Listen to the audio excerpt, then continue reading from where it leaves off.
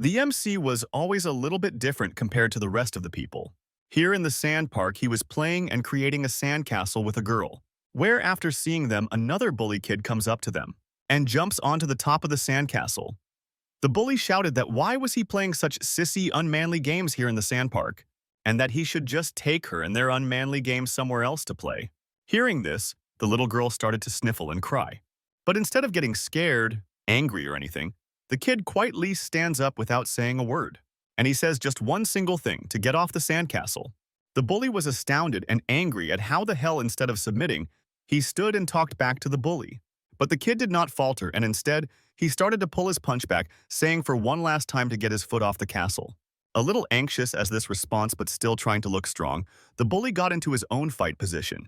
But before the bully could even get into his complete position, a shoe came flying towards his face. It was the kid using the knee of the bully as a base to give a roundhouse kick to the bully's face. The bully lost his balance and was thrown backwards. With the force, the bully fell down on his back and got dragged away a little bit.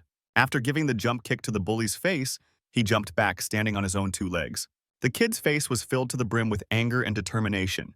The bully started to clutch his face, trying to wipe away anything that came out of his nose.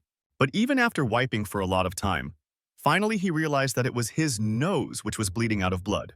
The bully began to rage and shake his hand in anger of the thing that the kid just did to him.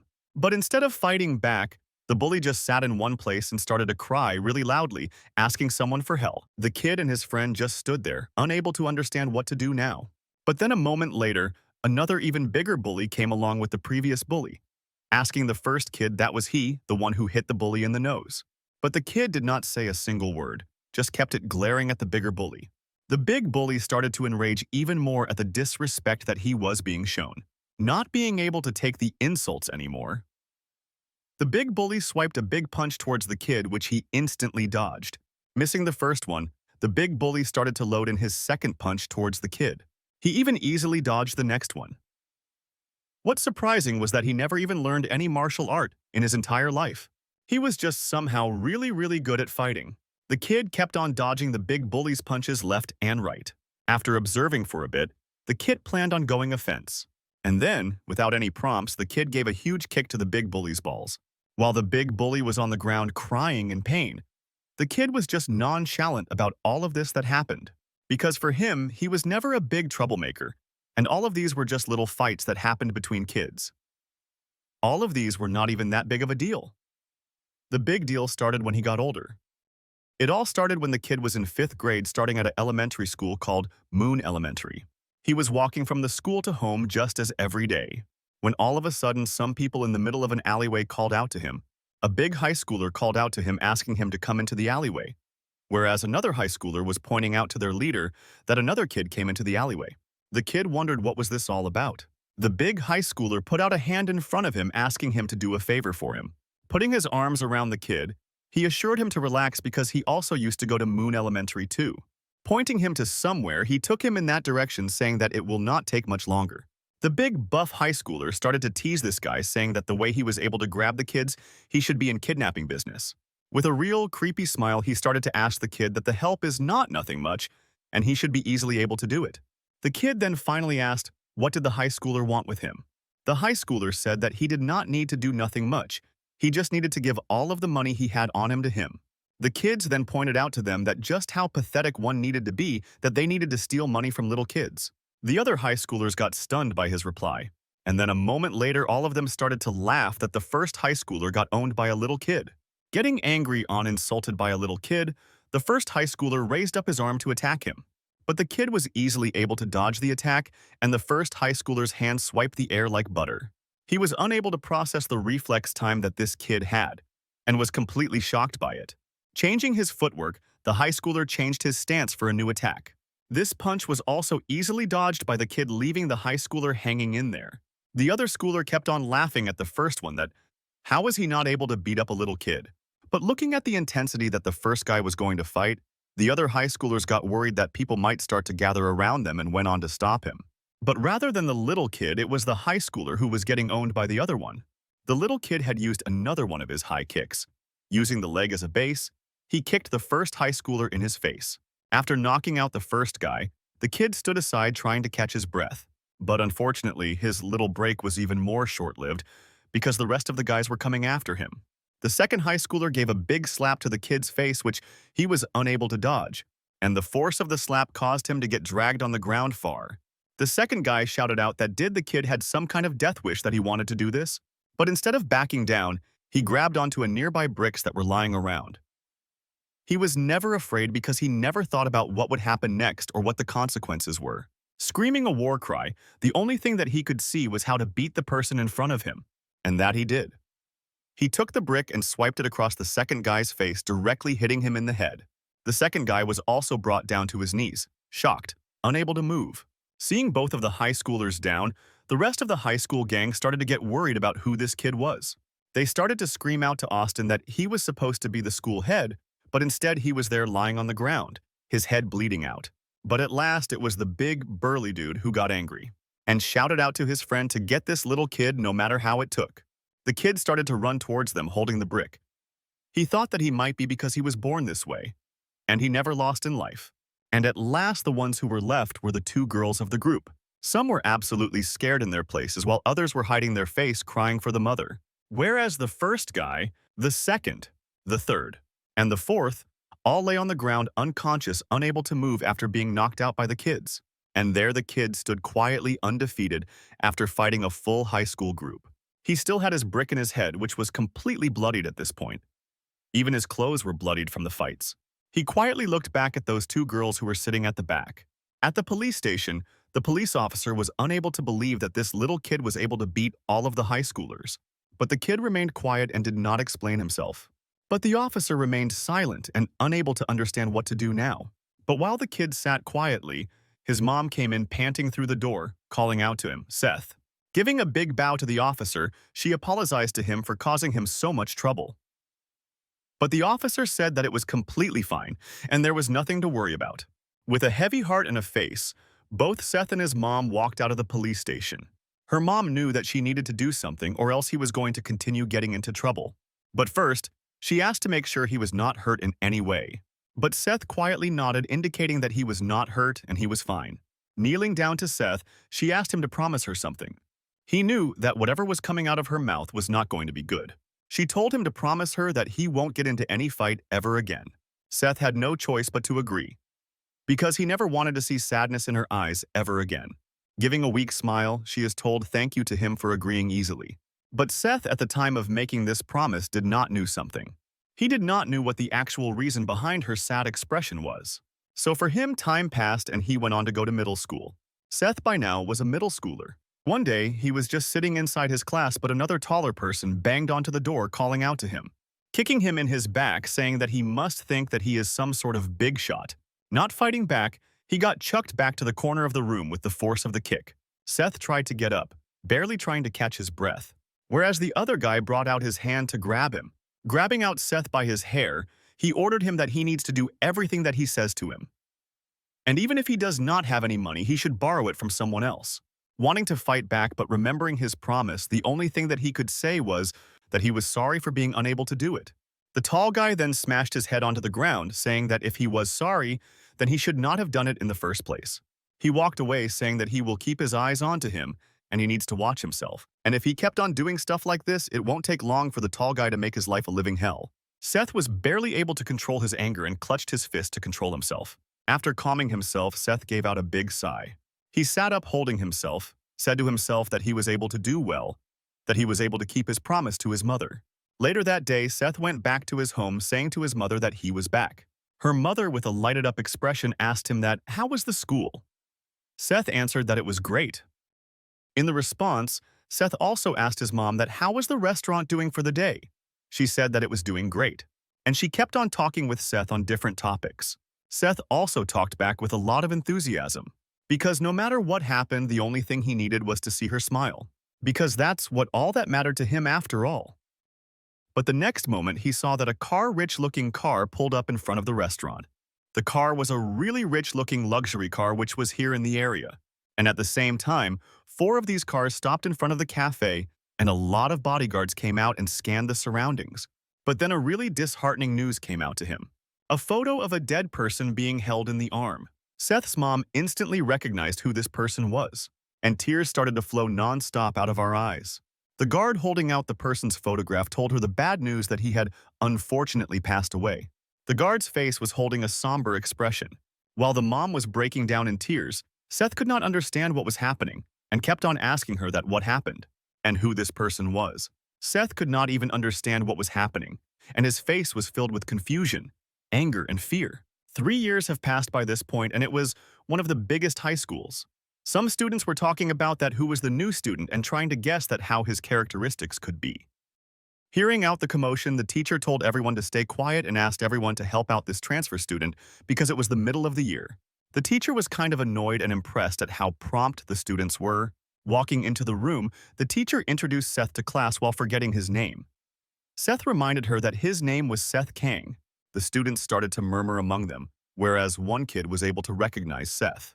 Seth kept on standing quietly, whereas the teacher was losing her nerves, shouting at students to stay quiet. In the corner, there were 2 troublemaker students laughing and talking about what they were doing. And suddenly, upon hearing the Seth's name, he looked towards him and got super surprised on seeing who it was. Recognizing his old rival, he instantly realized who he was and was really happy upon the coincidence. And thus, Seth introduced himself to the entire class as Seth Kang. The teacher pointed him to sit at one of the empty seats at the back. And he was walking to the seat he crossed by another troublemaker who was sleeping openly in class. And he went and sat just right beside him. While he was settling down, he realized some students of the class were eyeing him down. It was the 3 troublemaker of the class that he saw beforehand. Seth, recognizing the 3, gave a big smile and waved them back. His smile slowly turned into a grin when he realized that those 3 jokers were here as well. It was already the half day and the confrontations did not stop coming to him. In the lunch break, one of the troublemaker students called out to him, saying that they were so sad when Seth transferred out of the middle school. Putting his hand on Seth's shoulder, he told that he missed him a lot. The other guy, giving a grin, told that they are going to have a great school year now. But unlike before, Seth did not give out a big sorry, he just gave a big smirk. Angered at this response, the bully asked him that did he forget who he was? How was he able to talk back like this? Seth did not lose his smile, but keeping it told that he absolutely knew who these 3 were. The bully was even more angry now because now he realized that Seth was acting like this, knowingly.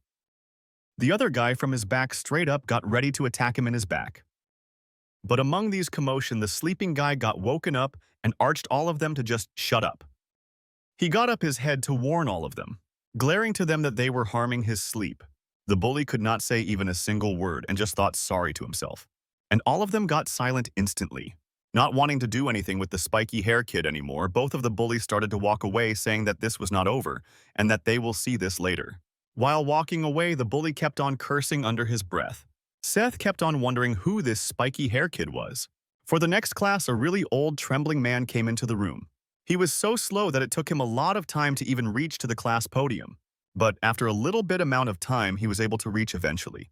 He greeted the kids and said that he was going to teach today's lesson, which even he himself forgot halfway. Over here at the side, the bully was grinding his gears about what happened today. And he promised to himself that he was absolutely going to kill Seth for what he did. But Seth did not even care about that. He was just looking out of the window. He said to himself that what a nice weather this was. While he was busy appreciating the weather, one person from the front of the class was looking back at him. It was the brown-haired girl which had recognized him since earlier. She realized it was the same Seth that she used to play with when both of them were little kids. Seth's eyes caught the attention of the brown-haired girl, and the brown-haired girl started to panic, realizing that Seth has noticed her, and she turned around instantly, leaving Seth confused. He started to wonder that did he know someone like that before? But thinking to himself to not worry about such trivial things, he turned his head around to the outside once more, thinking to himself that this school life is going to be really fun for him, and he breathed in a lot of fresh air from outside. Filling his mind and lungs with such cozy atmosphere and weather, he started to feel really sleepy. Feeling cozy, set down his head onto the table to sleep. The spiky hair kid noticed Seth sleeping beside him and started to wonder what kind of person this guy was, planning on taking a little stroll. He got up from his chair and kept on yawning his entire way out. The 2 bully guys then started to wonder if this spiky hair dude left or not. Both of them guessed that he has left, and they turned their attention to the now sleeping Seth, who was without any kind of protection. Seeing him sleep so peacefully, the bully's veins started to pop out from his head, Calling out all of his goons, he was determined that he was going to beat Seth's ass today. But just as they were going to Seth, someone blocked their way to him. It was the brown girl. She had stopped 3 of them to go to him. The 3 bullies told her to get out of the way, but she refused to do so. The first bully started to threaten that if she did not move out of the way, he was going to beat her as well. But she stated the rules of the class, saying that he was not allowed to cause any kind of trouble here. But the first bully didn't care at all. He said that he was going to push her aside to go to him. But the brown-haired girl kept her standing and did not move an inch. The brown-haired girl said that she was the class rep and she was going to maintain every kind of law and order in the class. But Seth kept his hand on her shoulder, saying that he was thankful for her standing up to him. But could she move aside a little bit for now? The brown-haired girl looked back to see what was going on. Seth said that it was going to be okay because these guys were his buddies from his middle school. Raising up his arms, he told them that did they miss him? And thus he began to explain his backstory to the brown-haired girl. He said that back in his middle school days, he held back because of his promise to his mother. But this time there was nothing stopping him. The first bully child started to get worried about Seth's different demeanors. But he stayed cautious, wondering what he might do. The brown-haired girl was also completely clueless as to what was about to happen. He further added that even though his mom told him to never fight anyone, his dad told him to never lose from anyone. A while later, the spiky-haired kid came back from his running course completely sweaty. Opening the door, he went on to sit back at his location in the class. But he realized that something was off in the class. All of the bully kids were not there in their own seats, but Seth over here was sleeping silently like a baby. And every single one in the class was absolutely afraid of Seth by now, worried that any one of them might trigger him. The brown-haired girl looked behind to see if everything was fine or not. Yet Seth was still sleeping. Over at the other side of the school, a goon got angry on one of the bullies that they had been beaten by Seth and came back running. And he got even more angry when he realized that Seth was someone they used to bully in the past. The bully kid, bandaged at this point, gritted his teeth, saying that he did not know how this happened because Seth was completely weak when he was in middle school. But this time there was something about him that was completely different than him in the past. His movements were as fast as the wind. Nobody could even see it. The first bully was able to only see it after it was right up to his nose. In one single motion, he instantly knocked out all 3 of the bullies at once. The goon then taunted the bully that he should be absolutely ashamed by getting beat up by a weak guy. Finally, listening to him, the goon started to walk towards his class door. Walking up to his classroom, the goon asked for the final time that was set in this class. Ripping apart the door by his bare hands, he barged himself into the room. Reaching his class, the goon shouted out to everyone to tell him where the new kid was. Seeing commotion, the brown-haired girl looked towards the goon to see what had happened. He randomly began to pick out kids, asking if they were the new ones. But they are terrified and answered that they were not. The terrified kid then pointed out to the window, saying that the new kid was the one who was by the window. Giving a creepy smile, he said that he was going to give the new kid an absolute welcome. This time, even the class representative was unable to say anything, and they all stayed quiet. In orderly manner, he first called out to Seth, asking him to wake up because he wanted to talk with Seth. But because he did not wake up, he shouted and banged his table to forcibly wake him up. With angry voice, he said to the Seth that he has come to know that he had beaten up his source of money. Just waking up? Seth was not even able to comprehend what the heck he was talking about.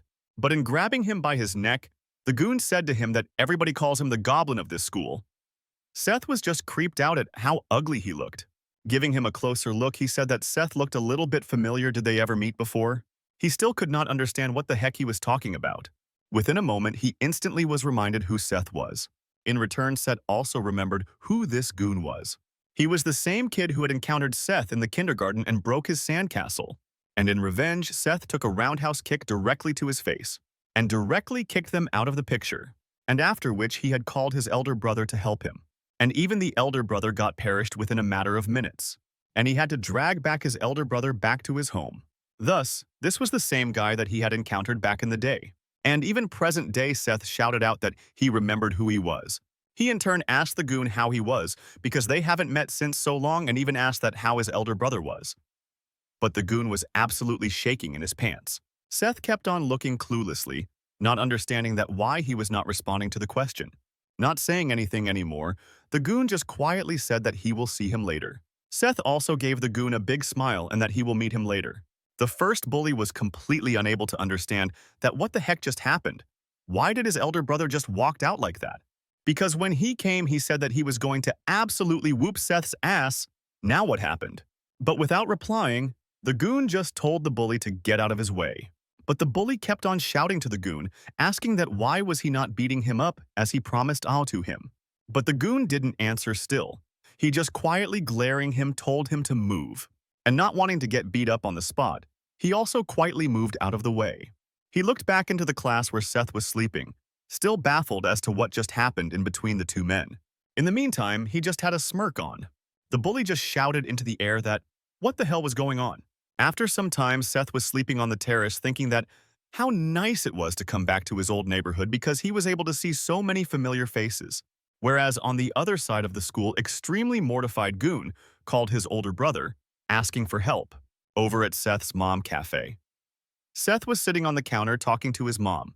Both of them were talking to each other about various stuff that happened to him.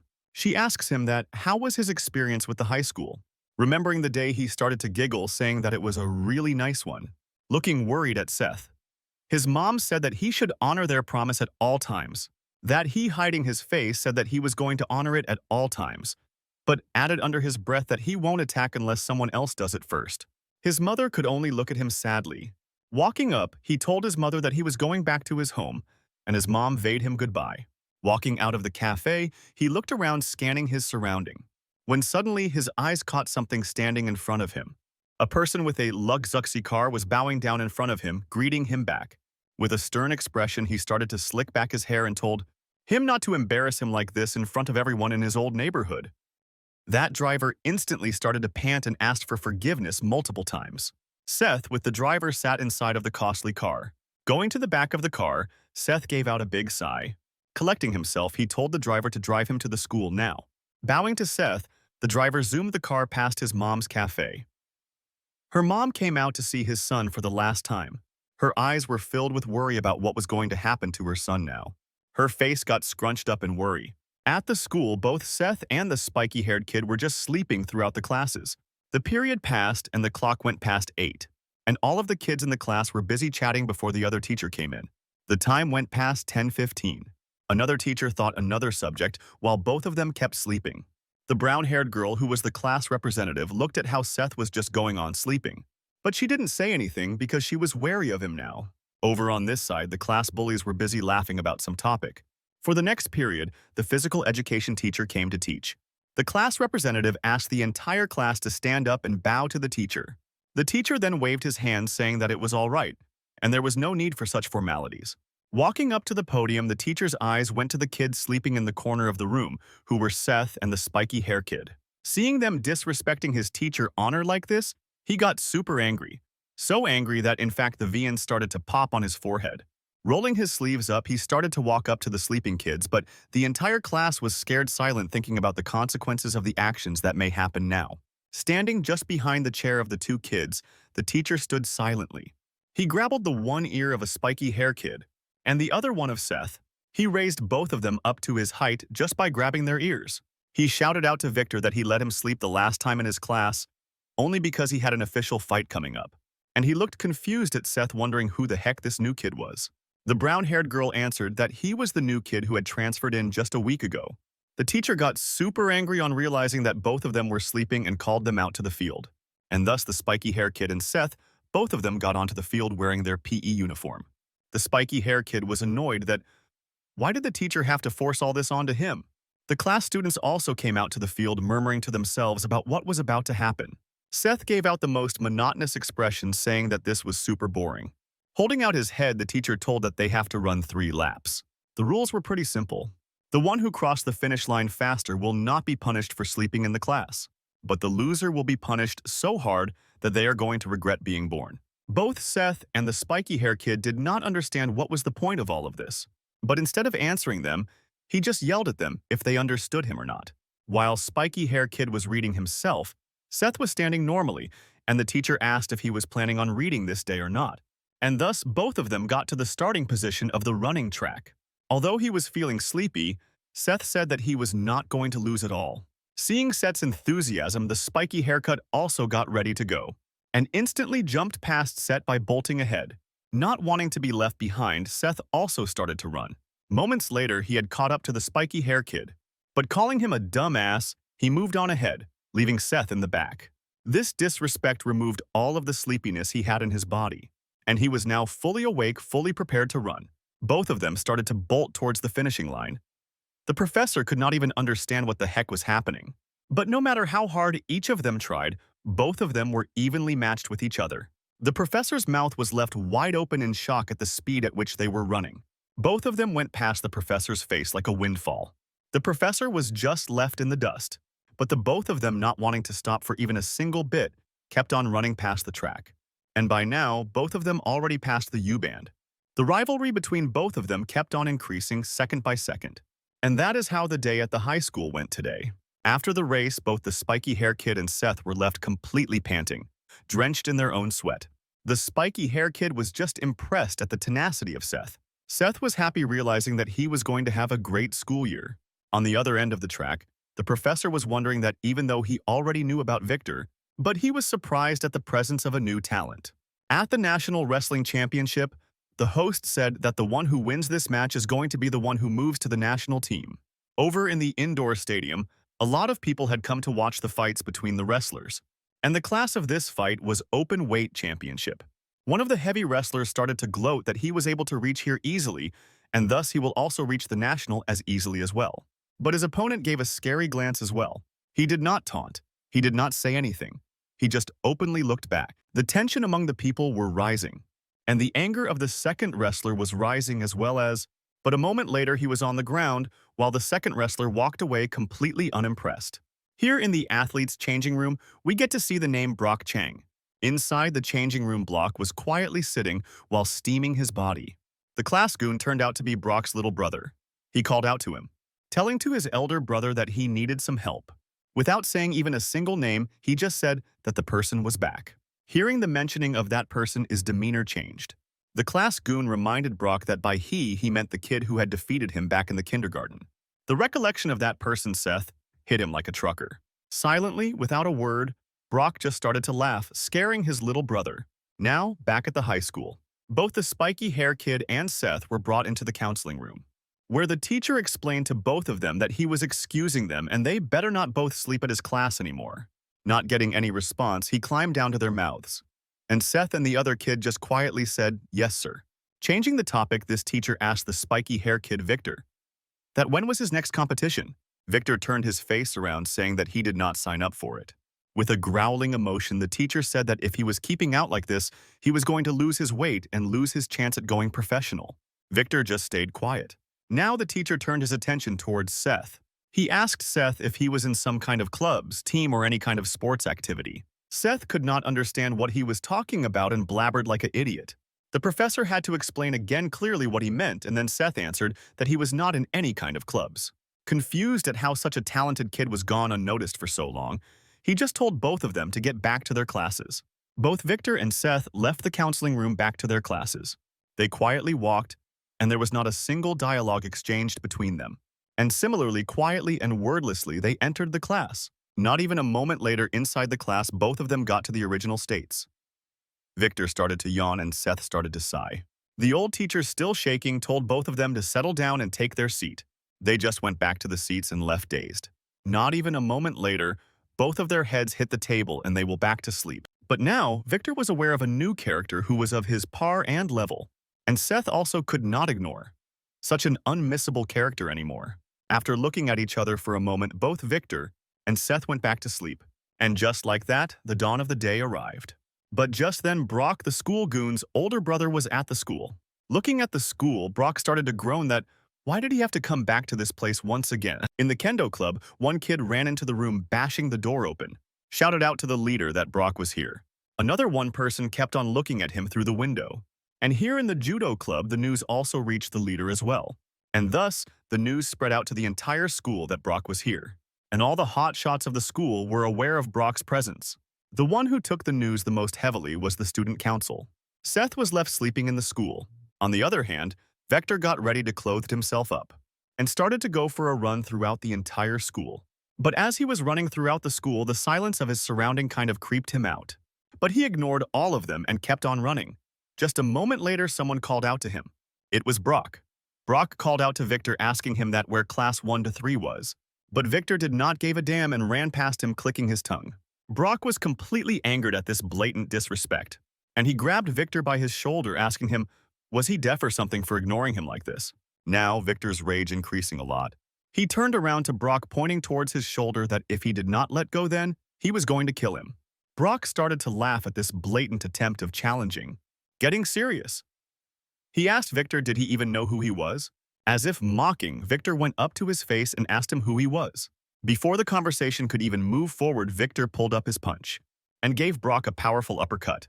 For the next attack, Victor changed his stance, pulling back his leg, and attacked with a roundhouse punch. He kept on giving those series of punches as a Gatling gun. Now Brock was on the offense. He targeted his hand onto directly Victor's face and grabbed Victor by his neck. Just the force of his grab caused Victor to get thrown back a little bit. Keeping Victor pinned in one location, he started to wipe his face. Victor had hit Brock so much that his mouth started to bleed. Getting into his stance, Brock congratulated Victor for being good enough to causing him bleed. But even this much was not going to change anything because he was Brock Chang, the greatest fighter of all time. Gloating himself, he raised up his other arm to hit Victor, when suddenly someone called both of them, breaking their attention. It was Teacher. He was standing at the edge of the field asking if Victor got into another fight. By now, Seth was in the locker room taking out his shoes where he encountered all three of them standing at one side, literally oblivious that he himself was the cause of all of this fight. At the school council, the head apologized for the sudden meeting. The head of the student council was introduced as Jason Shin. With a grim expression, he told everyone that the situation was so dire that he did not even need to explain why all of them were here. The main cause of the situation was the infamous fighter Brock Chang was back at the school. They do not know why this has happened, but this has caused the things to get a lot complicated. Because Brock was someone who has already caused a lot of trouble to the school. After all, he was the national wrestling representative. And the other half of the problem was the national featherweight boxing champion Victor. So the latest news that the council president had was that both of them were taken in the middle of the fight by the gym teacher. One of the members began to express his anger that why the heck was he back at now? Because right now it was the time to prepare for the nationals. This was told by none other than the captain of the Taekwondo club, Gabe. Someone else added that Brock did not need a reason to get into the school. It was his school after all. The one who said this was the captain of the judo club, Sam. The council president interrupted in between of them, saying that none of them have the complete information. But he added that since all of them knew Brock since they were little kids, they should know what kind of personality he has and what he can do. Someone sitting at the corner pointed out that it was a new kid. Brock came to this school to get to the new kid. Sam added that he also heard about this, yet he was not sure why. Now the tone of the council changed once more, and the entire focus was on the new kid. By this time it was dawn already, and Seth left the school for the day, walking to his home. Trying to find the car to go to his home, he noticed something at the corner of his eyes. It was his own luxury car. Inside it, the driver had completely fallen asleep even amidst the heat. Waiting for a moment, Seth knocked the window to wake the driver. The driver instantly lost his mind. He started to welcome his boss and started to ask for forgiveness for sleeping. Seth added that it was not any problem. So he and the driver sat in the car and rolled by to their home. From within the school, the brown-haired girl saw Seth sitting in the back seat of the car and wondered how was he coming in such a rich car. While driving, the driver asked Seth if he will be visiting the cafe again.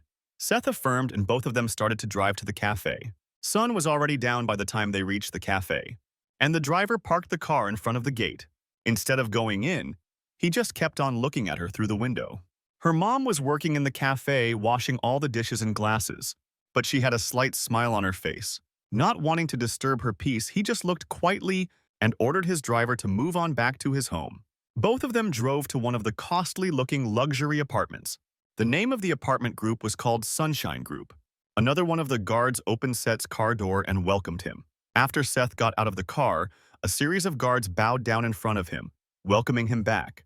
Opening his tie angrily, Seth told everyone to not embarrassing him when he is in his school uniform.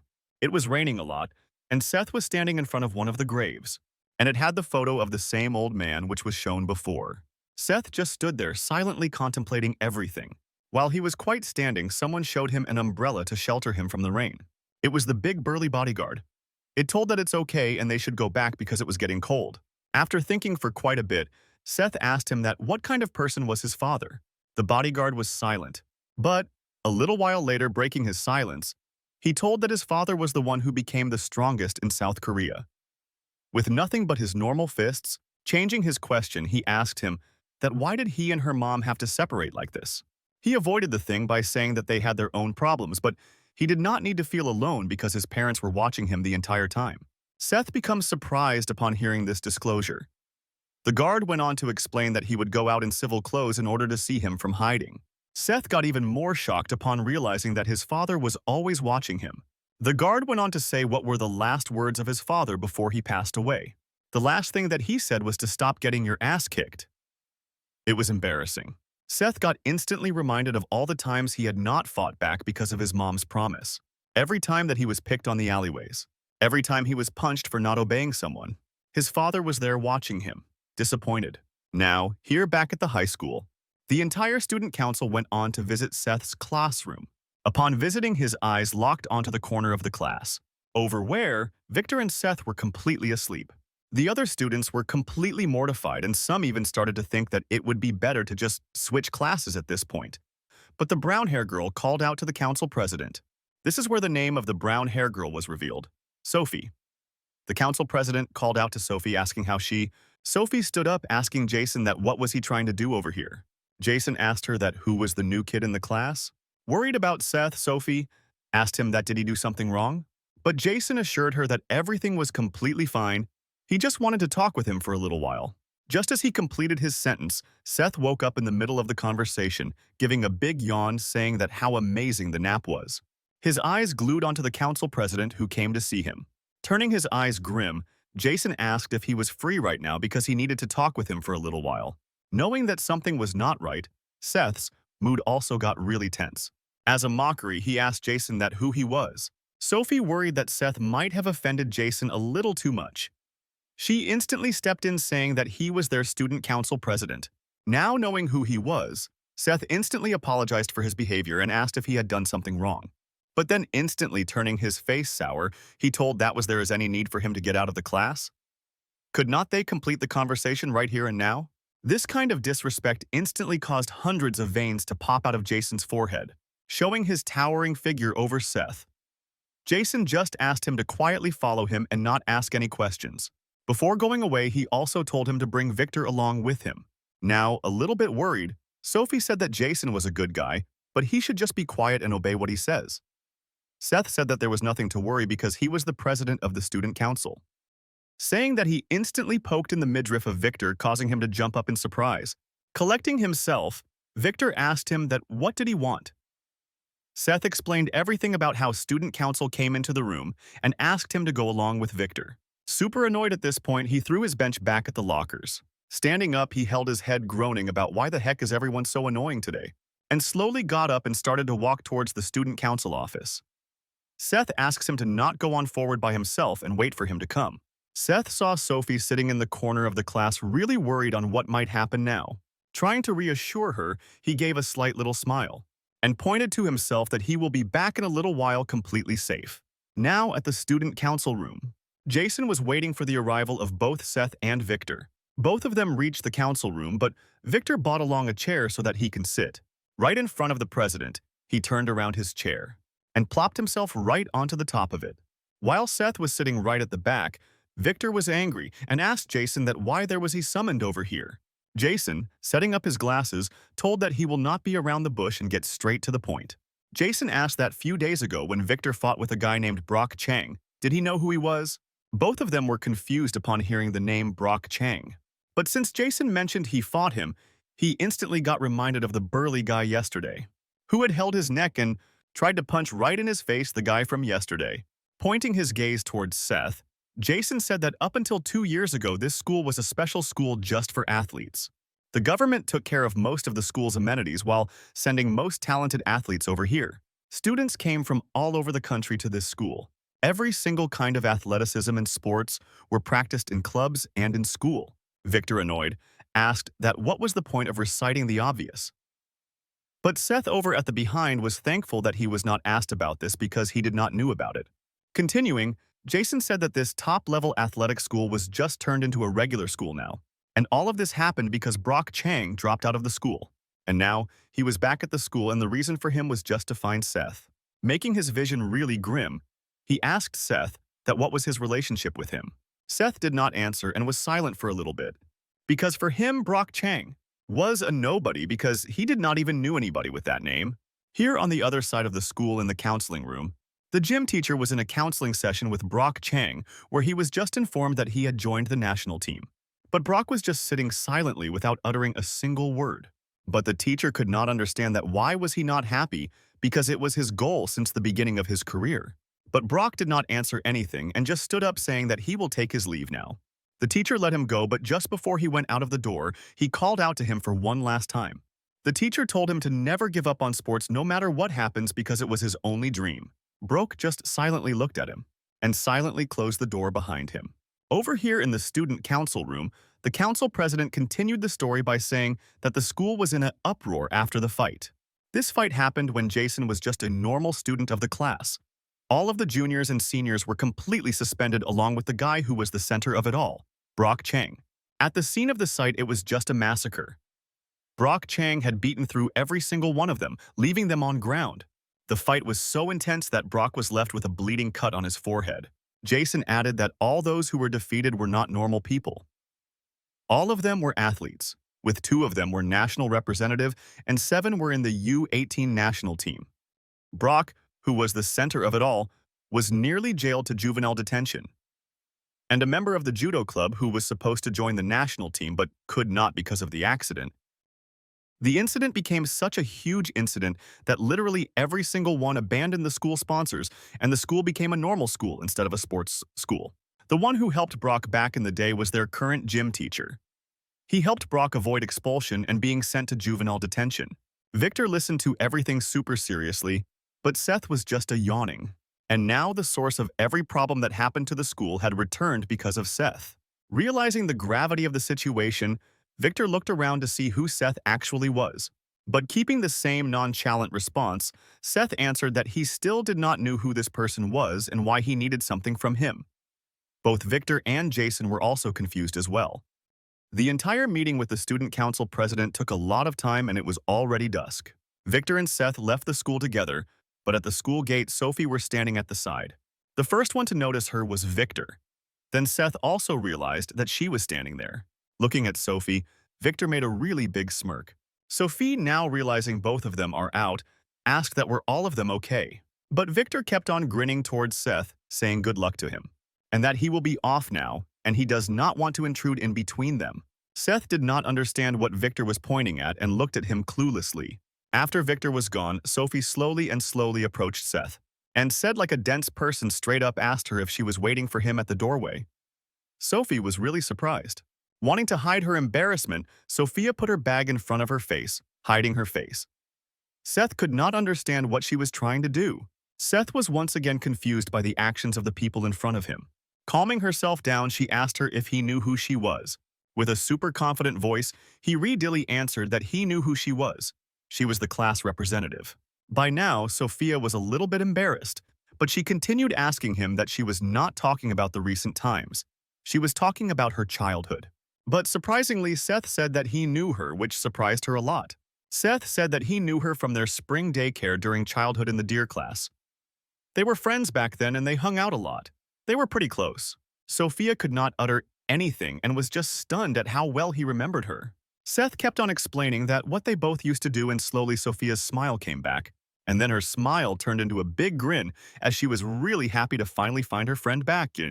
We turned back to a flashback where in the daycare, Seth had climbed up a tree in order to protect a cat that was stuck on the branch. And on a separate day, both he and her were playing hide and seek at the daycare. They were really the closest friends back then. One another day, Sophia suddenly gave Seth a kiss on his cheeks. This caused both of them to start blushing around each other. Sophia, being reminded of all of this, began to smile to herself.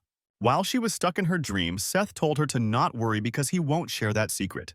The secret about how she had kissed him on his cheeks. He said that it was okay and not to worry because there were kids after all, and kids did stupid things. Sophia's mood got summed when she realized that Seth called her first kiss as something stupid. While still stuck in the bad mood, she noticed that rest of the student council staff members were coming out of the school. Trying to hide her embarrassment for looking stupid, she tried to make an excuse, shouting out that she was not there to see him. Calling out to Jason, she ran towards him while Seth was here confused as to what just happened. The only thing he saw last was Sophia walking alongside Jason and rest of the community members, and both of them laughing and talking with each other. Seth gave a bittersweet smile that at least Sophia was having a good life. Walking towards his home, he realized that both of their worlds were too far apart. They don't need to intersect with each other. She does not need to remember the promise she made to him, the promise that was made in between them when both of them were still kids. The problem is that when both of them will grow up, they will get together with each other. Seth, with a solemn expression, and Gate walked towards his car to go back home. His driver was once again sleeping inside the car and forgot to open the door for Seth. But using the master key, he was able to get inside the car, and the driver woke up from the little amount of commotion. Realizing that it was his young master, he instantly jumped up, asking for forgiveness for sleeping. Seth was annoyed as to why he was always so jumpy. Before starting the car, he asked Seth that did he want to go back to his mother place for visiting once? Seth said that he was not in the mood for it today and told him to directly drive till the company. Starting the car, he zoomed past the school and reached to his company building. Inside the company, there was the chairman's room, inside which Seth was sitting on the chair resting, whereas the bodyguard was standing right beside him. Removing the book cover from his eyes, he took a look at the amount of work that had been laid on top of him. Seth cursed to himself, saying that just how much amount of work he has to do now. But the bodyguard shouted out and told him that he needs to speak professionally when he is at work. It was the same burly guy who showed him the father's photograph for first. Seth groaned to the bodyguard that did he need to do this much because he was not even the official chairman yet. Keeping his turn, he told Seth that this company was the result of his father's blood and sweat, and he should not disrespect it like this. And since he was his only family, it was just given that he was going to inherit the company one day anyway. Throwing a bunch of papers on the table, he told that he was just 17. Now, all of this economics to him was completely new, and he could not understand anything. The bodyguard angrily called out to Seth as the young chairman, because Sunshine was not just any average corporation. Sunshine was a company whose roots were deep inside what people might call gangs. But Seth was still not convinced as to why would this force him to work. The bodyguard continued saying that he needed to work because they needed to look legitimate from outside. Because legitimately and legally, their company was involved in leisure, finances, constructions, and sports. Their company also were involved in large hotel franchises and countless small businesses. And to take all of this started from the very underworld. Softening his voice, he put his hand onto Seth's shoulder, saying that he was correct in saying that he needed to wait for 2 years before officially taking over, and then only they can prepare for his succession and inauguration legally. But that only mattered legally because for the underworld, things like succession and integration did not amount to anything. The guard went on to tell him further that he was going to be okay because he was the only son of their boss who was already accepted by all the executives. Things will be really smooth for him. Looking at the mountain of responsibilities in front of him, Seth just gave out a big sigh. Just as they were quiet, the phone on the chairman's table started to beep. Instead of Seth, it was the bodyguard who picked up the phone. Picking up the phone, he asked what was wrong, who was calling. With an extremely blurry static voice, a person told the chairman bodyguard that people have come from Busan to come to do something before getting the call cut. Just as he was about to keep the phone at its place, the door to the chairman's office was banged open. With an angry voice, the bodyguard asked that what was he thinking by doing this kind of disrespect. It was the Sunshine's group's Busan branch chief Derek. He asked to the bodyguard that was he not allowed inside or something. The bodyguard said that if he was going to go ahead with this, it is going to be considered a treason. But all of these taunts did not affect Derek, and he just said, "Go to hell." Derek angrily shouted on saying that, "Were all of them gone mad or something?" Even though he was the boss son, he was just a little kid by now. Getting up from his place, the bodyguard angrily shouted out to him that, did he had it with Death Wish or something? But Seth put a hand in front of him, stopping him from the attack. Derek, realizing he and his goons will not be able to fight against such a powerful group, so he just got quiet. Seth went up to him saying that it has been a little while, asking him how his nose was. Derek said that he knew he was at fault because he was careless that one time, which got his nose beaten up. But Seth replied that did Derek come here just so that he can get rematch. He got surprised because this was not how he wanted a conversation to go. A moment later, he started to taunt Derek, saying that he was going to absolutely beat him because he was completely angry. Derek then jumped on the top of his table, which he was going to use as a base. And then he jumped straight front towards Derek and his goons, saying that he was not going to win this time. Derek was completely caught off guard by the kick that was flying straight to his face. Seth kept on giving his signature roundhouse kick directly to his face and crushed a lot of bones. It was a new day at Seth's high school. All of the club council members were standing at the gate trying to filter out those who came late. After a little while, Seth came to his school on his own luxury car and the driver bid him goodbye. The club council's president's eyes locked onto Seth's own luxury car, out of which he came out walking. And in the similar way, Seth's eyes also locked onto the president's eyes, but he did not say a single word. So he and the president were stuck in sort of a stalemate. But Seth completely ignored the club president and went on to walk ahead towards his class. Inside the school, over to the corner, Brock and his little goon brother were sitting at the corner. And Brock told his little brother to absolutely do whatever he could to bring Seth to him. At the gate, the club president was worried about what was going to happen to Seth. And Brock and his little brother were waiting at the end of the corridor. The previous day, the council president had told everyone that Brock was lurking around the school trying to find Seth, and he asked everybody to stay very off him and to not initiate any fights. But the judo club president slammed his hand on the table and shouted out that who did Brock think he was just coming in and going out whenever he feels like it, and why did they need to be careful around him? Hearing is complained. Jason took a deep breath. And then, the Kendo Club president told that Brock was a national representative now, and there was no reason for him to come here and pick a fight with them. The Kendo Club president said that this is exactly what was pissing him off, because why were they going through all of this headache just because of him? Seeing that the commotion was increasing, Jason shouted out to everybody to stay quiet. He said that everything that happened was already in the past. Nothing could be changed now, and there was no crying over spilt milk. Hearing at how hopeless situation they were, the judo club president could just clenches his fists and shouts out that, why did he come here in the first place? He came here because this was one of the special athletic schools, not a place of these problems, and now everything was ruined because he got into a fight. The other club members, one by one, started to agree with him, but did not fight him. All the other club members were so torn apart by the situation that none of them could say anything. Showing his anger, the judo club president kicked his chair across the room, and the chair went flying, crashing into the wall. He added that he will not sit silently and just take everything. He is going to give Brock what he deserves. He is not going to leave even a single bit. He is going to count every single coin. At this point, there was literally blood in the judo club president's eyes. Jason realized that stopping him at this point was completely useless, so he also stayed quiet. Here on the other side of the school, Brock's little brother went inside Seth's class. And just as always, both Seth and Victor were completely asleep. The little brother quietly walked up to Seth's chair without making a single noise. And really quietly and silently, he tapped Seth to wake him up. Seth turned around to ask the little brother what happened. He just quietly said that he and his older brother needed to talk a little while. Without getting up, Seth put his head back onto the table, saying that anything he wanted to say, he will listen in the class. He does not need to go anywhere. Just as he completed his sentence, he went back to sleep. But the little brother kept on shouting that it was really important and he needed to be outside. Completely asleep and slumped up, the little brother somehow picked up Seth and brought him outside to where Brock was waiting for him. But the little brother was still really afraid of him and was keeping a 10-feet distance between him. Seth asked the little brother why was he not coming with him, even though he was the one who first told him to go out. Whereas Victor had his head on the table the entire time. But he was not asleep. He was quietly watching everything that unfolded in front of his eyes. Outside, Sophia and her friends saw that the little brother was taking Seth to someplace. She again thought, what the heck happened now for them to go together like this? Outside the school, Brock was sitting completely unimpressed, asking the leader that this is all that they had got. And in front of him, all the best school fighters were completely defeated to knockout. Brock, now increasing his anger, asked quietly, was this the strongest man they had at hand? But the judo club's leader's head was popping with veins just from anger.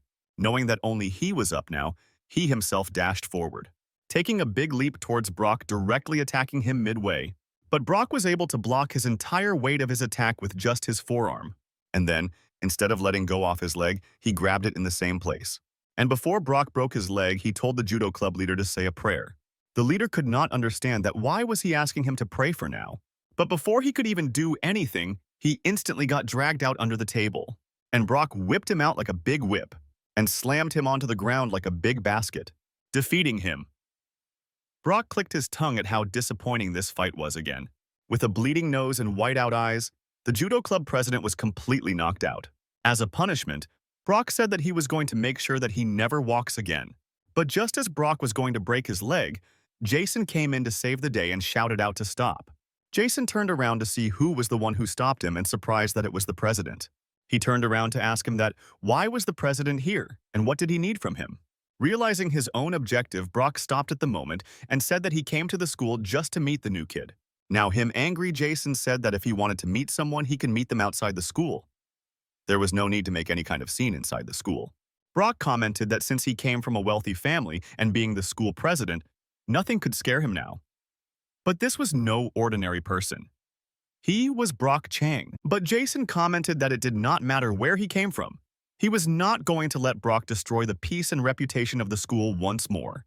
But just as they were talking, two guys came from behind the alleyway. It was Seth and the little brother. The little brother was able to lure out Seth out into the playground where Brock was in. And the Seth and Brock met face to face after a long time. Brock's face got riddled with anger the moment he saw him. But Seth was just happy upon recognizing another friend from his neighborhood. But without even a single word, Brock instantly got into his fighting stance and started to storm slowly and menacingly towards Seth. Instantly reading the room, Seth also got into his battle formation and gripped his punch as hard as possible. But before Brock could reach Seth, Jason stepped in, stopping him, now angry till his neck. Brock said that if he did not want to die, he should move. But Jason was stuck at just one thing, that he did not wanted this fight to happen at the school. He wanted it to happen somewhere else. By now, Brock had enough of Jason's bullshit and changed his target towards him instead now. So he started his attack by flaring out his palm right to Jason's face. But Seth came in between and asked Jason to step aside or he might get hurt. This one was completely surprised at Seth taking the initiative here. Seth explained himself that Brock came here just to see him, and there was no need for anybody else to get involved. But Jason declared that if they caused any kind of trouble to the school itself, but Jason cut him off, saying that there was no need because he will make sure nothing like this happens. Brock was just silent and impressed at how confident Seth was. Moving towards him, Seth advised Brock that they should fight in the gym because there were too many people here that can get hurt. He said that they can wear gloves and do it in the ring, or they can wrestle on the mat. He was up for anything. There were no rules. Brock was silent and did not say anything and just move ahead with it. Seeing his expression, Seth taunted that he was angry that Seth was not afraid of him. Brock made a hand expression which showed that he did not care. Seeing the hand expression, Seth got angry, saying that, did he look like someone who would be scared to fight? Fortunately, the taunt was able to get to Brock and he got even more angry. Seth assured the council president that he did not need to worry because he was going to fight only as a sport. All of the kids at the school were getting completely crazy at the mention of a fight with Brock and the new kid. The location of the fight was declared out to be the boxing club. At the gym, every single one came to watch the fight between the new kid and Brock. The gym was completely full by now. But Brock did not lose his cool. He was quietly looking at Seth. Seth also understood what he meant, and he also looked with his serious expression. And then, with his smirk, he changed into his PE clothes to fight better. And Brock got into his fighting clothes as well. Jason was standing at the side just wondering what the heck was going to happen now. But Sophia started to tease around Jason, saying that who was the cool guy who was saying that he would take care of everything just a few minutes ago. Over at the balcony, the bully guy saw that the fight was between Brock and none other than Seth himself.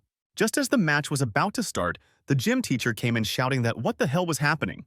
Everybody was surprised and looked at the teacher who came in just now. Realizing that the teacher was here now, everybody understood that they were in deep trouble. But Seth and Brock kept on tensioning their muscles. While Sophia tried to pin the blame on Jason, the gym teacher did not listen to anybody and just kept on stomping till the gym. Seth came to the edge of the ring to ask the teacher that what was the trouble. The gym teacher then slammed something really hard onto the fighting field. It was a boxing gloves which were created to protect the knuckles and palms. The gym teacher shouted that not a single spar could be done without proper equipment for protection. He barged himself, saying that he will be the referee, and under the MMA rules there will be 3 rounds of 3 minutes per round. Both of them quietly listened to the gym teacher talking over them. But now, after listening to the rules, a big grin came onto Seth's face. All the people went and shouted into all of the classes that there was going to be a major fight in between Brock Chang and Seth. Sophia could not believe what she just heard from her ears. And at her, behind where Victor was sleeping on the table, he slowly raised up, saying that now this was some trouble. Now in the training ring, both Brock got into his position, and Seth had a creepy smile spread across his face. The gym teacher, now referring to the match, told that to maintain sportsmanship and remember that this is just sport. Turning to the teacher, asked that he needed to ask something to Brock before starting the fight. He turned around to Brock and asked him, that was he doing this fight because of their tiny fight that they had in the kindergarten, like some kind of loser?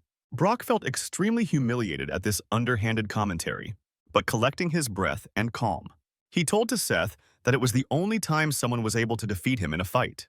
Seth just stayed quietly and listened to him, saying that Brock added that the reason he wanted to fight was to clean up his winning streak. The referee rang a big bell, shouting out both of them to begin. Brock instantly started off by using his palm as a palm strike to Seth's face, but Seth was able to dodge it. Using his right hand, Seth grabbed down to the Brock's arm from behind. Using that as leverage, Seth grabbed onto the neck next and gave a super strong kick directly to Brock's solar plexus. This direct straight attack left Brock grabbing his stomach in the middle of the fight, while Seth was busy waiting for his next attack. Brock was losing his breath over here, not giving him a chance to recover. He gave another punch directly to Brock's neck, and using the force, he slammed him onto the ground directly. Everyone was completely surprised at the sudden turn of the event. Now this was the deciding moment for the match. Was Brock going to get up to fight or not? Looking towards the gym teacher, ask that. Why was he not counting for the knockout? What was he waiting for? The moment he completed that sentence, he instantly realized that Brock was getting up. There, Brock was gaining his stance and standing back up. But now he was in a much feral condition compared to before, in which he was much calmer. Although his breathing was still labored, he kept on standing. The audience voices broke out in cheers at his tenacity and his strength. While Seth was getting ready for his next round of match, Sophia came in running through the door to see what was happening. She came in so hard that she was completely drenched in sweat and her hair was totally unkempt. Over here, Brock got into another fighting stance by crouching down and pulling out his punch. But Seth did not choose any fighting stance, and he just stood there quietly. After waiting for a moment, Brock jumped on Seth, and he was moving towards him at an incredible speed. It was at this point when Seth took a fighting stance. Pulling out his punch, he said that it would have been better if he would have just laid on the ground. He got into the position to stop Brock's advance and block his attack. At first, he moved to the side, dodging the initial attack of Brock. But this time, instead of his neck, Seth took his hand towards Brock's hair and grabbed it from his behind. Using his hair as a leverage, he began on pulling him around the entire floor and slammed it onto the ground with his face facing forward. Brock grabbed onto his head, groaning in pain. But same as before, without even giving him a second to gain his composure, he let the onset of his next attack. Getting on top of Brock, he aimed his punch directly onto his face. Brock realized that at this point he was in deep trouble, and the punch came in an attack straight onto his face. Worrying for Brock, his little brother screamed out to him. The gym teacher could not believe at how powerless his most amazing student had become. All of the smile and smicker on the council's face had gone by this. The last one to reach there and witness this fight was Victor. Sophia was so afraid that she glued her mouth and gashed in exaggeration. After punching multiple times on Brock's face, the gym teacher shouted out Seth to stop the fight. But by this point, Seth had already given around 10 to 20 punches to Brock's face, and the entire arena was covered in Brock's blood. Brock was bleeding out of his entire face from his nose, his mouth, his ears, everywhere. And Seth's face, his clothes, and his punching gloves were completely covered by blood by this point. The next scene started at the Sunshine Hospital. The hospital corridors were completely busy and full of life. And within one of the corridors was sleeping Brock with all of his wounds bandaged up and a big cast on his left hand. Slowly and slowly, Brock got his consciousness and woke up. And to welcome him, his gym teacher was sitting by the side and said that they had brought him to hospital after he had passed out at the arena. They told that he needed to get rest for 2 continuous months straight. Brock could not understand why was this the case and just looked at the teacher cluelessly. The teacher continued on to explain that during the fight he had a ruptured skull, broken nose, and broken ribs. All of them were fixed. The teacher continued on to explain that during the fight he had a ruptured skull, broken nose, and broken ribs. All of them were fixed. He told that he called Brock's team to let them know. He asked what did he say to them. He told them that it was some kind of injury during his training, so the team will pay for the expenses. But due to this, the person who was ranked just below him was going to be on the national level. But Brock just quietly heard that and did not show any kind of emotions, not happiness, sadness, anything. Seeing how quiet he was, the gym teacher angrily called out to him for trying to get involved in kids' fights. But Brock, with a silent tone, just said that it does not matter anymore at this point, because he found something way more interesting compared to wrestling. Now, in the class, everybody was completely wary of Seth and were thinking twice before saying anything around him. People were so scared, they were even scared to approach him at all. This included both boys, girls, and class bullies. Quite bored, Seth just gave out a big sigh. The moment Seth let out any kind of sound, both of the people around him instantly got scared. Wanting to take a little bit amount of break, he went out of the class for a walk. But the moment he stepped out to the alleyway, he saw something weird happen to the rest of the group. Everybody was completely busy trying to make sure that they did not make any kind of eye contact with Seth. Near the urinal, some of the kids were talking about what was going on in the school. One of the kids informed the others that Brock Chang got defeated by the new kid. Hearing this, the other two could not even believe whether this was true or not. As they were speaking, one of the kids got absolutely stunned in place. The second kid asked what had happened to him. There was Seth standing in the doorway asking the bully kids to move out of his way. Not wanting any kind of trouble, the rest of the kids instantly sprang up and started to run away. Just then, Victor came into the urinal and stood right beside Seth. While completing his business, Victor asked that was he free for some time after school? Seth wondered what this was all about. Victor turned around to Seth for any kind of response. With a growling face, Victor said that Seth took his prey, just saying that he walked away from the urinal.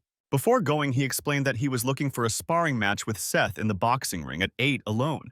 Seth's face scrunched up at the mention of having to fight another fight. Slowly, time went by, and the time for the sparring match came about. So, in the recap, Victor ordered to Seth to have a match at 8 p.m. in the gym as assert dominance. The first one to reach the gym was Victor. He turned on the lights and went inside waiting for Seth. Walking up to the stage, taking a big sigh, he threw his bag onto the ring.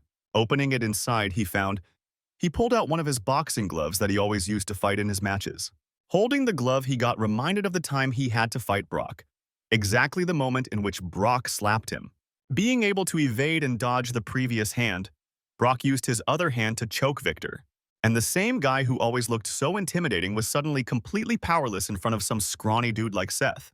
He got reminded of the time when Seth just used one of his punch to literally bury Brock's head into the ring, and the constant barrage of attacks directed at its head without any kind of mercy. For Victor, this was not a scene of a fight. This was scene of carnage. He was afraid. He started to sweat all around, but he could not live in fear. He had to brace himself. He had to fight this back or else he will be always a coward. He started to grip his gloves really hard, gritted his teeth, and asked himself how come he, Victor, out of all people, was afraid of a single fight. But time passed on like nothing. 7. Brock 8.8. 13. It was already past the time. Victor had told Seth to arrive at. Enough waiting is enough. Victor's temper started to rise when he saw that Seth was not coming. Flexing his muscles in anger, he looked at the clock shouting, "Where the fuck is Seth?" But Seth was over here at his company's Sunshine Group of corporations. He was completely buried in a lot of documentations and work which piled up like mountains in front of him. Raising his voice meekly, he told his bodyguard that he cannot do this much amount of work as he had promised someone to meet them at certain place. The bodyguard shouted back saying that he cannot go right now as he has to take care of his company. But Seth refused that he has to go because he had promised it beforehand and he cannot break his promises now. So even this much amount of persuasion was not enough, as the bodyguard strictly refused that it did not matter how important the friend was, he has to stay and work. It was the next morning already. The day was a clear one and someone was running in the tracks. It was Victor.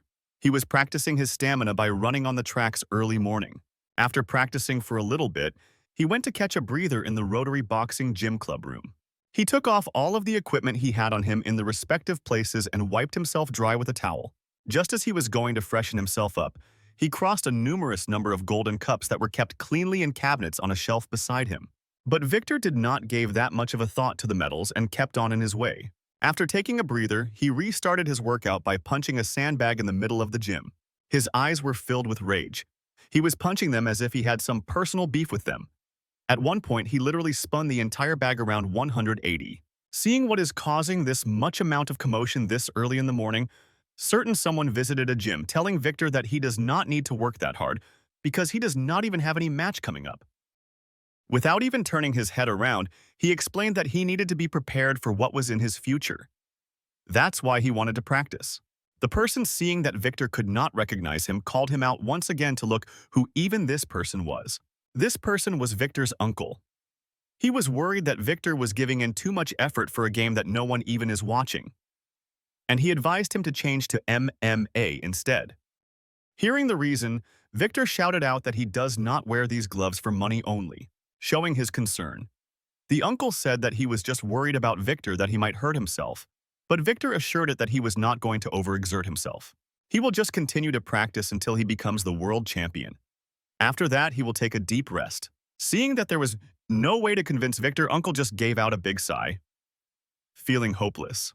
Seeing Uncle's dejected face, Victor tried to cheer him up that they will soon get an official match so that they can earn some money. Giving his last greetings and goodbyes for the day, he told Uncle that he was going to go to school now. So, completing all his personal assignments, Victor ran out of his way towards the school. But just a moment later, a black minivan pulled up to the gate of the gym with conspicuous darkened windows. Out of this minivan, few dangerous-looking people with black suits walked out. These people are realtor goons. They came to buy the building of Uncle, which was the gym. Claiming that they were no thugs, they said that they will pay the appropriate price for it. Over here, Victor, after running for a little while, reached his school while still jogging. But the moment he entered the class, the only one who was there in it was Seth. He was asleep at the table, completely oblivious of anybody entering or going. Victor, being reminded of the way he was completely ignored the last night, his temper grew a lot. Walking up to him, he glared at him, wondering how was he sleeping so peacefully when he himself was so angry. Trying to wake him up, he gave a strong kick at Seth's chair, shaking him down. With a completely sleepy face, Seth woke up looking as if he would ask the next moment which planet he was on. He wondered why would any teacher try to wake him up when it was not even 7 a.m. It turned around to see that it was no teacher that woke him up, rather it was Victor. Thinking that he might want to sit there, he greeted him morning. Although there was no malicious intent, but Victor still felt really insulted. He shouted to Seth that he was not joking around at all. Showing a hand around, he apologized, saying that he was unable to come as there was a lot of work from the company yesterday. Not believing his bullshit, Victor asked that all the hell is he working when he was still in high school. Seth also agreed with his sentiments. Victor offered another piece of challenge to Seth, saying that he might have ran away from the last one, but he was absolutely going to make sure that he won't be able to do it this time. But the word ran away offended Seth's ego quite a lot. He instantly woke up, removing all his sleepy face, and stood in front of Victor. Wearing a creepy smile, Seth leaned into Victor's ears as if he had to say something. He said there was a reason for him to come to school this early into the morning. Seth said that he was a kind person who never ever turns down someone who wanted to fight with him. Although these kind of remarks amused Victor for a little while, but then changed his emotion to complete anger, shouting that how dare he mock him like this. This time no gym, no ring, no protection, no equipment, nothing. Straight fight.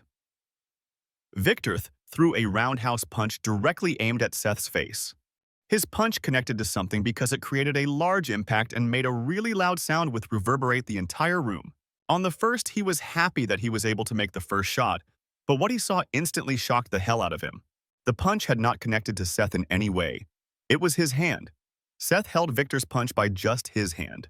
With a soft, somber smile, Seth congratulated Victor that he has a really strong punch compared to everyone he has fought. But Seth's attack was not a straight cut like Victor. He held out Victor's arm and began to use his grip power to crush everything that was in his hand. Although feeling a lot of pain, Victor did not back down. But Seth kept on mocking him. That does he want to keep going? Does he feeling tired? Now, clearly angered and triggered by the taunt thrown by Seth, he redid another of his punch and attacked his face once more.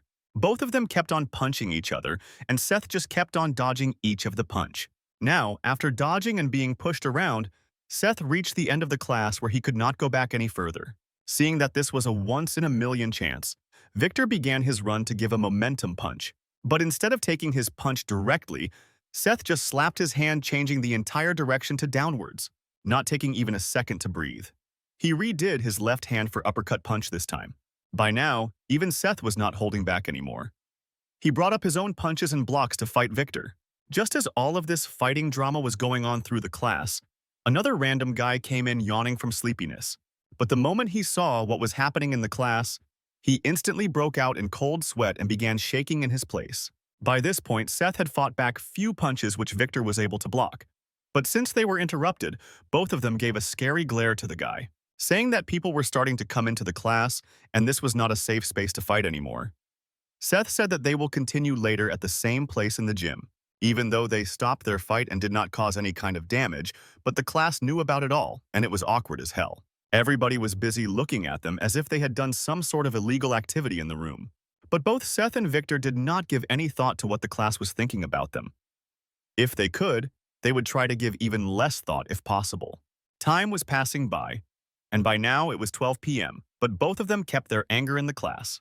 A bit later, Sophie came into the room, trotting up to Seth, asking why was he not eating his lunch, and the moment he was reminded of the lunch, his stomach gave out a big growl as if he had not eaten since long. Making an idiotic face, he said that he should go get his lunch now and not dilly-dally around. So he left both of them and went on to go to the cafeteria. Sophie soon followed after his trot. But over there, Victor was losing his mind, commenting about how he should enjoy his time while he can and they will see who wins in reality. Commenting and cursing about him a little bit, he went back to sleep. After both Sophie and Seth had their lunch together, they went back to their classes. Seth went back to his seat beside Victor and instantly plopped his head to the ground, going to sleep. Sophie just showed a concerned face about him, wondering how he would fare in his near future. So the time passed as usual, and the dawn of the day came. So both of their prescribed time to fight also came to the present, and Victor jumped up from his seat.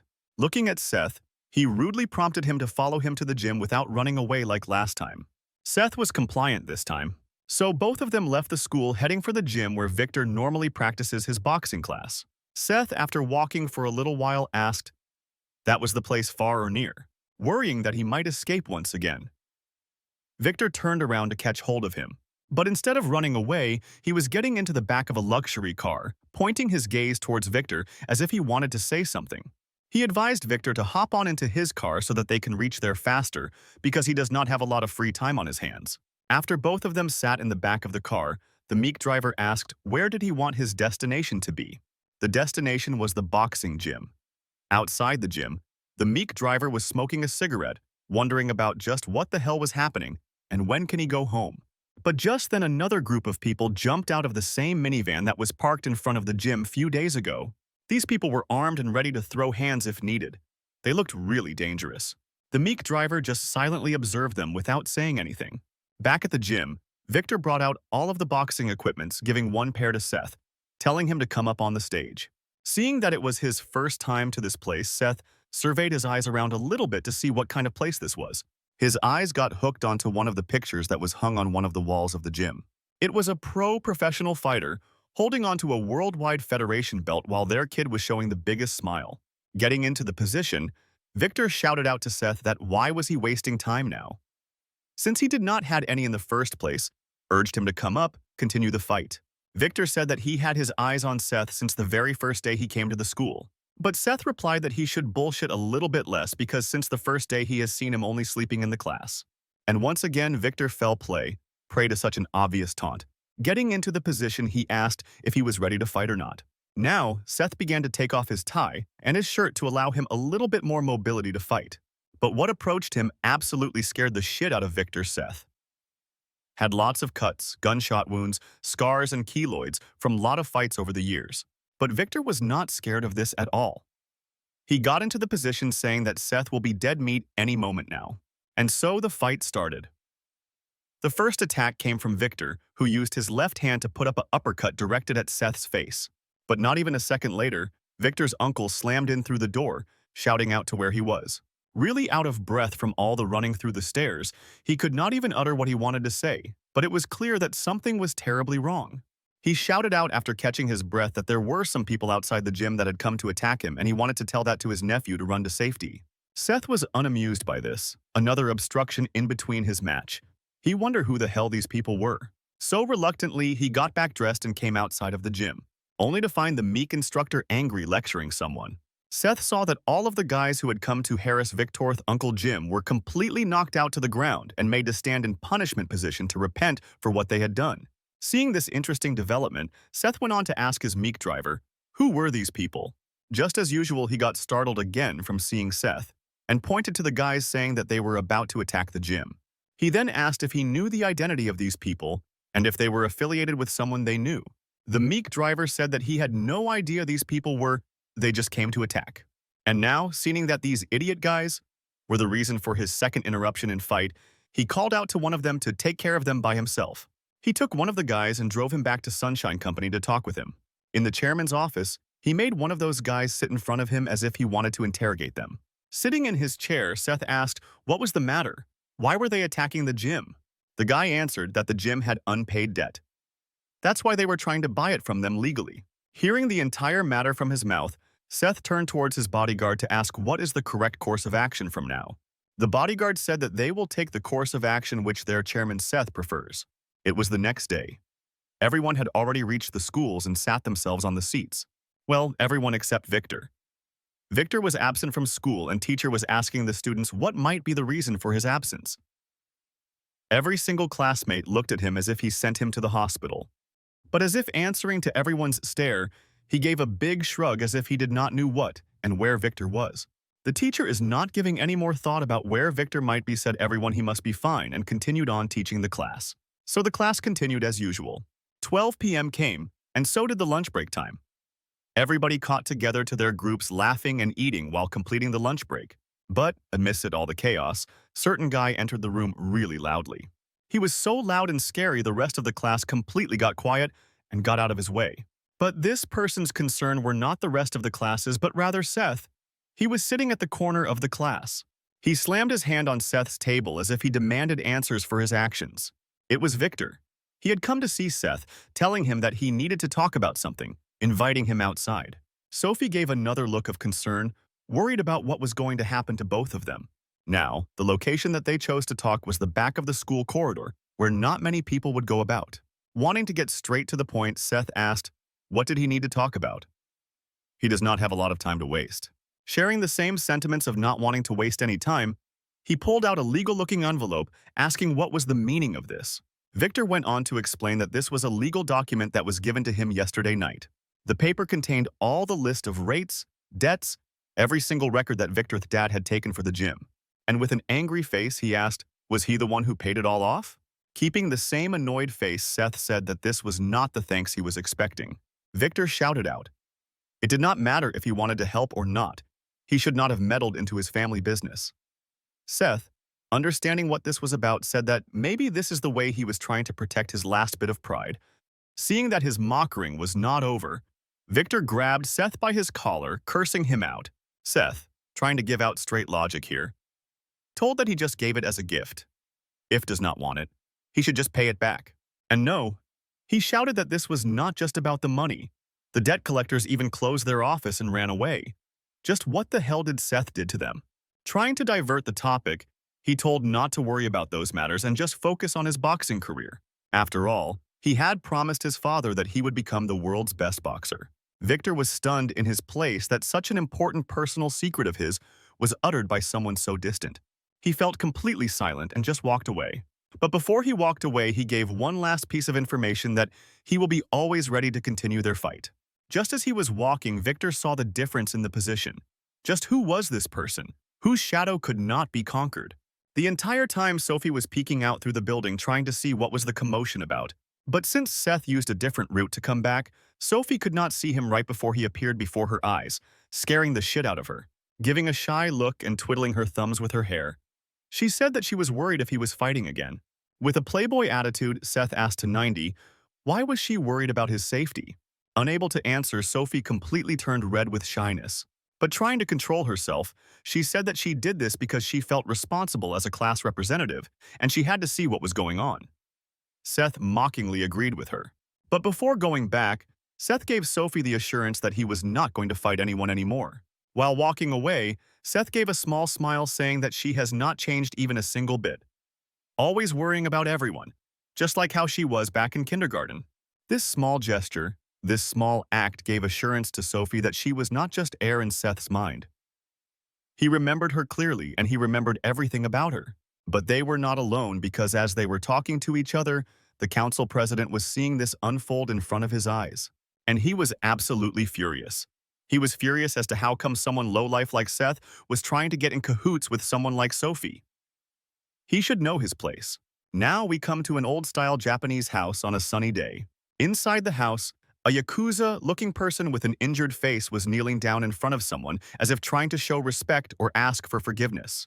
The person that he was kneeling in front of was the three-headed ghost gang leader, Ryushin. The first thing he said that he was extremely disappointed on the work that the person had shown to him. With face that was nearing to cry, the man asked for forgiveness.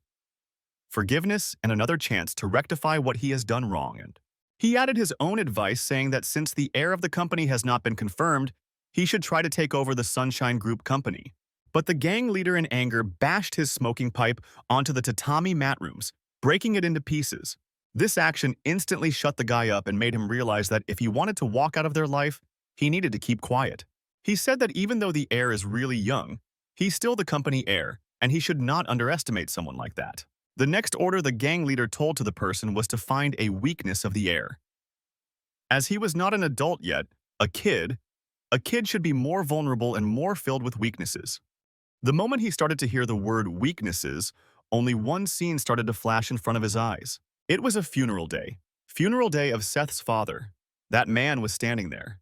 To be complaint with the funeral, both Seth and his mother were there to see their father off to the other side. That was the weakness that Seth had. His mother. He had a soft spot for her. The gang leader giving a small smirk, understanding that the guy understood his next assignment without even saying, said to take it slow and steady and make sure he absolutely succeeds.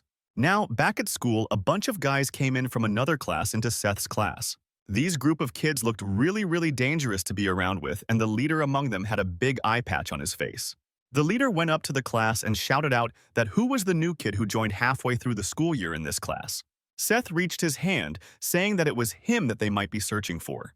Coming to the main point, he growled that how come Brock, such a best boxer, was able to lose from someone like him, wanting to talk or mostly fight again. The main guy called Seth outside of the classroom, but he did not comply. He sat stable in his chair, saying that was he some kind of dog, that everybody can just come around and ask him to go out and he will just wag his tail and agree with them. Just as everyone, this guy also got offended by the taunt he gave out. Amidst all the chaos, another guy came into the class saying to clear out. The first delinquent shouted out who he was. It was none other than Victor. He had come to the class after taking a holiday of one day. The head of the delinquents was preparing himself to fight both of the guys at once. But just then the president of the judo club came into the class saying that nobody should touch the new kid. He explained that no one should touch the new kid because he was eyeing him to make him join their judo club. Hearing this, Seth made the biggest what the hell face we had ever seen and was like, what the hell? This declaration stopped the rest of the guys in their places as well. While walking, the president of the kendo club gave out a small smile saying that the classes are so lively today. But his smile instantly turned into a frown when he saw that a bunch of other class clubs were coming towards his way. It was the wrestling club. They were surprised that both kendo and judo were trying to recruit Seth into their own teams. The kendo club president just gave a small smile, not explaining himself any further. And inside the class, Seth and the rest of the people didn't even knew that 3 of the strongest club were fighting over a single guy. But Seth did not care at all, because for him all of those seemed really fascinating. Although Seth was enjoying the time of his life, but same could not be said about the rest of the kids in the class, and Sophie understood it. So as the class representative, she felt compelled to speak up and tell them about it. Feeling really scared about the guys who had come into their class, she told them to take their matters elsewhere, as the rest of the class members were feeling really uncomfortable with the energy they brought here. The first guy said that he has some kind of unfinished business remaining with Seth. The second guy said that he wanted him to invite to the wrestling club. For the third one, it was the judo club. For the fourth and final guy, it was the kendo club that he came to scout Seth for. But mustering her last weight of strength and courage, she pushed all of them out of the class saying, it didn't matter, they have to leave the class. Pushing them out, she slammed the doors behind them. Turning around, she gave a smile to Seth saying that he should be fine from them for some time as she handled it. But her act of courage lasted only for a little while because all of the guys entered the classroom through the front door, ignoring her warning anyway. Further ignoring Sophie, all of them went to crowd Seth, asking them one by one to join their respective clubs, some even giving him bribes as to girls liking kendo clubs. As the ferocity of everyone fighting around them increased, Seth were stuck in a bind, thinking about how was he supposed to deal with all of them now. But as a savior, the gym teacher came in time shouting out to everyone, what are they doing crowding around Seth in the class? Just taking one look at everyone and everything present in the class. He was able to roughly estimate what was exactly going on here. Saying that they could complete their work later, he asked them to leave the class for now, further stating that he only got saved for now. The first guy leaned in saying that he will see to this later. After all of them left, the professor's gym teacher called out to Seth, saying to him that he needed to talk about something in the counselor's room. So Seth abided by the teacher and he went and visited him in the counseling room. He started the conversation by stating the state of their school, saying that their school was originally a place for talented athletes. With a hesitant voice, Seth agreed that he knew about the school's state and condition. The teacher finally said what he was truly meaning to say. He invited him to join any kind of sports. He said this because he knew what capability is Seth hold. He was able to witness this by the fight with Brock that he had a few days ago. He got reminded of the dreaded fight with Brock, who had come to the school unannounced, but somehow winning in the end. Teacher said that just like Seth, Brock was also a star athlete student. All of the clubs in the school fought to recruit him into their clubs, and the club fights turned severe over him, and his only worry was to not have the repeat of the same once more. Feeling a little bit annoyed but keeping his cool, Seth replied that he will be fine. He stated that he has to go home really early for work, and he does not have any time to dedicate for sports. The gym teacher slammed his hand onto the table, shouting that how come a fresh man be this much busy with work at this age? With a mocking smile, Seth also agreed with him that why does he have to work so hard? Annoyed by his attitude and sassiness, the teacher shouted that he should stop playing around like this and answer truthfully. Continuing with his nonchalant and slightly annoyed look, Seth said that he was not lying, and rather the kids who should be here are the ones who harassed him in the first place, not him who got harassed. The teacher got startled at such a look of logic from Seth. He continued his request, asking the teacher to tell the other kids to not bother him like this anymore. And at last he added that he never runs away from someone who is looking for a true fight. But this thing is just an annoyance to him. While all of this was playing inside the counseling room, someone was eavesdropping on them, listening to their conversation. It was the council president. He clicked his tongue in anger, annoyed at how arrogant a single person could be, talking to a teacher like this. Hearing the conversation and realizing that he needed to do something about it, he started walking towards some sort of base. It was a desolate, broken building with no signs of any life around it. The room inside was completely filled with smoke from a lot of delinquent kids' cigarettes. He entered the room wanting something to do with all of them. The leader amongst them gave out a big smile, saying, how come someone of such a high stature was coming to a dump like theirs? But for the president, even standing there was like a torture. He had to wear multiple layers of masks, holding his face just so that he does not pass out from the smoke and smell of the cigarettes. Knowing that he was not here just for funs and games, the person got straight to the point and asked what brought him here. With a grim face, he told the guy that he needed him to take care of someone for him. After the long and hard drills day, the day finally came to an end, and Seth left the school. But as he was walking to his car, a certain guy holding a steel pipe as a weapon came in through the hallways. He started to run, targeting Seth's head to beat with that steel pipe. Unfortunately, the attack connected and the guy hit Seth's head really hard with the steel pipe, and he passed out on the spot. A little while later, he began to gain his consciousness back, still really hurting from the attack on his head. When his vision cleared for a bit, he saw that he was in some kind of abandoned warehouse with a guy smoking in front of him. With a mockery and sarcastic voice, the guy said, "Good morning, sweetheart," to Seth. Seth instantly understood what situation he was in, but he was still in pain. The area where his head was hurt kept on bleeding and he was lying on the ground. Holding on to his head, he woke up to see where exactly he was in right now. The guy who hurt him in the first place kicked him in the back, shouting to not dilly-dally for any longer and get up. Fortunately for Seth, looking at the pipe in his hand and the build, understood that this was the guy who hit him. A guy in a corner told how come someone so weak as this guy could beat someone like Brock. Two other guys at the side taunted him to stop acting like some kind of hero, but he did not feel scared at all. Instead, he just cracked his neck. Still bleeding from his forehead, but now his face laced with a creepy smile, wondered what kind of interesting situation he was in right now. But seeing his creepy smile creeped the hell out of everyone who were expecting him to get scared instead. The first guy who hit the metal rod to Seth's head ran up to him to hit him once more. But the same thing was never going to work twice because, hey, realized what was coming and looked back. He instantly got into position and blocked the metal rod with his hands. Then using his other punch, he punched his hand, throwing the weapon away from his hand. The metal rod begins spinning through the air, flung by just the sheer force of the punch. It went and fell right at the feet of the leader of the group. Both of them were just astounded and just kept on looking at the rod which was still spinning before falling down. But the punch not only affected the rod, it also affected the guy who hit it. The force broke his elbow joint, which caused him to scream in pain. But Seth was just annoyed by how noisy he was over just a few broken bones. So he charged another big punch directed right at his face to shut him off for good. He had a really big smile as if he was wholeheartedly enjoying this fight. The punch connected and it hit right at the guy's neck, knocking the air out of his lungs. So the first guy was completely done with just 2 attacks. He was knocked out cold. Keeping his smile, he went on to ask what about the other guys? Weren't they also part of this group? He wanted to fight them as well. But the guys, instead of wanting to fight, they were all breaking out in cold sweat, scaring that who the hell did they mess up this time? Although he was momentarily scared, realizing the situation and power he had, a creepy smile creeped up the leader's face as well, saying that just how cocky can one be after beating just one guy? He ordered all of the guys who were surrounding him to beat him up to a pulp, now the worry completely leaving his face. After a brief standoff, the leader ordered everyone with a shout to fight, activating everyone's attacks. So everyone went on showing off their attack all at once. But the thing that occupied Seth's mind was not fear, but rather annoyance. Annoyance at how much time he has to wait fighting these weak goons. So he just closed his eyes and took a big sigh. Slapping both of his cheeks, he redid himself to fight off all of them at once. For the first guy with braids, he went and pulled on his collar to divert his force of attack, and then finished him off with a knuckle punch to the chin, which broke one of his teeth. For the next, it was an elbow punch right at someone's nose, completely breaking it down.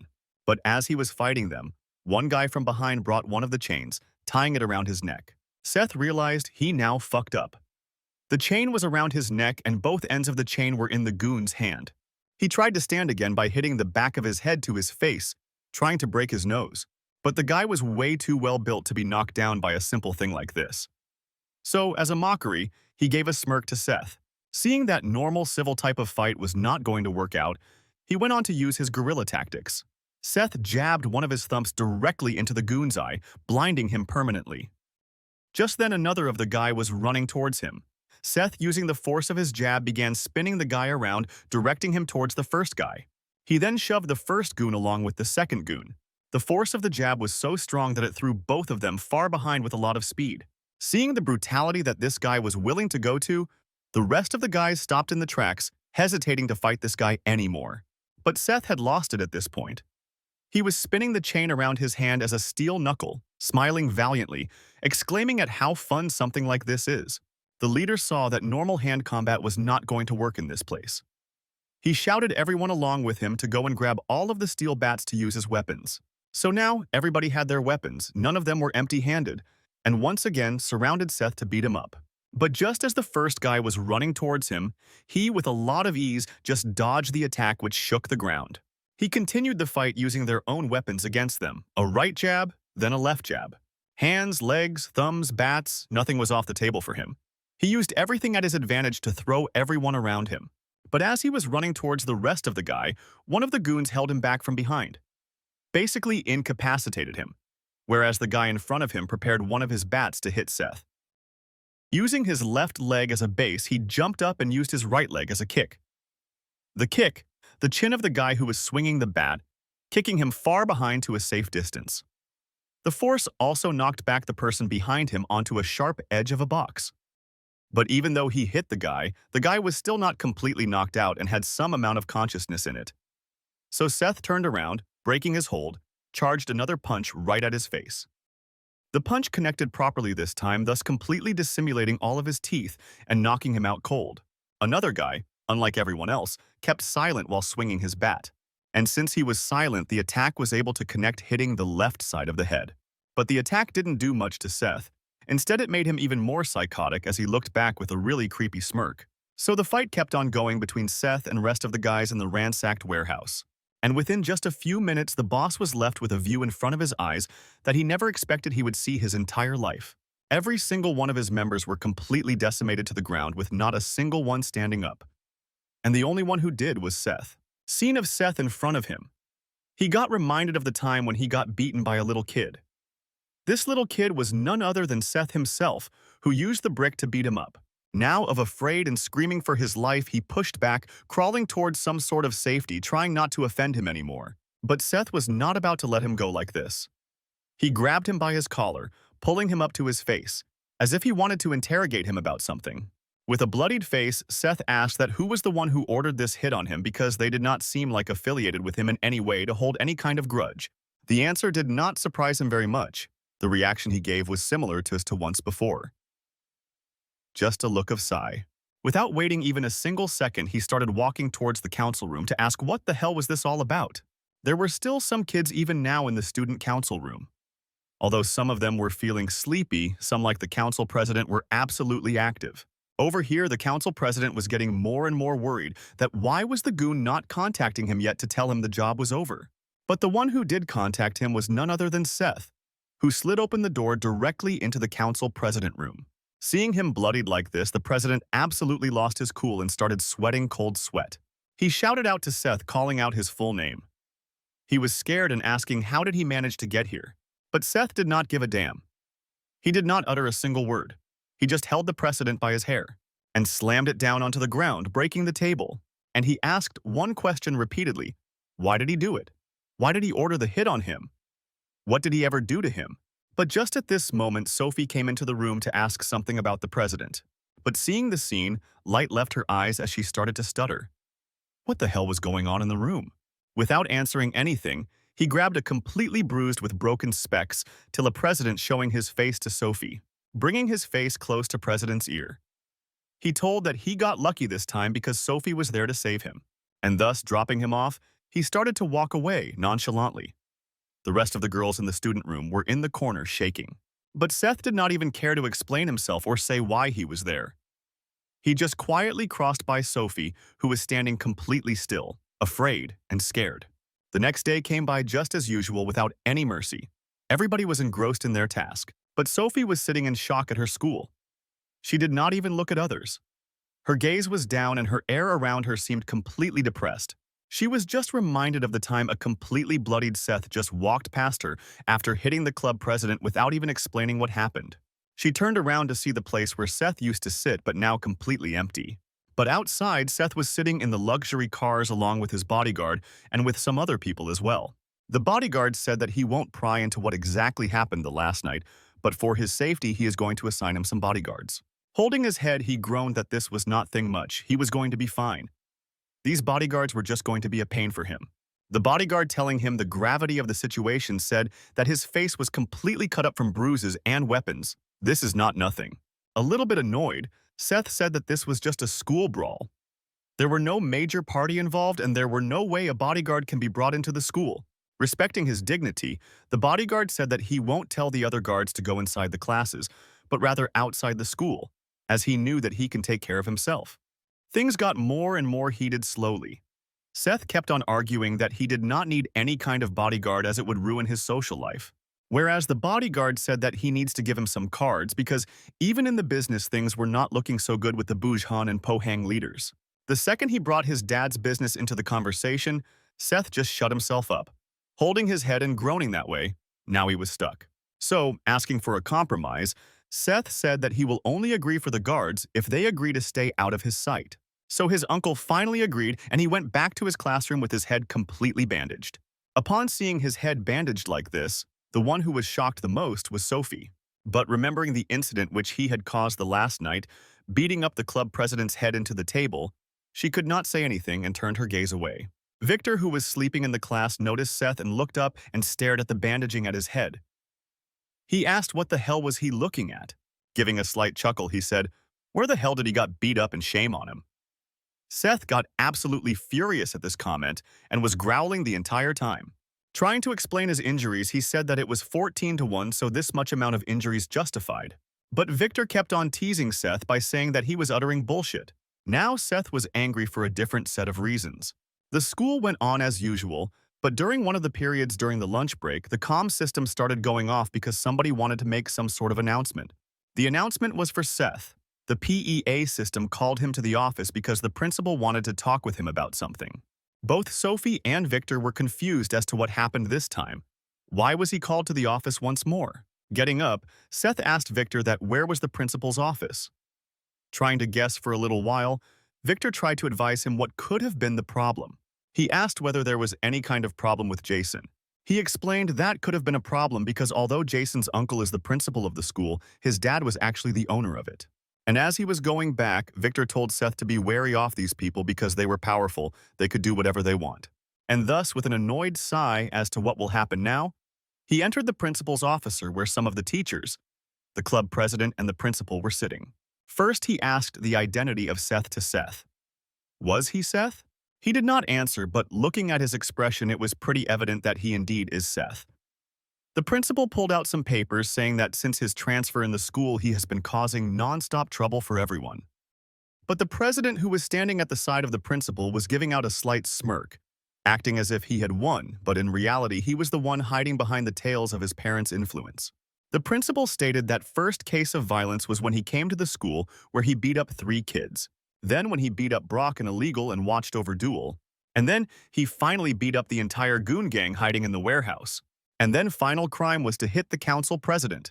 But over here, the council president was continuing to give out his smirk, absolutely sure that his win was in his ballpark, and there was no way he could lose.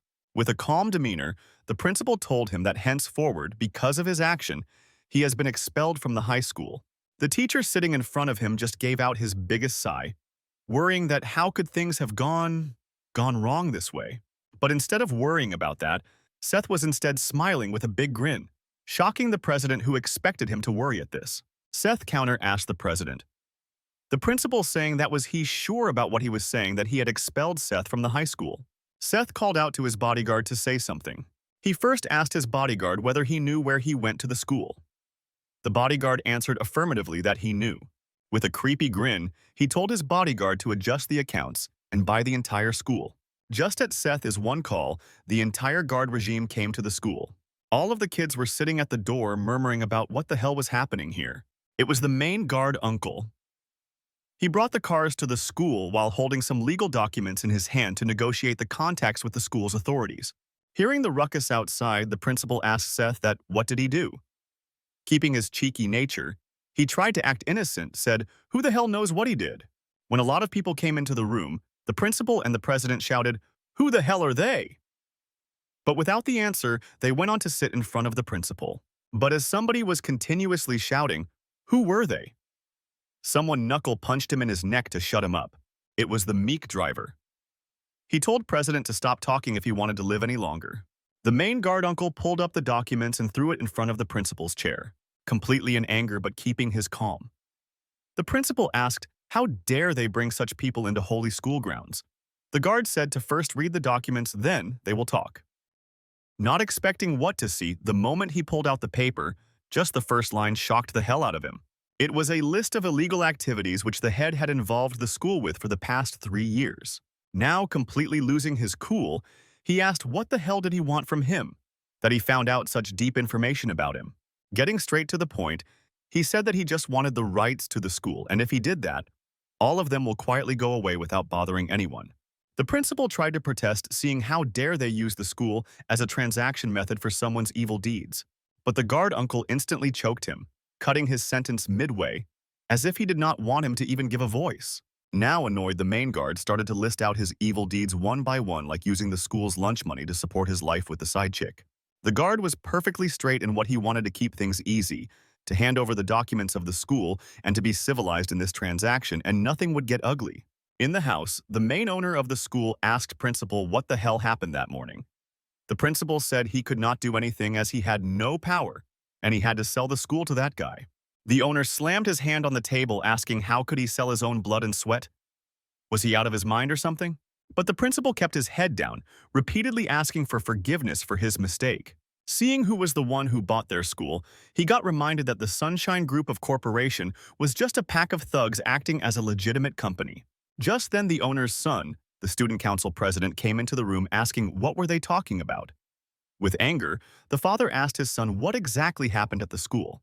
But just as his mistake was too grave, he had a really hard time starting from where he would start.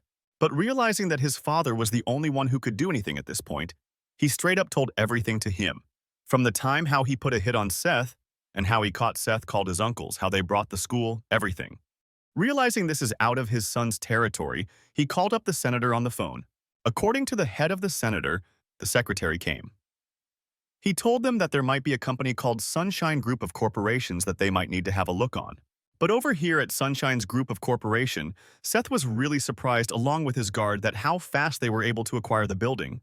The guard answered that this was pretty easy to do because they were evil people, guilty people. They took cuts of the students' lunch expenses, illegal employed practices, overcharging the school supplies, sexually harassing teachers, and embezzlement of school funds like those. Surprising Seth even more, he asked, how were they able to find out so many information at once? The guard answered that it was necessary because he goes to that school. So they already had this information at hand? The next question put him in a bind. He asked who was he going to choose as the next chairman of the school. After all, he bought the school, so he must be having someone in mind. Having to think about all the candidates, the interviews, the choosing, the checking, put him once more in a cold sweat. Over here, the guard thought that he must be having someone in his mind already. But Seth did not have any kind of plan. He just impulsively called his guard uncle on the spot to buy the school without any further thoughts. So just as before comes the next day at Seth's high school. Although he was the owner of the school now, he did not bother himself showing as one. He just went in as a normal student. But as he went and sat on his seat, Victor just kept looking at him without answering anything. Even after asking what he wanted, Victor just stayed quiet and kept on scratching his hair. Just by then, Sophie came into the scene watching both of them. She felt the need to talk about the incident. She went and meekly asked them that what happened in the office afterwards, because she could not find him after he left bloodily. Seth was somber. He asked how could she worry about someone like him whom she saw in such a negative light. Trying to negate any kind of personal feelings, she said that she worried about him because he was a classmate of hers and she was the class representative. Seth, knowing that she did not hate him, gave out a small grin, saying that everything was okay. She doesn't need to worry about anything. But just then, the council president barged into the room, shouting out his name, calling him a bastard and cussing him. Victor was apathetic as usual, kept his head down, while Sophie was shocked beyond belief. From the doorway, the council president shouted that no way in hell he would be scared of a pathetic thug like him. Without answering, he just started walking up to him silently.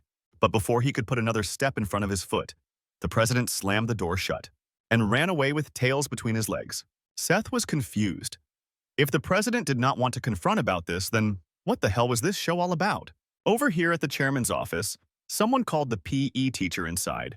This someone was none other than the guard uncle who wanted to talk about something. On the table, there was a resume which had the photo of the PE teacher along with every achievement he had ever done. Upon coming in and talking with the guard, he asked how could he be help of them. The guard answered with a somber tone that, according to the wishes of the new owner of the school, he wanted the PE teacher to be the new chairman of the school. The school time period came to an end, and Seth began to leave the school. But the club president was not done now. As he called for even more goons standing in one of the hallways pointing towards the target who was Seth giving another hit on his head, President said that the only job they had was to bring Seth near him so that he can have a chat with him. Holding the wad of cash, they all of them agreed that this is a pretty small task for such a huge amount of money, and they were happy to oblige. They turned around to see who was this guy that the president was even asking of. But the moment they recognized him, every single one of the goons instantly lost their shit and started to cold sweat in the middle of the winter. Seeing these reactions of the goons, the president could not understand why were they acting like this and asked what the hell happened to them. Getting angry, all the goons threw the wad of cash back to the president, saying, was he trying to get someone killed? This amount of money absolutely does not equate to someone's life. Saying that he ran away along with his friends, leaving the president astonished and aghast. Looking at him get into his car, he wanted just who the heck was this guy with so much amount of money? And just as he left, there were about 10 cars line by line going after one of them. This made the president really scared about the identity of Seth. After a lot of days, Seth went back to his mother's academy cafe. Making a hot chocolate for her son, she had a warm smile, happy that he was having fun at his school. Seth had that warm smile as well, because he knew he was home. But thinking for a little while, he straight up asked the question, why did not his mother live with his father for the entire time? She was silent as she had no answer to see. Seeing his mother like this, he became considerate, saying that if she did not wanted to say it, she should not feel forced. Feeling a little bit relieved, she said that she will of course tell him about it all at a later date. Seth was happy that he was going to get the answers he was looking for. So, bidding his mother goodbye, he walked out of the cafe, but her mother kept on carrying that depressed look. Looking at his question, he instantly got reminded of the flashback to that day. That day when her husband, Seth's father, told her that they should be separated for a little while. The mom shouted, saying that she will stay with him, but that was for the best as he could not risk putting his son's life in danger as well. Seeing that there was no way out of this, she became silent with a really sad and somber expression. She hugged her son. Her child was so little back then, just a little baby in her arms, sucking on his thumbs. Just as Seth left the cafe, two guys from the opposition fighting groups came into the cafe. The first guy with a missing eye greeted the lady, giving her a warm welcome, saying that it has been a little while since they have met. But the mother knew that this was not any sort of ordinary meeting. Rather, she was specifically being targeted right now and she was in danger. On the other side of the city, Seth and the rest of his company were going to some place in the line of black luxury cars. He was sitting in the one in the very middle along with his guard uncle with four of the vehicles along his side. The guard uncle said that he made the PE teacher the chairman of the school as per his instructions. Seth did not even bat an eye. He just silently said thanks to his guard uncle for acting at such a short notice. The guard uncle pulled out an account note calculating all of the billings and all, concluding the fact that since the school had lost its name as the athlete's school, it has been going into debt. Seth said that they might use their own money. The guard uncle said that they can invest $3 million more into the school. But the problem is they needed to bring back its athlete school predisposition once more. Seth was kind of shocked and asked, that could something like this be even done because of the actions of Brock?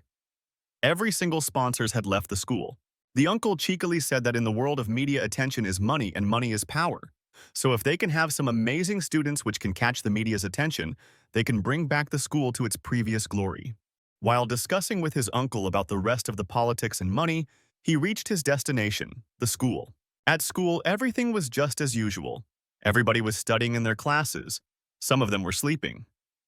The old teachers were trembling while teaching. Just as usual. But just as Seth was sleeping in the class similar to Victor, his phone rang with someone named Chief calling him. With a sleepy voice, Seth picked up asking who was talking with him. Super annoyed, the caller shouted that just how arrogant someone could be to forget they're such immediate company competitors. Thinking for a little bit, he got reminded that this belongs to that one-eyed competitor and realized who was talking. But just as the guy was about to tell him of his mother, before he could utter anything else, he just cut the call, saying that he was in the middle of the class, cannot talk. But he was completely lying because the moment he dropped the phone, he instantly went back to sleep. But he was not going to let him go like this. So the caller called him once again. And now annoyed by repeated calls, Seth just switched his phone completely off, leaving all his worries to his later date. But on the other side of the city where the competitor was trying to contact Seth, the automatic response system told that the phone was switched off and it could not be reached. Holding his phone, he gritted his teeth. Just how annoying a brat could get. When he had someone so important to Seth at his mercy in front of him, seeing that normal form of communication was not going to get him anywhere, he turned behind to one of the guards standing behind him. He turned around, ordering them to go get him from his school. He started to grit his teeth, giving out a creepy green saying that how come a little kid greenhorn could compete anywhere near someone great as him? He will instantly kill him. But during the same time, Seth was just sleeping in his class dreaming about stupid things. So that school got over and Seth left his classes in order to go back to his home. But just then a big white minivan came and slammed brakes right in front of him. Out of the minivan, two super muscular guys pulled up in front of him. These were the same goons who were sent to retrieve Seth from the orders of the business competitor. Seth asked, "Who are you and what did they want from him?" Without answering anything out of the ordinary with a respectful tone, one of the guys asked him to please accompany them to the place that they are trying to take him. But the moment they were trying to take Seth to somewhere that they want, a certain familiar person stopped both of them, asking for the help they were thinking of doing. Both of the guys knew this person and knew him someone as to be respected, so they got shocked in his place upon seeing him. This was the meek driver. Although not so meek now, he was asking who the hell they were ordering. The boss of the group around. Turning his head around, wanting to clear the point that they wanted to convey, he pulled out his phone trying to show him something. Snatching the phone out of his hand, the moment he saw the thing that they wanted to show him, absolutely light went out of his eyes and he became breached with anger. It was a video of his mother being held captive somewhere as a prisoner to lure Seth into somewhere. Taking the phone back, they said that now that they have some sort of advantage over him, they asked him to quietly follow him to the place or else nothing good will come out of this. But at this point, Seth was in no way, shape, or form able to converse even a single sentence. He was absolutely maddened with rage. Before the guy could even say anything, Seth gave the strongest neck chop he could ever give, knocking the hell out of him. For the second guy, in order to distract him, he threw the phone at his temple, distracting him so that he could do something else in the moment. He did not play around like the earlier fights he had. He took a straight punch directly at the second guy's face. Force of the punch was so strong that it literally broke the facial structure of the second guy, caving his face into itself. Taking on the second guy, he slammed his face into the ground, breaking his entire head. The things that were broken were not only his face, skull, nose, but rather 2 of his teeth was a broke-out. Getting stuck into Seth's fist, he brought his face near him, asking where she was and if he didn't say within few moments of him asking. Then there was nothing there that was stopping him from killing him. Now in his area of car, speeding to the place where his mother was hurt, he called out to his guard uncle telling him about everything. He told him to not to worry about anything much and they will find her safe and sound. He shouted to the guard uncle saying that how can he not worry? This was his mom they were talking about. He is going to absolutely kill them all by life. The guard uncle shouted to him saying that this is exactly what they wanted to make him lose his mind. He told him to calm down and they are not going to hurt her in any way. Even though he knew that this was a trap that he was getting into, he could not help himself.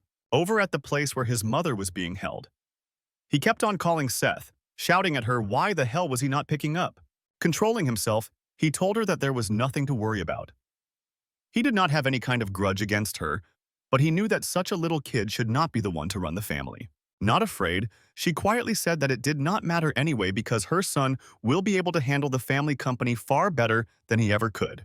He was absolutely shocked on hearing this kind of reply from her whom he thought was going to be quiet and submissive. Saying that she got up from his stool showing that she was not as weak of a woman. She stood completely tall as she towered over the figures of the ones who had captured her. Her eyes were not filled with fear, sadness, they were filled with disgust. Look of disgust and judgment that she was giving to this guy. All cars were screaming on the roads trying to reach to the place of her capture as fast as possible. The most anxious among them was Seth. He was barely able to control himself and only stayed quiet because of his guard uncle's advice. After reaching a few wrong places, they finally reached the construction site from where those guys called him. Getting off the car, he got ready to fight, asking guard uncle that what did he knew about mother that made him so sure that she was going to absolutely be fine. But he did not answer. He stayed quiet and looked at the direction where sounds were coming in from the building. But Seth, after hearing that he did not stood still, he jumped and started sprinting towards the direction of the fighter. After struggling his way through narrow corridors and a lot of cluttered stairs, he was finally able to reach the room where his mother was slamming the door open. But the scene that he saw unfolded in front of his eyes absolutely left him speechless. There his mother was standing strong among a lot of knocked out bodies lying around her. For his final victim, she held the collar of the guy who ordered her hit in the first place, screaming for mercy, requesting her to let him go. Seth now calming down for a bit.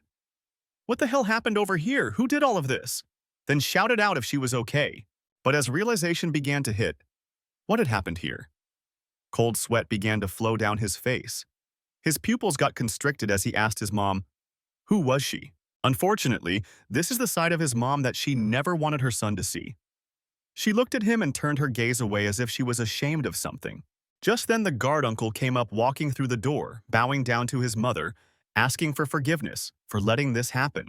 Leaving the collar, she said that she was going to leave from here, letting everything on him to handle from now on. The moment she left his collar, he instantly crawled back, hiding his face, begging for mercy, shouting for someone to save him. Seth was completely stunned by shock. He could not believe his eyes. The thing he saw, he just quietly stood still. As she went past Seth, she called out to him saying that they should go for now as the opening time of cafe was coming soon, and the customers might be waiting for her. Seth looked around at the person whom he used to consider his mother. Being able to knock out so many people at once and traumatize a person till the point he started to beg for mercy. Although both of them reached the cafe, both of them were quiet without uttering a single word. The mother was ashamed for her action, whereas Seth took time to process what he just saw. Not being able to think anymore, he just asked her what was the meaning of this. How could she be able to fight so well? She said that it was her secret. She is not comfortable sharing it now, but she will once the times comes. so she wanted him to be patient. He respected her request for distance, but even then, he told that it did not make any sense at all. It was not physically possible. She answered him that although he might have seen a different side of her today, she was still his mother. Although Seth did not push any further, but he was absolutely not satisfied by the answer he got from her. Outside the cafe, the meek driver was smoking a cigarette, inhaling this smoke. But the moment the main guard bodyguard uncle came, the meek driver threw away his cigarette, acting completely normal. He turned his attention around to Seth, who was sitting along with his mother having a conversation. Just as he was thinking about them, he got reminded of the time of Seth's childhood. When he was still a little infant wobbling on his toes trying to crawl, his mom and dad were really supportive of his progression and supported him by motivating him at every single spot. But there were times when mother showed him something that should not be showed to a little kid. She at times even hurt him in the process when she accidentally hit a yo-yo directly at his head, shocking the hell out of the dad. When being hurt from the hard yo-yo being hit at his head, he started crying, but his mother picked him up and shouted him to get quiet. Holding back his sniffs, he calmed himself, stopping himself from crying. In order to make sure if he learned his lesson, she brought out you once more, spinning it around him. And this time, fortunately, he was able to dodge the yo-yo, showing that he had learned from his previous experience. Wanting to congratulate him on his progress, she held him really close to her heart, giving him a lot of cuddles. While the dad was losing his mind over how she trained him like a dog, there was someone who was looking at this from behind. It was a young bodyguard uncle who was really young looking at that time and did not have that big scar on his face. After collecting himself back from the little train down the memory lane, he called out to the meek driver to tell him about the information he got about this attack. He said that the Japanese infiltrated Yakuza were behind the rebellion which caused all of this drama from Busan. He changed his face because he got reminded of some unpleasant memories he had with them previously. Now, telling him about them, the guard uncle asked the meek driver to take care of Seth. The driver bowed down as low as he could go, saying that he was going to do his absolute best. But seeing the severity that was occurring around these locations, the guard uncle advised the meek driver that he should have a weapon at hand, hide it from the police because it was illegal. Really happy by the fact that he was not going to be limited by just hand-to-hand combat anymore, he gave out a big smile, shouting, "Thank you, sir, for allowing him to do that." Now changing his tactic to protect Seth from inside, he said that just having someone from outside the school was not enough. They needed someone that they can infiltrate to protect Seth from inside. He said need for such big measures was getting more disparate because the other parties were getting desperate as well, and they needed closer bodyguards. So he ordered the driver to find 2 fighters who could pass as transfer students into the school. Now over at Sophia's place, she was having dinner at her home with her father. Although she was trying to eat, but her mind was not in the food, rather she was absent-minded, thinking about something deeply. Her dad noticed this behavior, that her daughter was not her usual self and something was wrong with her. So, showing his concern, he asked her if something was bothering her, and he was there to listen if she wanted to share anything. Not wanting to include her father into this conversation, she said everything was fine, and nothing was there to worry about. But her dad was not convinced by the way she was acting, and he knew there was something wrong. To escape the situation, she kept on jumping on her food like a chipmunk, trying to complete her meal as fast as possible. Coming out to the balcony, her father dialed someone whom he wanted to talk about this situation. That person was the school council president. The dad called him asking what happened in the school in the past few days, asking for a detailed report. And like a snitch, he went on to paint Seth in a bad light, saying that there was a very bad student who came to the school causing trouble for everyone all around. Now, knowing that there was some culprit behind her daughter's actions, he got super angry, asking the council president to tell him every detail from the very start. Now, after the time was over for the cafe, Seth's mom closed it along with the guard uncle standing beside her. By closing the door, she asked if Seth had reached home safely. The guard uncle assured him that there was nothing to worry about. He had reached home safely, and there were some bodyguards that were surrounding for his protection. Furthermore, he said sorry for his lack of any action regarding the father's situation. She said it was fine, and he offered to take her back to her home. With a smile, the mother said that there was no need for him to do that because she was away from Seth in the first place because she did not want him to get into any trouble. Back in his room, Seth tried his best to sleep, but the incidents of the day earlier could not let him sleep at all. He was twisting and tossing around. He woke up in cold sweat, shouting to the air, just what the hell did he witness today? What the hell happened? Now, back at Yakuza's safe house. The competitors were talking about themselves. With the family competitor bowing at the legs of the chief, He asked for forgiveness as he said that he failed taking over the business. He clicked his tongue saying that this is why Koreans are also untrustworthy. Cannot even give them a normal task. Now that they had failed taking over the company, the guy asked what should be their next course of action, giving out a big puff of smoke from his pipe. He said that they should use everything they have got. Now that situation has come to this. The boss ordered him to send Akira. Now, at the school, since gym teacher had changed from just gym teacher to the chairman of the school, he changed his get-off from his casual tracksuit and coat suit and pants, which was really awkward for him to wear around. Looking at the big mountains of paper that he has to deal with, he told himself just a day ago he was the gym teacher, now the chairman of the school. Just what the world had come to. Just a moment later, after he sat on his table, the phone started to ring.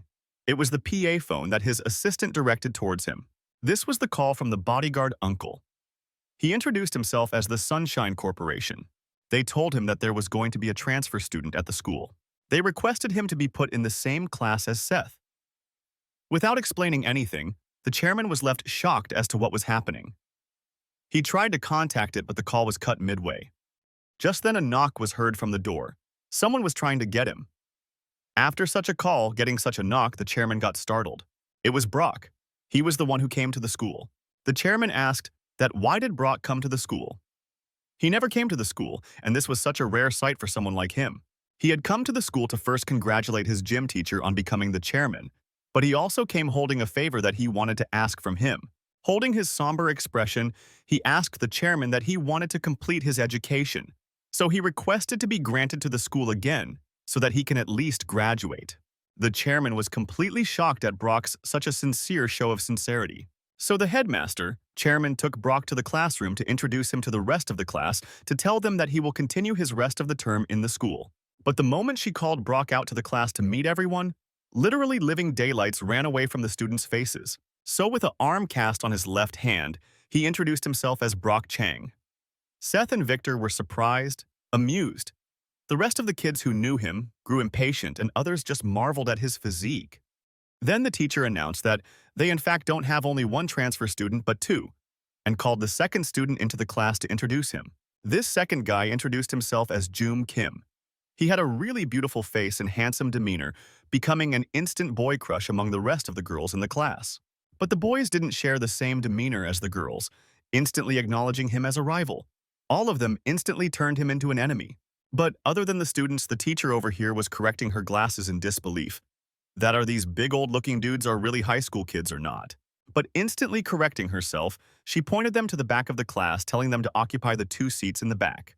So going to his seat, he went face-to-face for a moment with Seth, who instead of giving any kind of taunts, just gave a big grin, welcoming him back.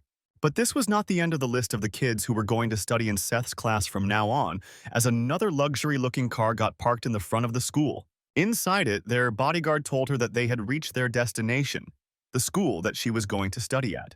She started to speak in Japanese, asking if this was the school where Seth went to study, and when affirmed by the bodyguard, she gave a grin, telling that she couldn't wait to meet his target. So in the school, everyone was in a complete mess right now, whoever was in Seth's class. Because earlier they had to deal with the shenanigans of Seth and Victor, but now they also have to deal with two most troublesome guys, one Brock, who was the most powerful fighter in the school, and Joon Kim, so handsome that all the girls were swooning over him. Looking at the class, the teacher asked whether the kids were planning on going to the graduation trip that was happening the next day. But the class was completely silent, not agreeing or not disagreeing with the teacher's question. So she turned her attention to the new guys who were sitting at the back, asking them whether they were planning on going to the graduation trip. First, June affirmed, then followed by Brock. But Victor and Seth did not answer anything as they were sleeping in the class and did not even hear what was going on. The teacher thanked them for participating in the school functions and said that she was going to meet them tomorrow at the venue. But just as the teacher left, both of them woke up from the sleep, noticing June and Brock sitting at the corner of the room. Brock got off from his seat to greet both of them. Although the greeting was absolutely not amicable at first, since they shared glances of the being stuck in a stalemate, Victor, wanting to give Seth some privacy, said that he was going to let two of them catch up about everything while he goes on his way. But as he was picking up his bags to go out of the class, Brock stopped him. Now, both of them super annoyed. Victor asked him what the hell was the matter with him now. June, seeing all of this play out, and gave out a small smirk. So after the school was over, Brock called out to Victor at the back of the alleyway to talk with him about something. Without playing around the bush, Victor got to the point straight. Brock was there only to fight and complete his revenge. Brock was impressed and relieved because now half of his work was already done, and he didn't need to explain why he came back to the school. But Victor got really offended because he thought now that he got beaten up by Seth, he thinks that Victor will be an easy target of some sorts, and thought that Brock wanted him to be his practice round. But Brock remained silent. He didn't answer any of Victor's claims and accusations. He didn't even try to defend or fight back. He just stayed back. But inside his mind, he was thinking something else. He was constantly repeating his previous match that he had with Victor and was thinking of countermeasures against his own style. Victor dropped his bag and got into formation, taunting to Brock to come at him and fight him. But Brock didn't give in to his taunts and told that he will fight him for sure, but not over here, in the back alley of the school, but rather in front of everyone, legally, with teachers present in the gym. With proper protection kit like the gloves and helmets, to make sure that no one gets severely hurt. Victor couldn't understand that what was Brock was trying to get at. Why was he so civil all of a sudden? With a somber expression, Brock told that after fight with Seth, he realized that he may have had a lot of brute strength, but he lacked fighting stance and techniques, which he wanted to learn from Victor. Something as deep and thoughtful coming out of someone like Brock was literally unheard of. Hearing it, Victor literally went into a tiny surprise-induced shock. So after the school ended, Seth went on to his own car, but near the gate, Sophie was waiting for him to come out. But after she saw him, she didn't utter a single word and just started to follow him silently. But a moment later, Seth was able to sense her presence and looked behind to see who it actually was. Standing in his place, Seth turned around to Sophie, asking if she needed something from him, and asked why was she following him. But she went silent upon being asked such a question, and could only make a noise. But after fidgeting for a little while, she mustered up the courage to ask him if he had something on his schedule on this coming Saturday, and whether if he was free or not. Then, not even trying to add any suspense, she pulled out 2 movie tickets, telling that she had bought it because she wanted the 2 of them to go and watch the movie. With a very big smile, Seth replied that he would, of course, join her, and he was also really happy that she thought of inviting him out. Holding out the tickets near her face, realizing that her invitation was a success, she gave out a big sigh of relief that nothing bad had happened. Seth was not an idiot. He knew what Sophie was trying to do, so he knew that he had to do something for her as well. So he asked her out on the spot, asking if she had any free time on that day, because he wanted to invite her out to eat snacks with her as well. Sophie, happy about this amount of progress and also the advancement from Seth, she gave a very wide, radiant smile, saying, yeah, she would love to go with him because she was feeling hungry. Seth told that she won't regret, because he knew a really tasty place. So now Seth and Sophie, feeling more closer than ever, kept on continuing, their small talks mixed with a lot of smiles and small giggles. But then at the end of the road near Seth's car, a guy knocks on the window to call on the driver who was sleeping inside the car. The driver asked what did the man wanted and warned that he might get angry if he found out about them. The person who answered was June. He said that there was nothing to worry about because his boss, Seth, had gone to date with Sophie and he will be busy for a little while. The driver could not understand what June was talking about and just looked a little bit confused. Then, bowing to the driver's level, June asked if the driver had some smokes with him. The driver got angry that he might get caught, but June said that there was no one around and acting like student was suffocating. But the driver insisted that he is in no way going to give June a cigarette when he was still in his school uniform. June just put his head on the windsill and gave out a sigh of annoyance. Then, as if to mock him further, the driver pulled out a cigarette for his own and started to smoke it inside the car. June got annoyed and angry and shouted out at how mean he was. But changing the topic to a further serious note, the driver asked June that how was the school so far and if he got in without any troubles. June gave a small shrug, saying he was not going to face any kind of problems. The class students are just little kids. He is going to be fine. And pulling out a small baton from under his sleeve. He gave a slight creepy smile, saying that nothing is going to happen. But if it does, then he is going to be prepared. The next scene starts from the Rotary Boxing Gym, which is frequented by students from Seth's school. Inside the gym at this hour, 2 guys were fighting a boxing match. These 2 guys were Victor and Brock. Both of them were fighting the promised boxing match from while ago, and Victor was going on absolute offense, whereas Brock was stuck on his defense. Seeing Brock hold both of his arms in front of his face, Victor found an opening on the side laterals of him. So he went and gave a strong jab on his left side laterals, Having such a strong blow coming from his side instantly broke Brock's complete concentration and his stance. And now that his concentration and stance was broken, Victor took that as an opportunity and gave a strong jab directly at Brock's face. Taking such a strong blow directly to his face, Brock staggered on his stance and began to slump down. Stopping for a little while, Victor stopped to ask Brock if he was okay to continue, or did he need some break or any kind of medications. But taking a second, Brock opened up his eyes and told Victor that all he could much tear up. Is this all that he had which caused him to be so much proud of his boxing skills? But unfortunately, considering how hothead Victor was, he could not see this taunt and unfortunately was swept up in it and got super angry. Showering Brock in a barrage of punches, Victor shouted that he had some kind of nerve saying this to someone while he himself was someone who could not even throw up proper punch. Brock, now successful in insulating Victor, began to take on the punches one by one without fighting back or without saying anything, charging up a last strongest punch. Victor said that if he wanted to learn boxing so much, he should first start by punching first punch. But something weird happened. The punch did not connect to anything. It just went straight through air without hitting any destination. It was Brock's doing. This time, instead of defending every single punches, he moved his head aside to let the punch flow through his head, dodging it. And now that Victor was caught in a stalemate, Brock started charging up his left punch, as he was planning to go offensive for the first time since the match started. Charging up his punch completely, he launched his head directly targeted at Victor's face. But thanks to Victor's ungodly level of reflexes, he was barely able to remove his head in time, dodging the punch. The dodge was so strong that he jumped behind a few steps in order to catch his breath and gain a tiny amount of stamina. But unfortunately, he was caught in the ring, trapped inside a corner. But Brock was not about to let go of Victor easily this fast. So he also ran to the corner where Victor was standing and charged up his punch to attack him once more. But learning about his Brutus force, Victor started to get worried that if he misses even a single dodge and even a single punch is connected to him, he is going to end up in hospital the next moment.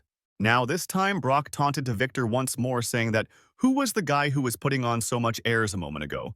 Why was he hesitating to fight? Once more, Victor was caught by the taunt, and he went on face-to-face to fight Brock. On the other side of the town, in a cinema hall, a bustling movie hall was watching a fantasy film filled with swords and other magical elements. The ones who were watching this movie were Sophie and Seth. The movie was proving to be way too scary for Sophie, as she was scared in her seat, slumped on her shoulders, trying her best to not look at the screen. But realizing her plea, Seth slid his hand in order to hold hers to give her some support. But the moment Sophie realized that she was holding hands with Seth, like a cat, she instantly jumped back in her seat, completely forgetting about what she was watching on the movie. So a bit of time later, the movie ended and the credits rolled. Every single one was discussing about how good the movie was or any criticisms about the movie. But Sophie and Seth were quietly walking through the exit area without discussing anything. Finally breaking the ice, Seth asked Sophie that did she like the movie, to which she agreed and asked vice versa. After talking for a little while, Sophie waves her hand, saying that she was thankful for him to come watch the movie with her, and now she was planning on going back home. Seth asked that she wanted something to eat. Sophie could not understand what he was leading on. So Seth made a clarification, saying that normally in dates and stuff, people usually eat dinner together after watching a movie. That's why he was offering her the option. Hearing the word date, her face instantly went red as she could not suggest anything and she was just locked in time. Seeing her indecisiveness, Seth takes the lead and grabs her hand and says her that he knows the absolute perfect place which she will like a lot, and that they should go there. The place that Seth was referring to was his own company, Sunshine Corporation's restaurant. Inside it was a really high-class restaurant in which every single one was in their best clothes, while lavish entertainment and designs surrounded them. Seeing so much amount of richness and high glass, it made Sophie a little bit squirmy as she looked around to see if she looked out of place or not. Not able to contain her worry, she went to Seth to tell him that she might not be able to afford the place because it looked really expensive. Seth made a smiling face, saying to her to not worry about the money here and she just eat as she feels like. Just as they were talking, a butler came to the table, bowing down to Seth, showing respect. And with him he brought another table filled with the cutlery that was needed for the dinner. Having received such an amazing service, Sophie thanked the butler for helping them. Still worrying, she kept on nagging Seth, saying that she might not be able to pay, but Seth said once more that she did not need to worry about the money as he was going to pay for everything.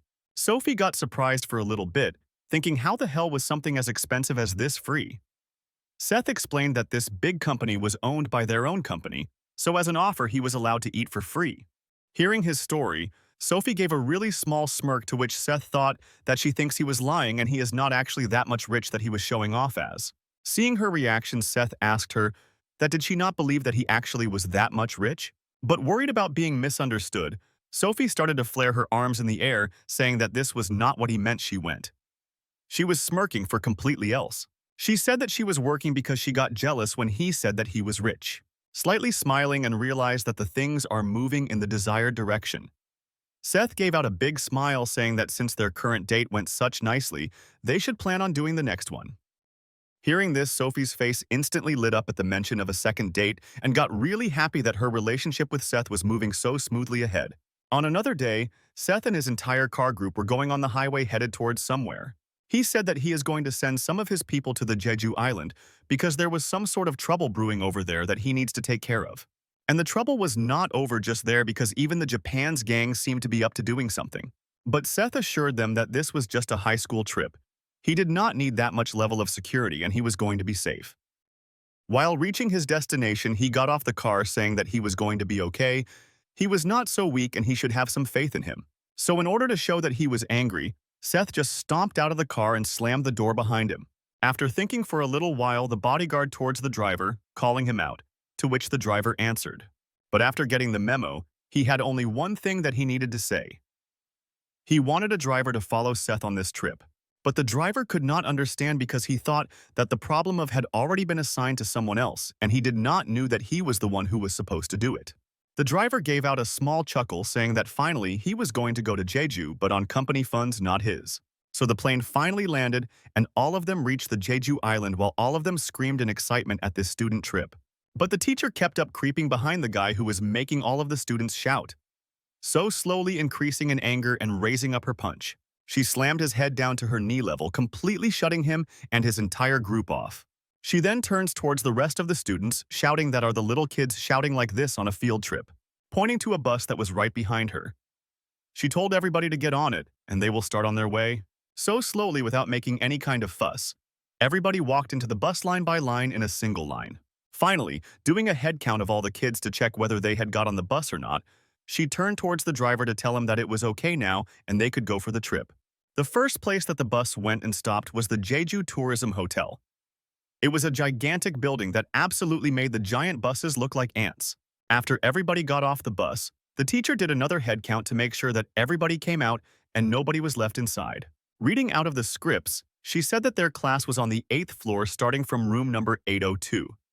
There will be names already stuck on the doors, so they needed to find their own rooms. The entire 8th floor started to get completely chaotic, with everybody running around trying to find where their own room was.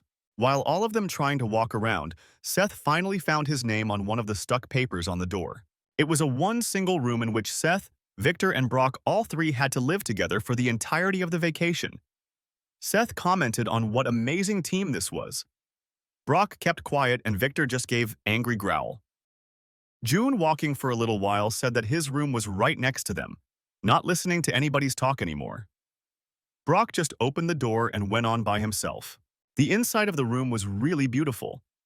It had pretty interiors along with a beautiful carpet, and every single item was neatly placed. Without thinking much, Seth just said that he was planning on taking the middle bed, whereas Victor took the left side bed and Brock took the right side bed. While Brock was completely fine with his decision, Victor got angry, saying that how come he was planning on taking the biggest bed for himself. So the fight started once more in between Victor and Brock, fighting on who takes the biggest bird, while Seth was quietly sitting in between them, just flaring his head about the problems that are about to come. The next destination for the field trip was Jusong-jeoli. After reaching the location, the teacher said that there are going to be multiple schools and multiple buses for different institutions, so they had to take care to come back to their own bus only and not get on any other bus. And they had to return sharply by 3 p.m., not a second after that. But Seth did not care about it at all. He did not hear the teacher what she said, and he was just sleeping on the bus. But just then he was awoken by someone calling him to wake up. It was Sophie. She asked him to wake up. She asked him whether he wanted to go together with her to spend some time since they came on this field trip and all. With a very big bright smile, he agreed that they should go together and enjoy the time while they still can. Sophie also giggled together with him, happy that they are going to spend time together.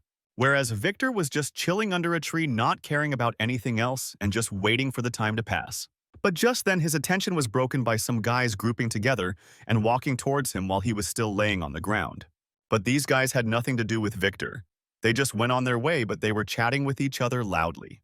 Disturbed by the sound of their talking, he cursed out loud, calling them Chinese, and all Chinese sound the same. Over there, Brock was walking alone among the guys without talking to anybody, just minding his own business. And Sophie were sitting across one of the trees trying to smoke while somebody was approaching him. It was a driver. He called out to him, with a big smile, that both of them wanted to talk to each other. So both of them shared a cigarette and kept on chatting about how this new place looked. Seth was happily spending his time with Sophie, continuing his date, walking through place and place, laughing and chatting with each others. But just then, both of them were encountered by the same group of guys who came from China, stopping them in the tracks trying to say them something, making creepy faces. They talked to each other, saying that Korean girls are really cute, inviting and into play with them a little bit. Even though she could not understand what they were saying, but the message came straight across and she was creeped the hell out of it. They kept on saying that she should hang with those muscular guys instead of staying around this skinny guy. But instead of getting angry, he completely ignored them by saying that he could not even understand what they were saying. To not let Seth intervene, Sophie steps in between both of them, which was kind of a surprise for everyone. And to even more of a surprise to Seth, she started to speak really fluent Chinese, asking the guy, what did they want with them? The rest of the Chinese guy made a surprised sound, but happy surprise knowing that she could at least understand the language. Sophie continued saying that if they came to Korea on a visit from China, they should not do any actions that ruins the reputation of Chinese people in front of the world. But they did not give her word even a single damn. They just started speaking gibberish, saying stuff like how amazing that she knew the language and repeatedly calling her towards them to play around. Realizing that there was no hope with these guys, she did not fight anymore, and she just turned around looking at Seth. Holding a sad face, she told him that it was okay. They should go away from here, as strange hair would only cause problems. But Seth did not try to make her more uncomfortable and just agreed with her to go away from that place. Seeing that the guy and the girl started to walk away, the Chinese guy began laughing loudly, making fun of them, showing fingers to Seth. Although he could not understand what they were saying, but the way they were saying relayed the message across pretty clearly, and he knew that he needed to take care of these guys somehow. After a little while, both of them walked together and reached a small bench that was in the middle of the park. Trying to change the topic to a less serious tone, he asked her that where did she learn to speak Chinese and how did she speak so well? Sophie, giving a smile which did not reach her eyes, said that when she was little she was in China for a few years because of her dad, due to which she kept on studying and she didn't forget till now. Seth congratulated her that she was so awesome for being a bilingual. Sophie chuckled a little bit in embarrassment, but he knew that they had to approach the topic, so he straight up asked that, what did those guys say to her back there? Sophie knew that if she said the truth it was going to become a bloodbath, so she told him that it was nothing important and they were just messing around. So, leaving her to sit in the chair for a little bit, he asked for a small amount of time to go to the bathroom. And with a cheeky smile, he said that he will be right back before she even knew it. So, just as expected, he straight away walked till the bridge where he met those Chinese guys. Without any hesitation, he straight up called those guys, but the way he looked at them, it was horrifying. Seth carried such a horrifying expression while calling them, even some of the Chinese boys got scared. But he did not even give them a moment to breathe as he jumped off from the top step, charging a punch directly at the front guys. Over here, Sophie pointedly sat on the bench waiting for when Seth would come back from his toilet break. But walking for a little while, Seth joined Sophie. He gave the excuse that the bathroom was a little bit too far. That's why it took him so much time. Sophie was like, it's okay. What should we do next? Pointing towards another place, Seth said that the view over there looked really great. They should try to take some pictures over there, to which Sophie readily agreed. A second later, both of them continued their happy chit-chat walking towards the beautiful view area. But a minute later, another guy, most likely a leader, came to the bridge where his group was standing a minute ago, confused as to what happened. Every single guy from the Chinese group was knocked out and fell over the bridge unconscious. He slapped one of the guys, waking them up to ask what the hell happened to put all of them in this state of mind. The guy woke up completely battered, saying that it was a Korean guy who beat him up like this. Hearing that he got beaten up by a Korean guy, He got really angry and said he should be ashamed from getting beaten up by such weak people. He shouted and told the rest of his guys to go look for that Korean guy who did all of this to his boys. He ordered the rest of his boys that they were going to find this Korean guy and beat him up, showing who was the one on top. But these Chinese guys were absolutely ruthless. They did not spare even a single guy. The first two Korean guys that they just saw, they kicked their stomachs saying that they hit their boys. The other one said that these guys were way too spineless, they could not have been them, and told others to look for the other guys. Some of the guys reached another guy sleeping on the floor. This was none other than Victor. He was completely asleep by this point while the Chinese guy reached him. So one by one they surrounded him, planning on beating him up. The first guy kicked him in the body, trying to wake him up. Annoyed, he asked the guys what the hell was wrong with them. Looking for a few moments, they realized that this was not the guy they were searching for. But Victor was not going to let them go after being disrespected in this way. The Chinese guy got angry at him, trying to glare him down, asking who the hell he think he was. But instead of getting scared, Victor instead got happy. Happy at the expectation that he was going to get a fight here. The Chinese guy kept on blabbering his mouth, trying to control Victor, asking him to do stuff. But Victor was not listening anymore. The moment he shouted, a punch came flying right at his face. The punch was so strong that it knocked him down in just a single hit. After knocking him down, he took the time to figure out that what the hell was he even saying? Because up till now, they were talking in different languages, Korean and Chinese. The next group of Chinese students then reached Brock, who was just sitting quietly at the edge of a small cliff, looking at the scenery below without bothering anyone. The leader of those Chinese guy asked Brock whether he was the one who beat his guys up. Looking at Brock's physique, the guy says to his pals that he might be the one who hit them because he looks really strong at a glance. So without even hearing a single word from him, the leader of the Chinese guy started running towards him, loading a punch to attack at once. But his punch did not connect anywhere, as it was intercepted midway by another palm, stopping its force. It was Brock. His battle reflexes were so insane that he did not even need to look at the punch to know where to dodge. By just using his instincts, he was able to stop the punch by holding it. Just the sheer strength and skill to hold that punch told everything to the Chinese guy about this person, and he instantly started to shake, fearing that he might have angered the wrong person. With a monotonous voice, he told the Chinese guys a small thank you. Thank you for making history a little bit more enjoyable, as it was getting weird, too calm and boring. But since there was a language barrier in between the two, neither of them could understand what the other party was saying. But the Chinese guy thought that this was an opening and charged off his another punch to attack the team. But for Brock, he did not even need to move his body in order to avoid the attack. He just pulled his arm down, which broke the impact and changed the trajectory of the punch, thus missing the mark. Using the force of the punch as a momentum, he was able to propel himself sideways to reach the Chinese guy's back. Going behind the Chinese guy, Brock then wrapped his arms around him, thus choke-locking him in this space. The Chinese guy tried to free himself from the chokehold, but within few moments he felt as if his entire body was becoming weightless. This was due to Brock as well. He was actually lifting the entire guy off his feet to perform a German suplex on him. Thus, picking up the Chinese guy by his entire body, he was able to perform a German suplex, directly bashing the guy's head onto the concrete below. The rest of the Chinese guys just looked in shock and horror as their leader was losing this match so one-sided. So after defeating the first guy, Brock stood up from his position, looking towards the rest of the members, saying that he was not yet satisfied. He needed to fight more, calling on all of them. After all those bits and pieces, the time finally rolled out, and it was 3 p.m. All of the students were coming back from their expeditions to go back to the buses. The teacher was doing a head count of each and every student that was getting inside, making absolutely sure that there was no missing out. Inside it, all of the guys had already boarded the bus. Seth was sitting together with Sophie, chatting with lots of laughs and giggles. As he was talking with her, his eyes went towards the person who just entered the bus. It was none other than his friend Victor. Something weird was about Victor.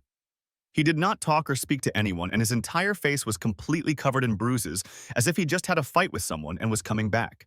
Seth also felt weird looking at Victor because he normally was a really vocal person, and suddenly he was all silent and was covered with bruises.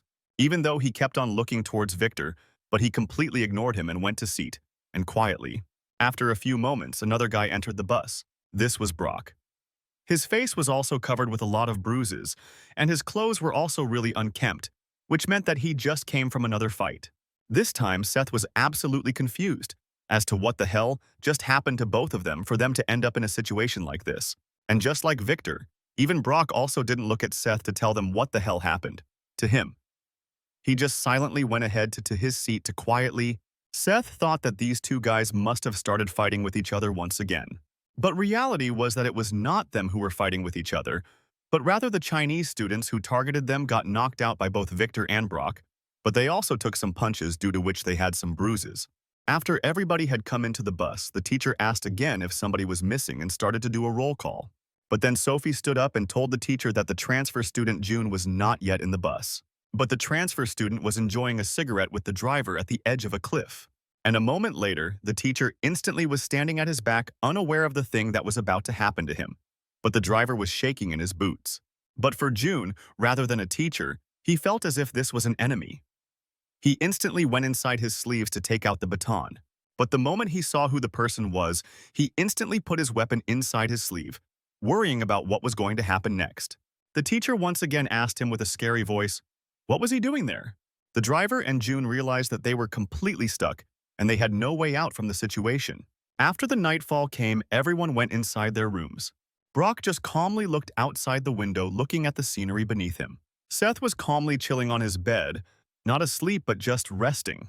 But Victor over here was continuing his training as he was doing push-ups. But then, moment later, as if he was reminded of his fight with June, he told him really slowly that he should enjoy while he can. After all, he was going to take the world championship. Seth just silently looked at Brock's. He then gave a slight smile, saying that it was fine. But on the other side of this trip, the driver and Joan were worried and were sweating due to being called to the teacher's cabin, and they there sitting in the office. Even the teacher was sitting with them, thinking of what should she say to them, because she found one of her students smoking with an unknown guy outside of the school premises. Thinking of not dragging it out any longer, she just stood up and began shouting to him that how could he even think of doing such a vice as smoking, and kept on shouting at him that how bad smoking can be to the lungs of a growing boy, and went on and on. She added that her expectation of him were completely shattered, as she thought that he was going to be somewhat of a decent guy compared to the other transfer student, referring to Brock. Not wanting to fight her anymore, he just went and showed her his ID card, which showed that his year of birth was in Sophie 91. She was absolutely baffled knowing that this guy was just 3 years younger than him, yet he looked so young that he could pass as a high school student. Making a sorry face, June said that he couldn't attend his high school when he was younger because of his family problems, and he joined the school again because he wanted to complete his education at least. The teacher was still shocked, thinking that she didn't think that he would be that old because he looked so young and handsome. Without wasting any time, he just went and grabbed the teacher's hand and brought her hand close to his chest, binging his voice to almost as whisper. He asked her if she was willing to excuse him just this once. Not being able to resist his charms, her face flushed, and she couldn't think straight. And the only thing that she could mutter that it was okay with this. But from outside of the building, the driver was trying to see what was happening, looking like a creep in the process. Even one child pointed out to his asking that what was that man doing, to which his mother shouted him to stay clean of creeps like that. Inside one of the karaoke bars, one of the Chinese boss was drinking a wine, saying that how weak and lean Korean wine was, just like the guys that were under him. And in front of him, all of those battered and beaten Chinese boys were sitting, who were waiting for their boss to holler at them for being so useless. The first guy tried to present his case by saying that the Korean guys were too strong, and that they had underestimated them. But the guy didn't care about the pleas of the underclassmen and threw a wine bottle that went and flew and struck the head of the underclassman and hurt him in the head. Throwing the bottle, he shouted that these underclassmen should be ashamed of even coming back to say that they lost from someone like the Koreans. The undead classman could not do anything except then hold his head where it was bleeding profusely and just stood silently. With nerves protruding from his forehead, he said that the guy should at least remember their uniforms. They could identify them from those uniforms. On the other side of the city, the driver went on to a restaurant called Jeju Restaurant, where he was waiting to meet somewhere in there. Looking at the driver, the person raised up his arms and with a big smile called out to him, saying that how he was, and it was a long time since he has seen him. This person in front of him was the Sunshine Group Corporation's Jeju Biraj chief. He said that he had come on a break because his boss was on a date with someone. Looking at the wide variety of seafood items and rich food, the driver was absolutely ecstatic and gave out a long exclamation saying how amazing it all looked. With a smug face, the branch manager said that he was free to eat all of them. After all, It was their own island's fish, which was absolutely fresh. So it did not even take a single moment for him to chow down the entire food without worrying about anything. He absolutely filled his cheeks with the food like some sort of chipmunk. With a concerned sigh, the regional manager said that it must be really hard trying to take care of such a young boss. But the driver, continuing his food, said that it was not as hard as the regional manager was making it out to be. But the manager was not about to be convinced otherwise, as he brought up a recent situation in which the Derek who was eyeing the corporation head had a beef with the young master and whose man was beaten up by him, absolutely stuffing everything from the table. The driver heaved a big sigh, thanking the regional manager for such a gift, but he was just astounded at how much he was able to eat and could just say it's okay. But then the driver commented that his life must be really good being able to live in a secluded place filled with so much good food. The driver gave out a small sigh, saying that it used to be really good. But right now it is invaded by the Chinese, and every single joy he had in his life was kind of gone now. The driver, with his face still full, could not understand that what he was hinting at. Clearing up the misunderstanding, the regional manager said that the Chinese triad keeps trying to invade the Sunshine Company territory. Hearing about such a worrying proposition, the driver said that he should go and tell Peter, the main bodyguard, about this and do something about it. But the regional manager said that he had not yet gone and told the main bodyguard about it because the triad were not officially it. They were just bothering them behind closed doors using money, and there was no real confrontation up till now. The driver, then easing his worry for a little bit, said that if there was no face-to-face confrontation, then it might be well and good, and this matter could be solved easier. The regional manager agreed that what the driver said was in fact true. But the problem was the triad's boss son was here at the moment handling everything. Although he was here temporarily for a high school trip, but he was told to keep an eye out for any problematic problems. The driver got worried because he said that their boss was here for a high school trip as well. Although it was a coincidence, he could not help worry. The regional manager said that they should just hope that nothing bad happens. The regional manager offered that since they were here, they should at least have a drink with sashimi. Although pretty tempted, but the driver wanted to go back to take care of the boss, the original job he was given. But the manager said that it was pretty okay to let loose for a little while since all of them were excited to see him again after so long.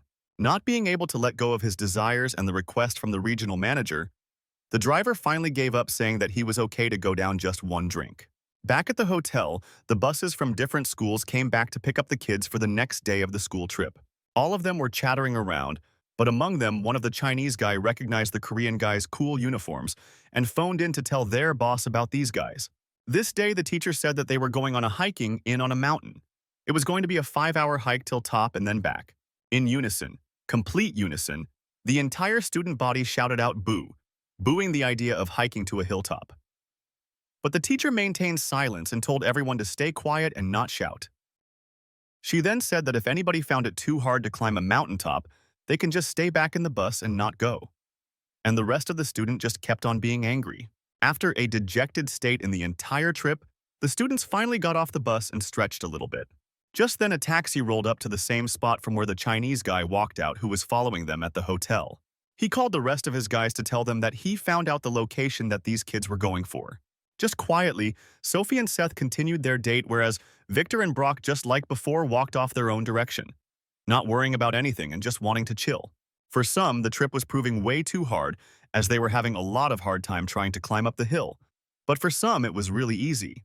Victor was having fun in his own way, and Sophie and Seth were having dates and sharing meals and food that they brought with themselves.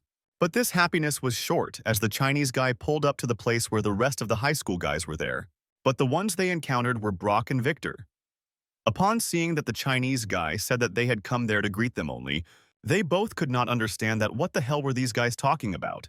On the other side of the park, Sophie and Seth were continuing enjoying their date. Whereas suddenly a Chinese guy called out to him, asking him that he needed to follow them. He said that their boss was waiting for them and had called them out. And as a backup, the guy had brought a number of Chinese kids as reinforcements to fight against Seth.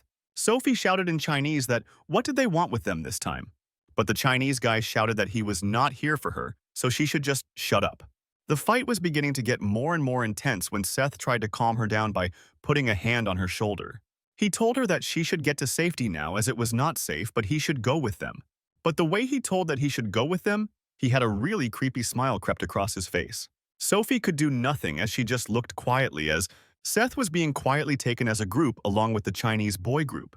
In the center of the group, he saw that both Brock and Victor were already waiting at the center of the park, and among them, Chinese guy were completely surrounding them. Seth looked towards Victor as if trying to ask answers for what the hell was happening here. But Victor gave a slight shrug, saying that he also had no clue what was happening here. Brock did not say anything and he just stood there quietly. The boss then shouts out to his guys whether these three were everyone who were responsible for hitting his kids the last day. And were they successful to gather everyone up? And finally, the head of the group introduced himself in a menacingly way in front of Seth, Victor, and Brock. Seth turned around to ask the guy that who was he? But being unable to understand each other due to the presence of a language barrier, he called out to one of his guys to translate everything. A weak-looking guy wearing glasses and short height came out from the group trying to readjust his glasses that were falling down from his nose.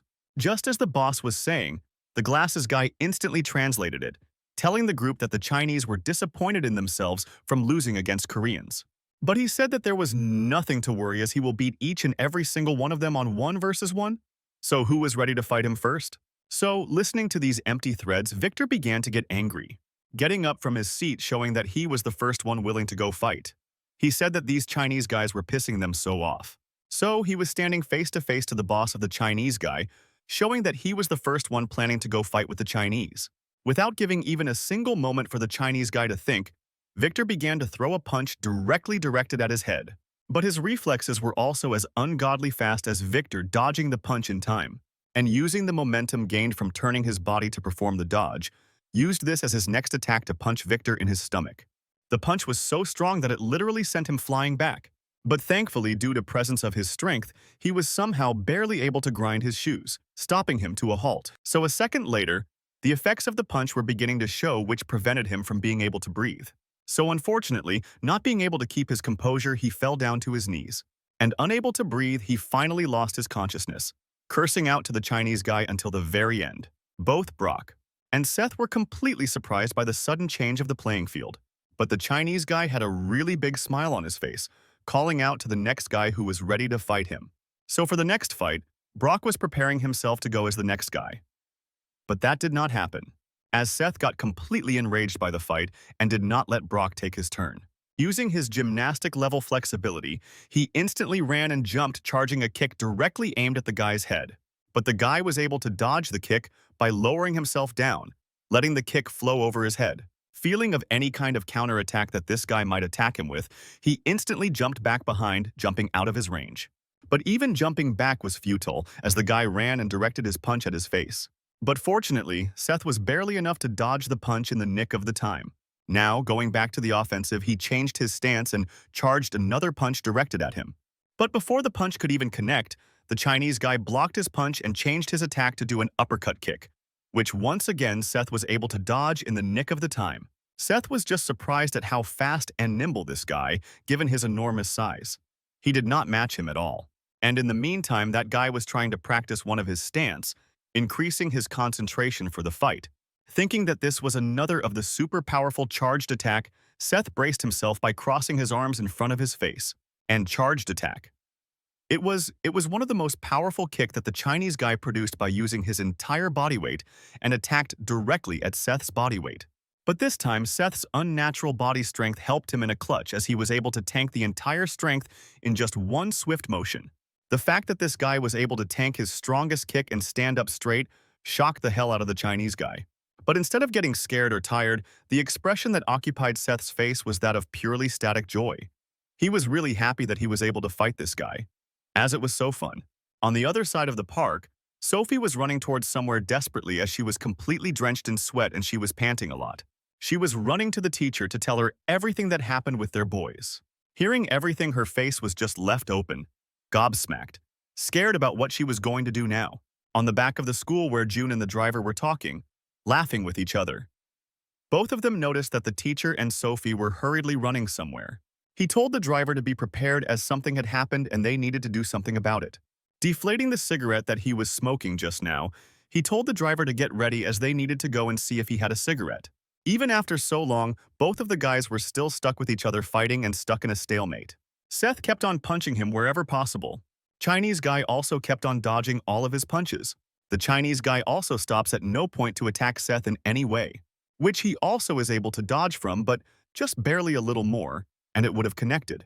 Brock was completely surprised, quite stuck looking at this fight, and the rest of the Chinese guys were having such a hard time imagining that their top fighter was having such a hard time with someone from Korea. But Seth did not feel any kind of tiredness at all. He was completely immersed in the fight, really enjoying the process. Finding a little gap in his guard, the Chinese guy punched a roundhouse punch directly at Seth's head. But similarly to all the fights that they had, this fight was also just as before because Seth was able to block this punch with just his bare hand. Taunting him, he said in Korean, "That is this what he truly had? Only this much." And the June and driver were stuck looking at the fight between Seth and the Chinese guy, not being able to know that when the hell they should intervene since they saw that he was able to fight them off easily. A question popped in his mind that how the hell was he so strong when he was just a student? The driver said that even he did not had any idea. The driver added that he was almost about to beat up the bodyguard, which shocked the hell out of June, because for him, the bodyguard was the strongest one.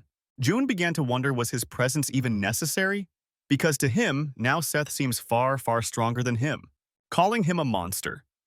He punched his hand, bringing him down, opening directly to his head. But he was able to turn his stance around by changing the placement of his feet and instead used the momentum to punch back to the Chinese guy. The punch literally stumped him as the Chinese guy hurt his stomach and started to groan, dragging him by his collar. Seth brought the Chinese guy down to his feet level and bashed his own skull onto the Chinese guy's skull, hitting him in the head. Holding the area which got hit, the Chinese guy screamed in pain as it was hurting him a lot. But just as Seth was about to punch the injured and stunned Chinese guy who was holding out his arms, someone else came in running through the sides. It was another guy who used his roundhouse kick to directly aim at Seth's head, but fortunately he was able to push himself back, barely dodging his kick. Making a distance from himself, he instantly pushed himself back, turning 3 rolls, thus increasing the distance in between himself and the new Chinese guy. Looking at the new guy, he angrily asked, "Who was he?" But this guy did not answer to him as he quietly told the first guy that he was lost and he should move aside. But as a retaliation, the first guy shouted back saying that it was just a small fluke. He can continue his fight and told the second guy to move over. But the second guy intervened saying that he had to step in because if he got any more hurt, he was going to get into trouble. Now, bleeding profusely, he kept on shouting that how shameful it was for him to lose to a Korean, but not giving him a second to think. Seth jumped on the second guy, shouting that who the hell was he to interrupt his fight. The second guy was barely able to dodge the punch with inches to spare from his face. But he did not let that punch go to waste as he continued the momentum and hit the first guy on his face. Now, regaining his smile, he kept on punching him and charged another huge punch. But just as he was about to hit this punch, the second guy locked his elbow to elbow, stopping his punch in midway. He shouted, what the hell was problem with him? Why did he break in like this? Realizing enough was enough. Both the driver and June came out from their hiding spots, giving him the help that he needed. Since this was a serious matter, the driver pulled out his weapon of choice, his baton from his coat pocket, whereas June pulled out his rod from inside his sleeve. But June shouted that he did not need any kind of help. Instead, he was being made to look as if he lost this fight. Seth's eyes were literally burning with rage with so much murderous intent to scare anybody. Seeing such intense, heated, and fighting intent, it sent a shiver down the second guy's spine. Seth then instantly resumed the fight by sending another punch directed at the second guy, but he was barely able to dodge it, saving himself. But there was something else that was really easy to take hold of his hair. So Seth spared no time and just grabbed his hair instead. Holding his hair, he yanked the hell out of him to the side. Bringing his face towards his hand, he loaded another punch directly towards it. But this time, the second guy was unable to defend himself, and the punch landed completely disfiguring his face. Now, back at the office, both June and the driver was saying sorry to someone. The person that they were saying sorry to was the main bodyguard. He was angry that they let June fight someone that was not needed. But Seth intercepted and protected both of them, saying that it was not their fault. The other person attacked him first, and just as a self-defense, he attacked back as well. The main bodyguard said that it did not matter who was correct or who was wrong. But because of their actions, the Jeju Island regional manager is in deep trouble. The regional manager was standing in front of the second Chinese guy who got hit in the head by Seth and the son. Both of them were injured so much by Seth that both of them had to go to hospital. The son had multiple bandages around his entire body, while the second Chinese guy had multiple bandages around his face. The regional manager started to sweat buckets worrying about what he should do right now. But the son raged in anger, speaking in Chinese that he was not going to let them off the hook. This is really he is going to crush them. The regional manager started to sweat even more. The second Chinese guy once more sweared under his breath that he was going to do everything to destroy Sunshine. But at the school, Seth was just sitting in his class not worrying about anything and was just playing around with his pen to kill time. In that time, Brock was busy practicing his boxing skills, hitting the boxing bag again and again repeatedly in the gym. On the other side of the gym, Victor was standing quietly in front of the bags, contemplating about something. With anger in his eyes, he got reminded of the time when the boss's son hit him straight in his stomach, knocking him out in just one punch. This display of such weakness angered him so much that he channeled all of his anger into his fist. After the school time starts, all the children gather up in the class, and the teacher announces that they have another transfer student coming in. All of the students shout out in unison that what the hell was happening. Why did all of the transfer students from the entire country were ending up in their own class? So turning towards the gate, she asked the child to come in and introduce herself to the class. Seeing how pretty she was, the entire class burst out in unison, shouting how beautiful she was, but the girls were angry sitting at the back. Looking at the entire class, she introduced herself to be Akira. Seth was confused about who this transfer student was and why suddenly a Japanese person tried to come into the school now. The head of the dojo who sent Akira called up the guys who were stationed at the school for spying, told the boss that she was successfully able to infiltrate the school without making anyone suspicious. The boss tells the guy what her objective was. Her objective was to quietly take him out so that after he is gone, these guys can then capture over Korea. Even Sophie was fidgeting around Akira. Looking at her, thinking how pretty she was, she looked absolutely beautiful as if a porcelain doll had come to life. But she felt something was odd because Akira was looking at something specific in the class without changing her gaze even a little bit. She saw that Akira's gaze was panning straight through the entire class pinned at Seth, who was sitting at the corner of the classroom. Seeing this, Sophie was pretty shocked, worried about why she was looking at him. But Seth was completely oblivious to anybody looking at him as he was lost in thought playing with his pen. But Sophie began to jump to conclusion thinking that another girl instantly fell in love with Seth, worrying that her number of competitors increased once more. But Akira was super smart. She saw that Sophie was gazing at her with worried eyes, and she understood what everything was. She gave her a sly grin showing that she knew what she was doing and she was completely interested in him. Sophie deceived this as a taunt. Getting super angry, she just stood up in the middle of the class, shocking the hell out of everyone, and began walking towards Seth. He was still oblivious to anybody around him. He did not even notice that she was walking towards him. Wanting to break Akira's eye contact with Seth, she asked him whether he wanted to go to the cafeteria together. As an excuse, she said that she was hungry and she wanted both of them to go together to eat something yummy. Seeing her hurried expression like this, Seth was confused as to what happened and why was she acting like this. But he did not resist or say anything back. He just quietly agreed with her, and Sophie pushed him out of the class, while Akira was looking at both of them. Although she had a hunch about both of them, but this action done by Sophie had solidified her made-up ideas into actual facts. Now, on the back of the school, both Driver and June were once more sitting in the corner taking a smoke. He was worried about June being removed from his post so early, even before he was able to do anything. Even June himself lamented this outcome, but he had no power to change anything, and he was just forced to comply. This all happened due to June shouting the previous night that he was absolutely unhappy that without even telling him a guard was added into the class. So he ordered the main bodyguard to take out that guard and just leave his school life alone. Removing the guard would be a really hard task, so the main bodyguard told June to take some time off and stay together with the driver. The main driver gave a slight chuckle, saying that this was a much better outcome than anything he could have hoped, because the other outcome was being alone, and it was way worse than this. Seeing what a pathetic situation both of them were in, they just started to laugh at each other without any ulterior motives. But looking back, he told the driver that this small experience at the school made him want to go to the school again. Now, back at the school on the back alley of the school grounds, Seth and Sophie were sitting together eating the lunch on one of the benches plopped on the edge. Just then, Akira started to walk out of the class and was headed towards them. Seeing the person she wanted to avoid, to the point that she had to push Seth out of the class to bring him to this cafeteria, made her shriek out a little bit.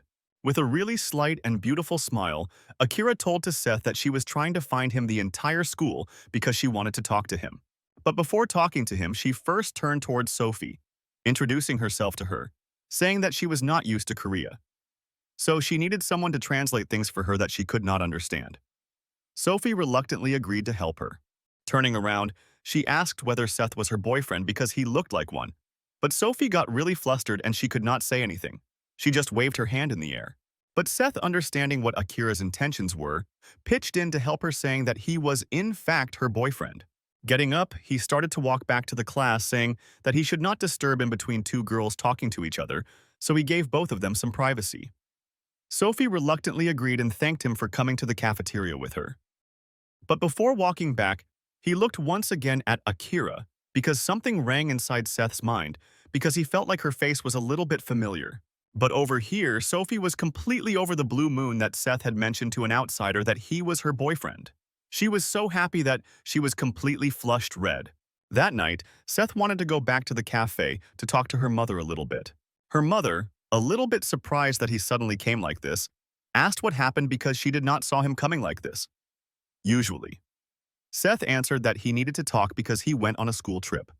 With a slightly mixed expression, she said that she knew about it, but she would have been happy if his entire trip was done without any kind of problems. Seth looked at her, surprised that she knew everything, and then gave us some slight sigh, saying that he also wished for things to become, but they never go as he wishes.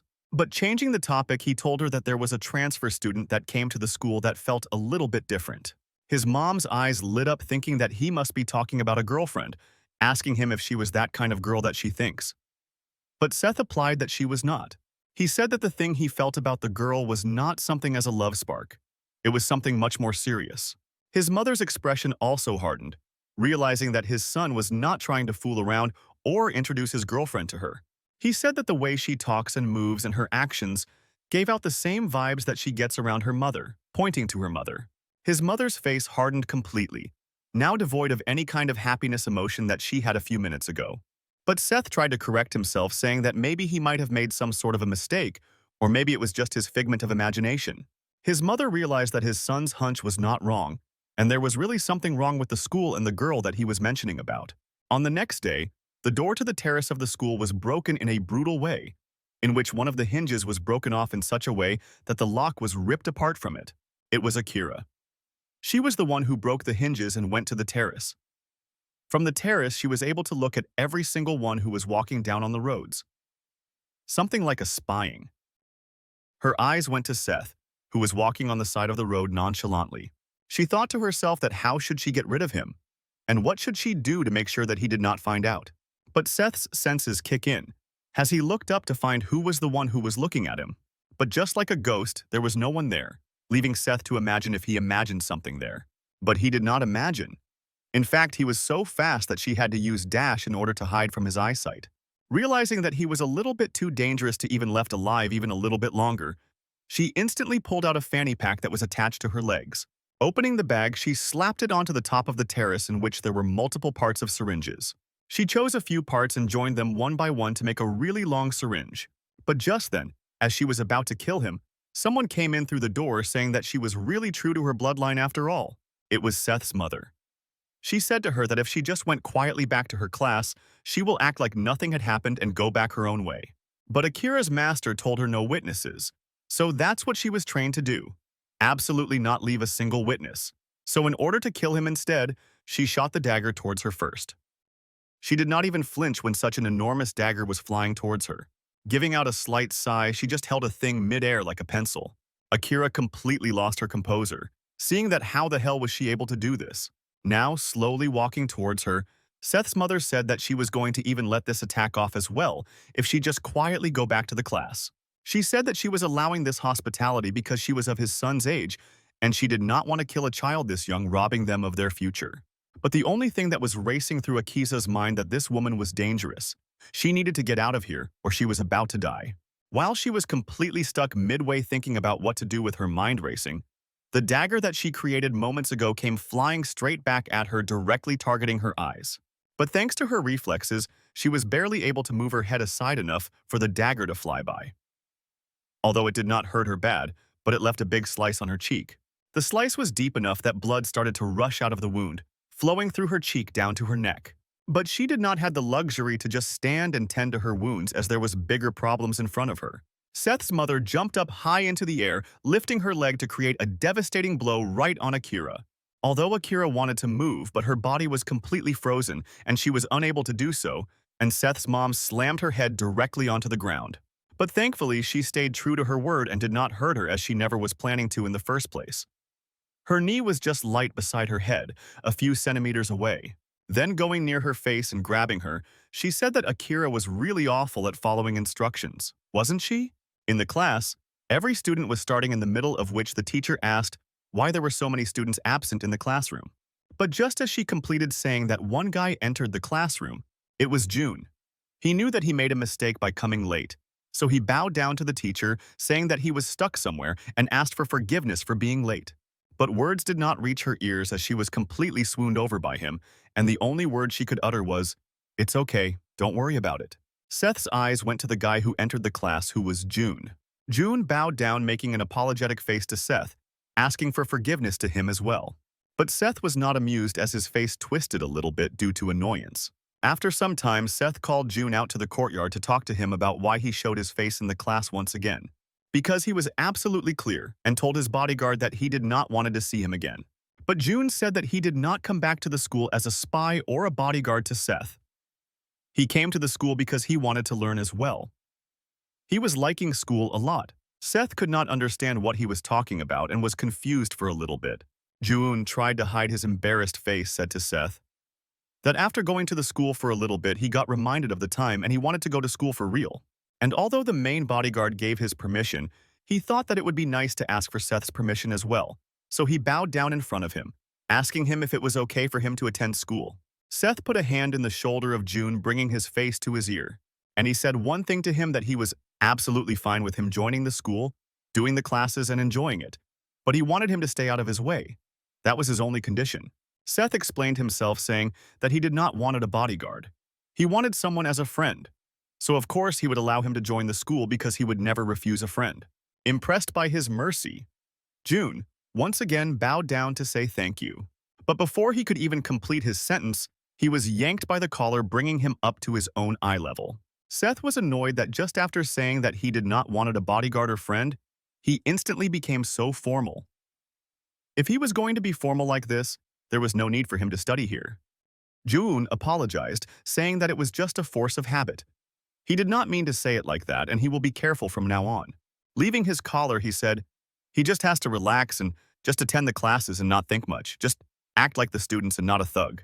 Saying this, Seth just quietly walked away without saying anything anymore, leaving June speechless. After Seth was out of his view, June gave out a slight smile, happy that even his boss was a kind person. But over here on the other side, Akira was stuck somewhere really problematic.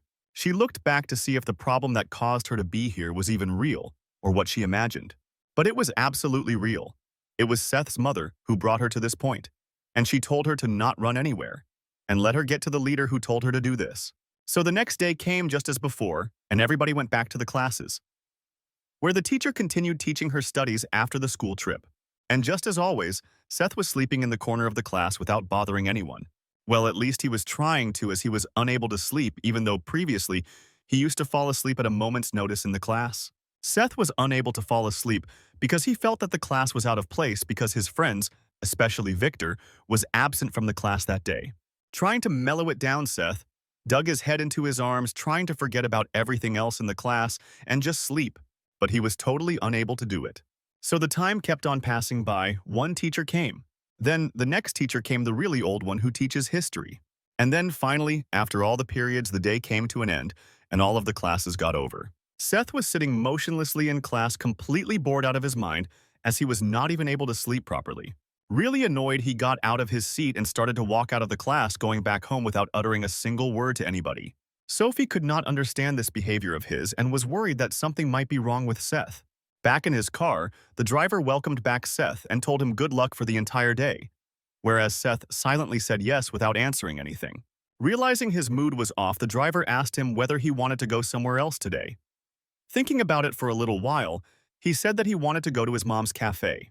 But when he reached the cafe, He saw that the shutter was closed and nobody was there. And on the front of the shutter there was a paper on which it was printed that the shop was going to be closed due to personal reasons of the cafe owner. Worried about his mother, he called to see if she was okay or not. But unfortunately, the call did not connect and the dialer went to the voicemail. His worry started to increase little by little as he realized that something was not right. Because the last day his mom was also super cautious once he mentioned the name of the girl. But on the other side, Mom was accompanying Akira, who was showing her the way to that dojo from where she got the order to kill Seth. Heading towards the dojo, she ordered Akira to stand still in that position and to not even think about running away at all. Scared, Akira stood absolutely saying that she will not even think about it. The next moment, Seth's mom burst open the gates to talk with whoever was inside. Inside, there were two gang members who saw Seth's mom and asked who was she and why did she come here. But Seth's mom said with the angry tone that she wanted to get this over with just talks, but it seems as if those two guys were not going to let her do so. Seeing that she was going to attack them, both of the guys instantly went into the coat pocket to pull out their weapons, but it did not matter much because she was instantly able to incapacitate both of them within moments. But the bigger guy was not completely knocked out. He retained some of his consciousness and he went on to do the last thing before passing out. He pulled out a remote control in which there was a big red button indicating somewhat of an alarm and pressed it. Leaving both of them behind, Seth's mom then walked into the inner courtyard in which it was Japanese tatami mat doors, and slowly slid them out open. She knew that these doors were fragile, so she was not harsh with them. Just as she went inside, in front of her, she saw a muscular guy filled with tattoos looking at her angrily reaching for his weapon. But before going after her, he asked her that who was she and why did she come here to cause trouble for them? But she was silent. She did not answer a single thing and just looked at him. Realizing that he was not going to get anything out of her, he just snapped his fingers, ordering some guys around him. Holding weapons like katanas and long batons, a lot of people came in through the tatami mat doors at the order of this guy. They did not just had weapons like batons or swords, they also had modern weapons like guns and pistols. He looked at her saying that, what can a single woman do when faced with so many people armed to the brim? Looking at the people and scanning all of them weapons, she gave out a big sigh, then releasing a lot of bloodlust. She warned the guys that if anybody came towards her holding a weapon, they should be prepared to die as well. Her bloodlust was so insane that the main guy who called all of these started to shake in fear. She then said that it was rude of her to not introduce herself to who she was. She then said that she was the mother of the person that they were after. The explanation was so vague that he could not even understand who she was referring to, as they had multiple people that they were aiming at all at once. Then pulling out her tie loose, she prepared herself saying that she needed to get this over with so she can go back to her cafe. The next place that Seth planned to visit was the Rotary Boxing Gym, the place where Victor and Brock frequented and practiced their boxing. Even now, right at this moment, both Victor and Brock were practicing their boxes and completely drenched in sweat. They continued on hitting each other, with each of them placed on the same level of skill and each of them getting the same level of hits. Seth came into the gym and asked the both of the guys that why were they not coming to the school. With a sly smile, he told both of them that he came to the gym because he was missing them at school. And seeing that they were playing boxing, he said that it looked really fun and actually if he could join in. But Brock just silently gave out a glare and did not say anything. A moment later, he took off his gloves and got off the stage, leaving Seth to fight with Victor. Surprised that he was leaving, he asked that did he not want to fight him. Brock said that he did not need to rush his victory now. He needs to practice. And he promised that no matter what happens, he will be the one to beat Seth. Seth gave out a creepy smile, realizing that he had a lot of fun times in front of him. After that, 33 of the gloves in front of Seth's legs. Then Victor shouted out from the corners that why was he standing and ordered him to wear the gloves and get into the ring fast. With an angry face, Victor admonished Seth, saying that he looked down on boxing just because he had an innate talent for fighting, and he was going to prove him wrong. Before the match, Victor gave out the rules that there will be 3 minutes per round for 4 rounds, and at the end, the highest number of rounds will win. Giving a big grin, Seth picked up the gloves and put them on and smacked the punches together to make a loud bang sound. With a big smile, he told Victor to bring it on and do his absolute best. During the match, Seth was easily dodging each and every single punch thrown towards him by Victor, while Victor over here was absolutely losing his stamina and his patience trying to land a single hit on Seth. He changed his tactic to try to land a right-hand hook, but Seth was able to evade the hook just in time, and the hook just went right past his face, tearing through open air. And as a counter, Seth used his own right-hand hook, which Victor was able to block using his left elbow. But the force of the punch was so hard that he knew that he could not keep his balance.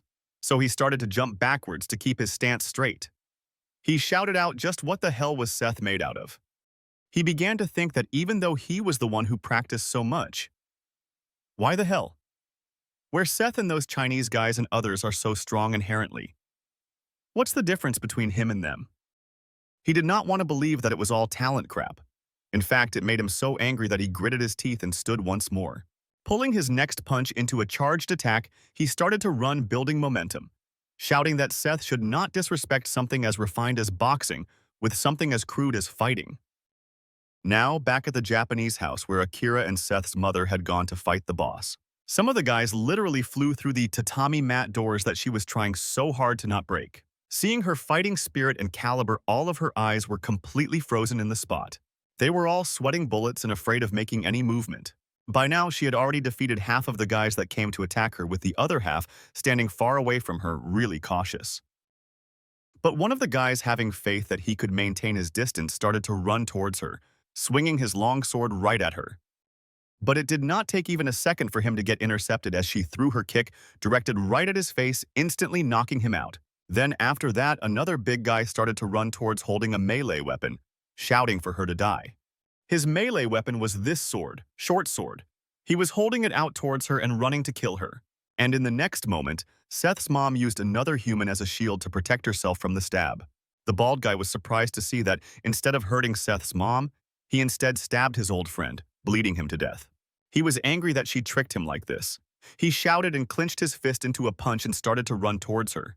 But she brought both the fingers towards her face and stabbed him in the eye, making him completely blind. And using his eye sockets as a grabbing point leverage, she pulled him down and banged his entire body on the floor. Then, after letting these two guys play and rest, she started to walk towards the rest of the Japanese guy, who were now afraid, and scurried into the corners of the rooms. But just as she was walking, somebody shouted out to her while having a gun pointed at her. This guy shouted out to her to not move, as if she would make any movement he was going to shoot her in the head. Saying that she was locked into a stalemate, another guy from the front group who was carried in the corner found a stick and began screaming at him, swinging the big weapon towards her. But she was able to successfully dodge it by pulling her head down, letting the rod go over her head. And using that same momentum, she created a leg swipe, which threw the guy completely off of his leg, making him fly into the air. Just near her, another body was stuck on the floor with a big knife sticking right out of it. She kicked the knife out of the body and sent it flinging towards the guy who was holding the gun on her. The knife went flying past everyone and directly hit the guy on his left shoulder, completely disarming him. And for the next guy, she hit the person directly into his temple, this time completely killing him. Realizing that it was still not over and that person had a bit of life left, she picked up the sword held by another guy. She sliced the sword directly at the guy's shoulders, cutting him into two. With the sword through him, he was now profusely bleeding, sputtering blood everywhere. Even Seth's mom was not saved, and she was completely drenched in blood spurted by him. And now, completely drenched in blood, the guy fell down to the floor, dying out. The rest of the gang was completely terrified and stuck in their places, nobody stepping out a single step, afraid for their lives. Holding the sword to her face, she said that if anybody tries to stop her or attempts to intercept her, she is going to take their life.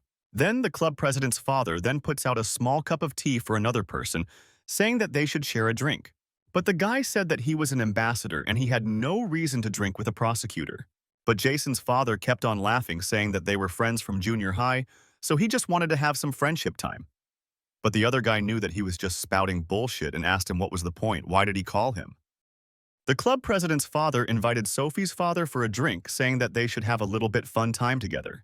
But Sophie's father said that there was no reason for an ambassador to have a drink with a prosecutor.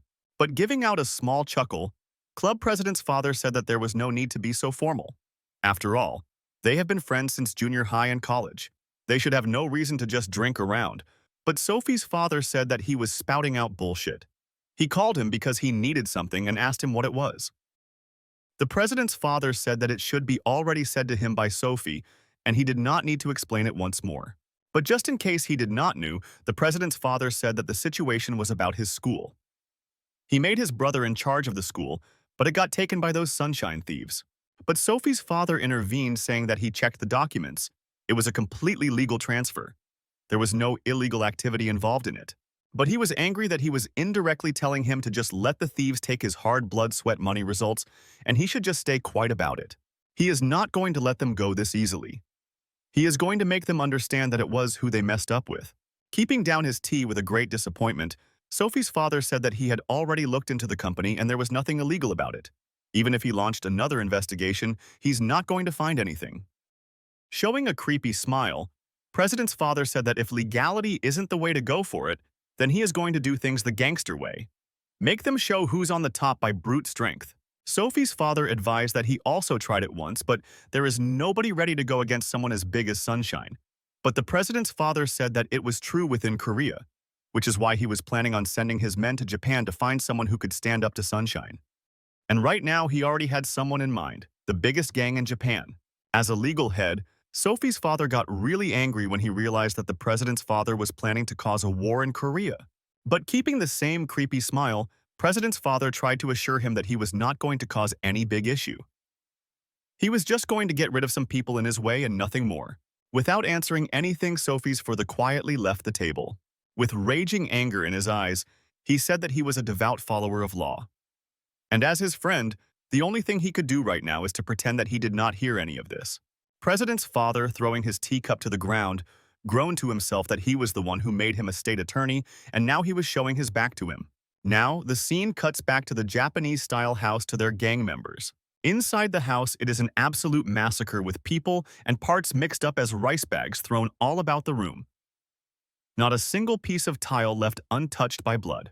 In the middle of all of this, Seth is more standing quietly, taking in deep breaths as she was panting a little bit after the fight. After regaining her breath, she quietly started walking towards the young master who was leaning down on one of the walls. But on the wall there was a painting through which the main master was looking through.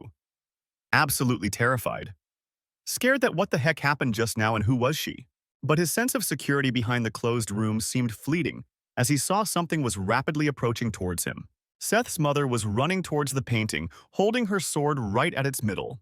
Not even a moment later, her sword was halfway into the photo frame, stabbing it with all of her force that she could muster up. But thankfully, the leader was somehow saved as the sword just went by a few millimeters off of his face, sparing him. He realized that if he hadn't moved his head in time, then the sword would be inside his head right now. With a threatening voice, Seth's mom said that if they or any of their connected members, anyone try to touch his son again, then she won't hesitate to kill him. On another unassuming day, Seth was sitting quietly in his glass looking outside the window, unlike other times when he would be just sleeping. Even Sophie, looking at him, was worried, thinking what had happened to him for him to act differently like this.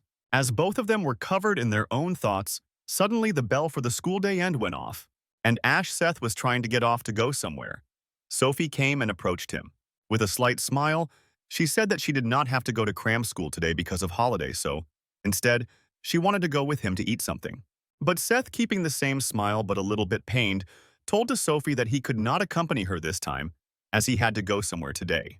Feeling guilty, he told her that she did not need to worry about it, and he will buy her something good next time. Slowly and quietly, he walked to his parked car at the side of the door, lost in thought. The driver with the same meek little boys invited him and asked how his day at the school went.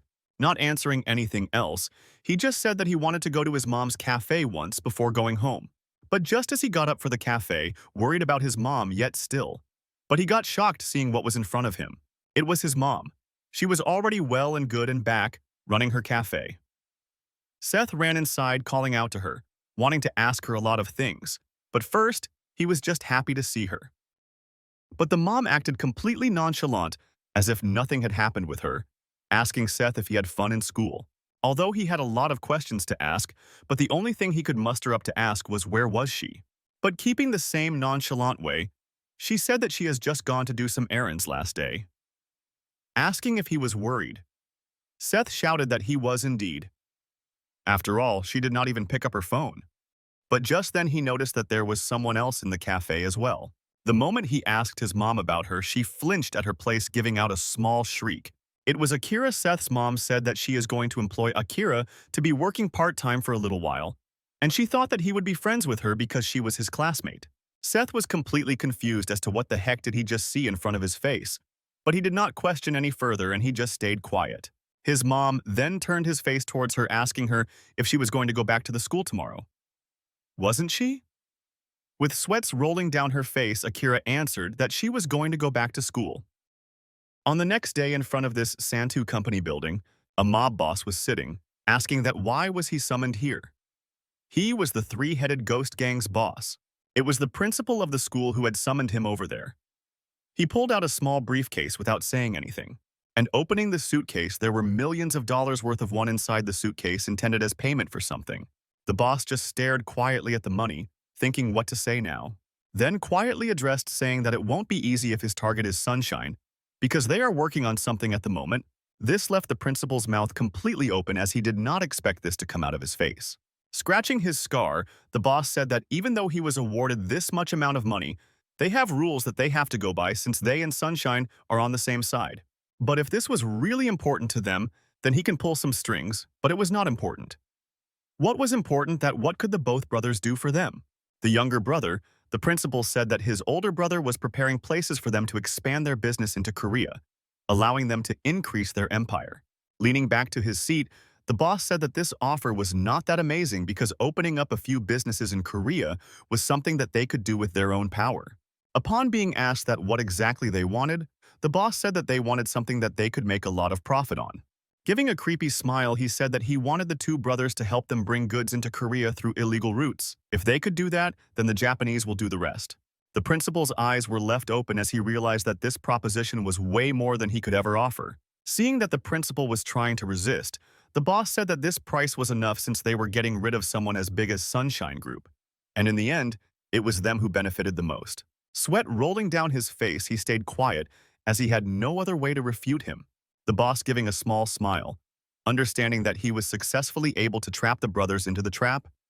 He told him that he will give him some time to decide, and advised him that instead of just roaming around trying to think, he should try to go to the hot springs while he was over there to cool down his mind.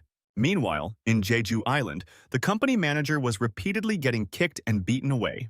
The manager was not even able to resist, but the barrage of attacks did not stop as it rained down on his face, his throat, and the rest of his body. Not being able to resist, he was finally laid back onto one of the walls, banging his back on a tree. The group that brought him to this state was the branch chief of the Chinese black group, Mando, especially the leader, who was quietly walking towards the already injured manager. But the manager quietly stood up, spat out the blood in his mouth, wiping his face, said that at this point it was boring that how they could only do this one single thing to him day after day. The leader quietly said that if he wants to get out of this perpetual loop, then he should just quietly talk what they want to know. He clarified that he was not in fact here because of gang wars or hierarchy wars. He just wanted to know who was the guy who beat up his brother. We cut back to the Sunshine Corporation's building, which had a helicopter sitting on the helipad. And inside the topmost floor, the main bodyguard was quietly looking out through the window into the night city of Korea. Just then the phone sitting on his office table started to ring. After he picked it up, he did not hear a clear transmission. Rather, he started to hear a lot of haze. Through the haze, he could only make out a few words. A words who said that, "Sir, it was me." Just through the voice alone, even in the middle of the haze, the main bodyguard was able to figure out that it was Joe, the Jeju Island's regional manager. Now, completely bloodied up in his location, he called out to the main bodyguard, asking him for help and saying that he was in a predicament, bringing the phone from the manager to his own face. The leader told the main bodyguard that if he wanted his group member back, they needed to bring the guy who beat his brother up. But without answering yes or no, the main bodyguard asked him instead that who he was. The leader did not hide his identity and instead said it openly that he was the Mando's branch leader, Joan Lee from the black group, gripping his phone tightly. The main bodyguard said that if he touched his men, then he is not going to leave Korea alive. He will make sure of it himself. But back at school, Seth was busy looking outside of the window. Outside of the window, there was a small bird that was flapping around its wing, trying to find a perfect place to perch on. But just as he was distracted by the class, he noticed that Akira came into the class a little bit late today. Although he was looking at her with apathetic eyes, no hate, no emotion, nothing. But to her, his eyes were one of the scariest things she had ever seen in her life. She was so scared of him, in fact, that the moment he got up to stand, Akira shrieked and dropped her back to the ground.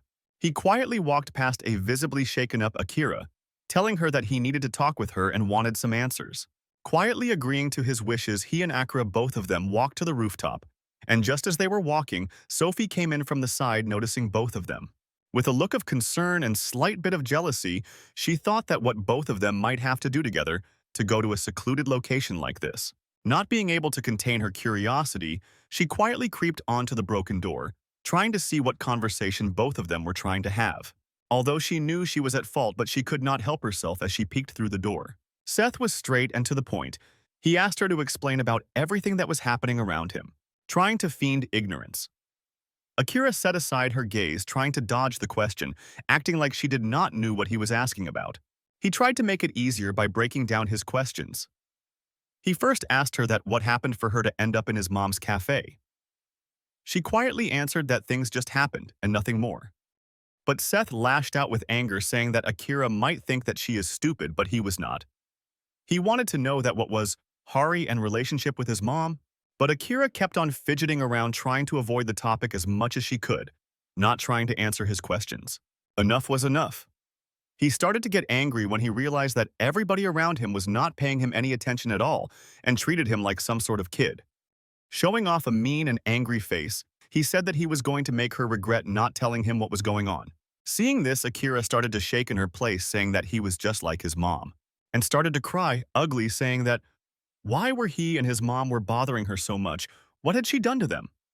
Seeing this, Seth went into a shock. Not just Seth. Even Sophie was confused as to what happened and why was she suddenly crying. Seth was now stuck in a complete bind, worrying that if he did something to make her cry. Seeing that Seth was stuck in a weird position, Sophie went in quietly, trying not to startle them in order to help them. But Seth was startled anyways. Now his confusion and fear started to getting worse as he could not understand how was he supposed to explain what just happened in front of his eyes to Sophie. Now, in other side of the city, the Scarface mob boss had come to a certain location. It was the Japanese-style stronghold which Seth's mom raided a little while ago. Entering the house, he felt weird seeing that not a single guard was guarding the house, when normally he remembered that any way he looked, he could see 2 guards guarding the place. He angrily shouted out into the house, asking that why was no one responding no matter how many times he called what happened to everyone. But the scene he saw in front of his eyes shocked the hell out of him. The Japanese leader just quietly slanted his back to a wall, looking up at the ceiling, lost in thought. He did not even realize that the mob was here, called out to him. Worried about him, the mob was slowly walked up to him to ask what had happened. With a completely dead face, he asked the mob boss what was he doing here. He got straight to the point and said that he came because he had a favor to ask from the gang. Upon being asked what favor it was, the mob boss replied that the favor was for the country Korea and that they needed to get rid of the company Sunshine. But the second he heard the words Korea and Sunshine, sweat started to flow out of him as he got reminded of his PTSD. He crunched himself into a fetal position, scared, mumbling to himself that he was not going to mess up with those guys ever again. He was free to do whatever he wanted, but he did not want anything to do with them. The mob boss just quietly looked at the Japanese leader, wondering what the hell they did to those Koreans to make him like this. We jumped back to the school where a few minutes ago the school ended and all of the students were going back home. And just like everyone, Seth was going back home as well. But just a group of guys rapidly approached him. And the way they approached him, they were up to no good. These were the captains of all the sports group in the school, ganging up together to tell something to him. Not starting to fight, Seth quietly asked them that, what was the meaning of this, and what did they want with him? But the big guy shouted out to him that how arrogant he could be and told him to just stay quiet and follow them, happy that he was finally going to get some action. Seth gave out an angry smile, indirectly telling them that he was not going to cooperate so nicely. And from the first floor of the building, the council president was looking down on Seth in the group. He was absolutely losing his mind, gritting his teeth. He promised to himself that he was not going to let all of this end here like this. Seth quietly cooperated with the rest of the guys following them, who led him to the inside of the gym. Looking down on them, he said that he followed all of them as they had asked him to. What did they want from him now? The first guy shouted just how arrogant a guy could be. Logically, Seth asked, how was he the arrogant one? He did not even do anything. Why were they blaming him? But not even allowing him to give a chance to speak. They kept on blaming him, saying that he got arrogant because he was the one to beat Brock. But the other guy explained to him that things got a lot of complicated and a lot of seniors started to get grudge against him. And there were also rumors circulating around the college that how everybody is too scared to take care of him. Angrily, Seth asked if all of them were going to gang up on him now to prove the rumor is wrong. The first guy shouted out to him that how dare he treat his senior like that without any kind of respect. But Seth, cracking his neck with an empty, scary face, said that if he kept on swearing like that, he won't even hesitate to kill him. But just as things were about to get escalated, the Kendo Club president stopped and got in the middle of them, calming things down a little bit. He said that there was no point in ganging up on him after all, because it would only make them look worse. So he gave the idea that he should be the one to fight him. And after that, he can go on to fight others, holding out his kendo sword in front of him. He said that he was not comfortable fighting with him barehanded and asked Seth to consider him like this. Seth continued his smile, saying that he was absolutely okay with it, as this was not the first time he had to fight like this. The Kendo Club president was completely angered by this comment, saying that just a little bit of strength can make somebody so rude. Saying that much, he dashed on to Seth, trying to take him head on. The president was so fast that it took only moments for the sword to be near his eye level. But thanks to his fast reflexes, he was able to dodge the sword by a hair's breadth. Trying to change his strategy, he instantly turned around his sword, changing his attack from a vertical to a horizontal one midair. But Seth once again instantaneously ducked his entire body down, causing the sword to fly through the air, dodging him completely. Just then, both of them were locked in a state of stalemate where neither of them took any steps further. There was a wide smile plastered across Seth's face, whereas the Kendo Club's president's face started to show signs of fatigue as sweat started to flow down his face. During the middle of this fight, the student council president was also observing it from afar while standing on a balcony. He cursed all of the student club presidents that all of them were completely stupid bastards because they will lose if they don't take on him all at once. But just then, as he was cursing all of them, another student came and quietly stood just beside the president. The president was completely shocked as he was totally unable to sense his presence and how close he was able to get. With a quite meek voice, he asked him that who he was. But before he could answer anything on his left side, the driver answered with a sigh, saying that this was where he was after all, and he wondered why he was not coming out of the school. But June asked the driver to not complain and enjoy because fights like this are always so fun and satisfying to watch. But in the middle of them, the president was losing his mind over how both of these were able to invite themselves in without anyone even asking what the hell happened. Just as they were watching the match, Seth gave such a strong punch to the Kendo Club president's sword that the entire wooden sword broke in half. And since the sword was unable to take the punch, the president had to withstand it, due to which he got knocked out and quietly went down. But just as he was about to fall down, somebody started to run towards him at really high speed. This was the guy who had first blamed Seth for being an arrogant bastard. He launched an airborne attack, rotating his entire body, trying to do a roundhouse kick. But he was able to dodge this one as well, causing the entire cake to fly through the air unobstructed. But just then, the bleach hair guy grabbed him from behind without any warnings. And to justify his actions, he said that they did not call him out here just to play sports or do spar battles. This was a fight. The first guy said that this was just a raw fight, and they are going to completely mess him up before letting him go. Hearing this, a big smile spying across Seth's face, beaming with joy, he said that he absolutely liked this setup and he wanted to play as well. He started with bumping his entire head onto the bleach hair guy's nose, throwing him off balance. And using his entire body weight, Seth picked up the bleach hair guy from his toes onto the air and launched him towards the first guy, throwing him through the air. The first guy was able to avoid getting hit with the bleach hair guy by jumping midway and avoiding him. But just as he was busy trying to figure out the mess with that previous guy, his eyes got stuck to the thing that was approaching him. It was Seth. He had already covered up the entire distance and had loaded his punch and was aiming right at his face. And being unable to remove his head in time, the punch connected, landing it right on his nose, breaking his nose bridge. The force of the punch was so hard that it left him on the ground, smashing him on.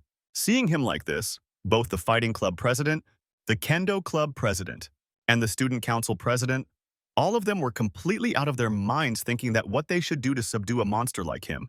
But looking at this fight, June gave out a small sigh, saying that he holds back a lot against school students.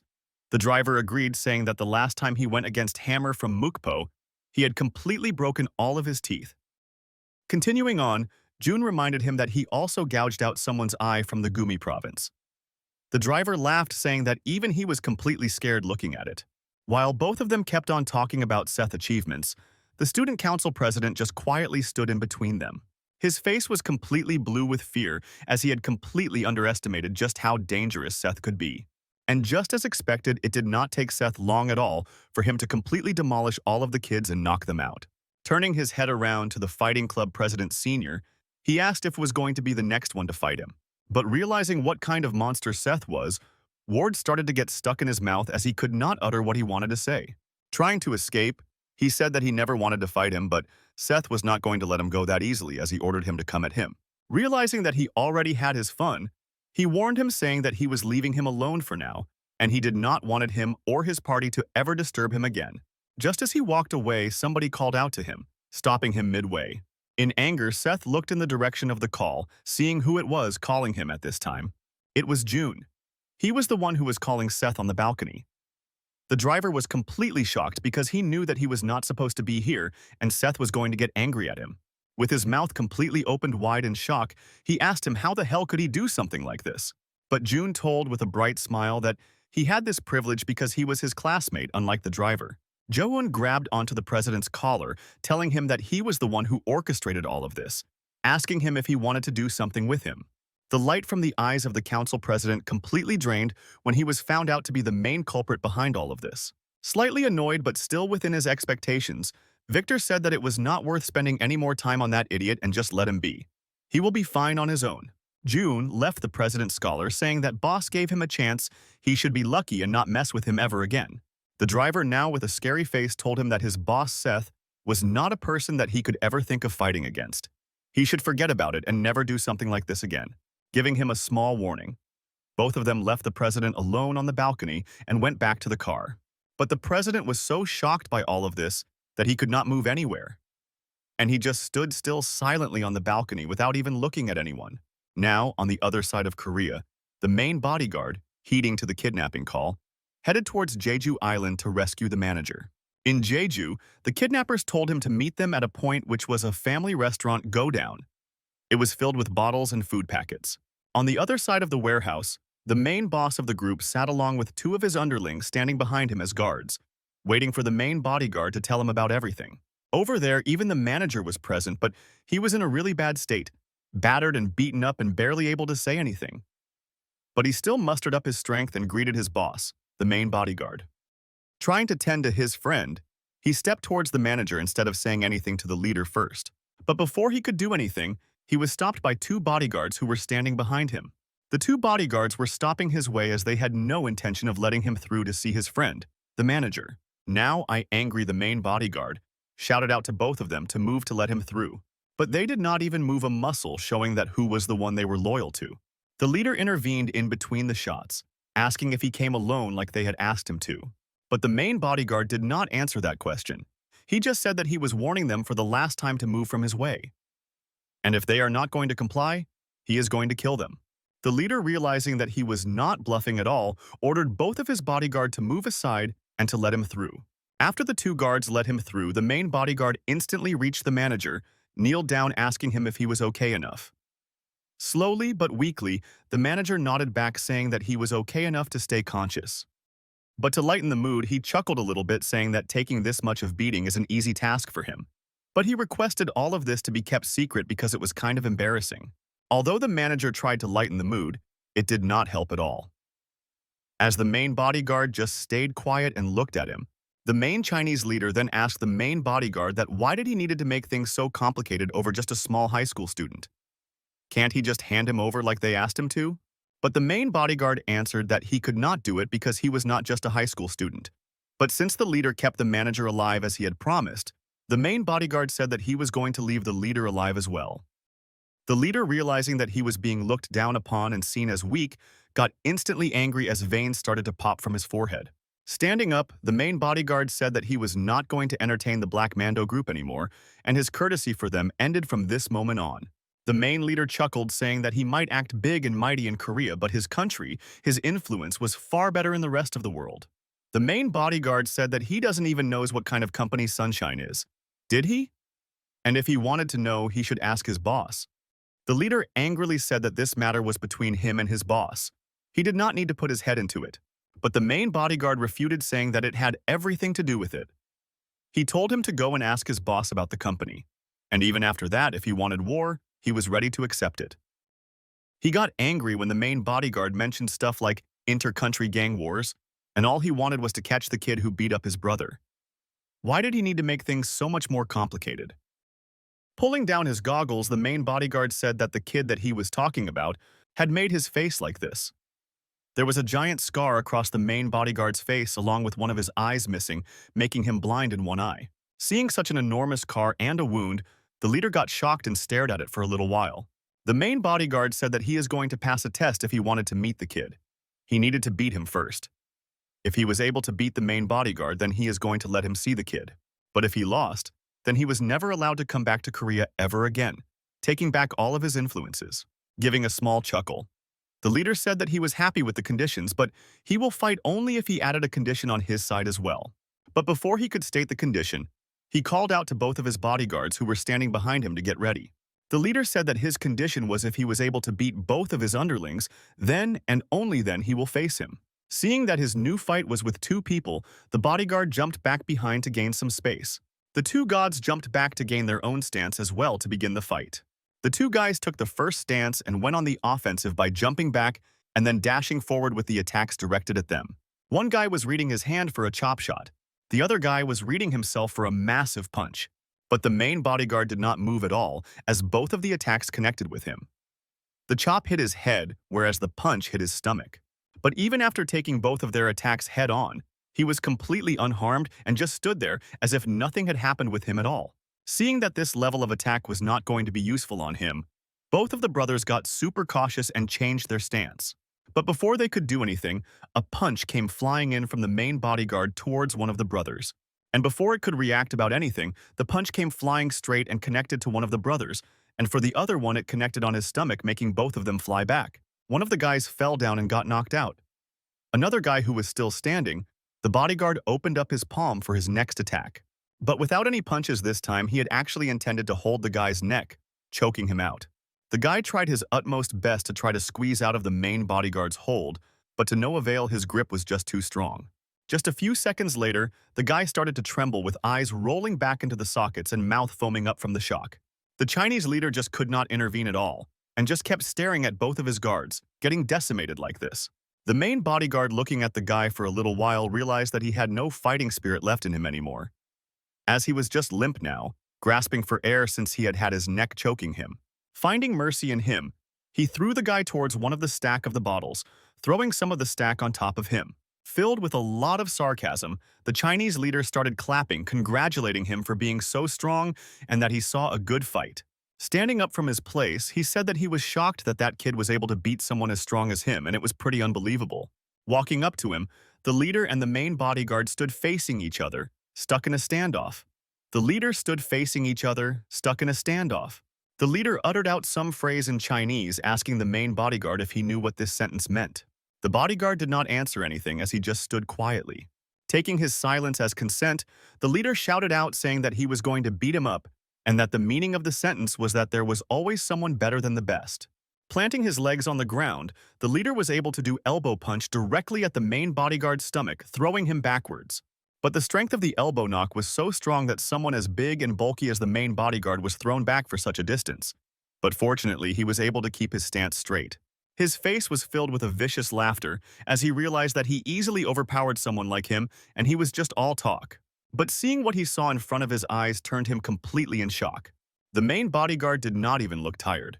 He just quietly stood up, patted it out his shirt, and walked up to the Chinese leader. Now looking down on him, the main bodyguard asked that if this was all that he had and that he was going to fight. The Chinese leader's face filled with worry as he got scared, thinking that how the hell was he so fine even after taking such a hit? The main bodyguard gave a reply of the idiom he had told earlier, that a person who thinks of himself better than the best is actually a frog in the well. But then just as he was about to go beat him up, someone called out to him, stopping both of them from fighting any further. Both of them just stood quietly looking at the new guy as he quietly stepped near both of them, planning on telling them something. First, he gave a bow down to the wind bodyguard, greeting him, and said that he had brought a message for the main bodyguard. The message was related to him by their boss, who sent his regards to him. The main bodyguard also nodded back and greeted back in honor, respecting the guy. The main Chinese leader then shouted out to him that, why was he here? What did he have to do in between the fights? He went close to the main leader and started to whisper something into his ears. A new news that he was able to get. Hearing that news, his face became distorted with anger as long as the whispering went on. Not being able to control his anger, he gave out a big, angry sound.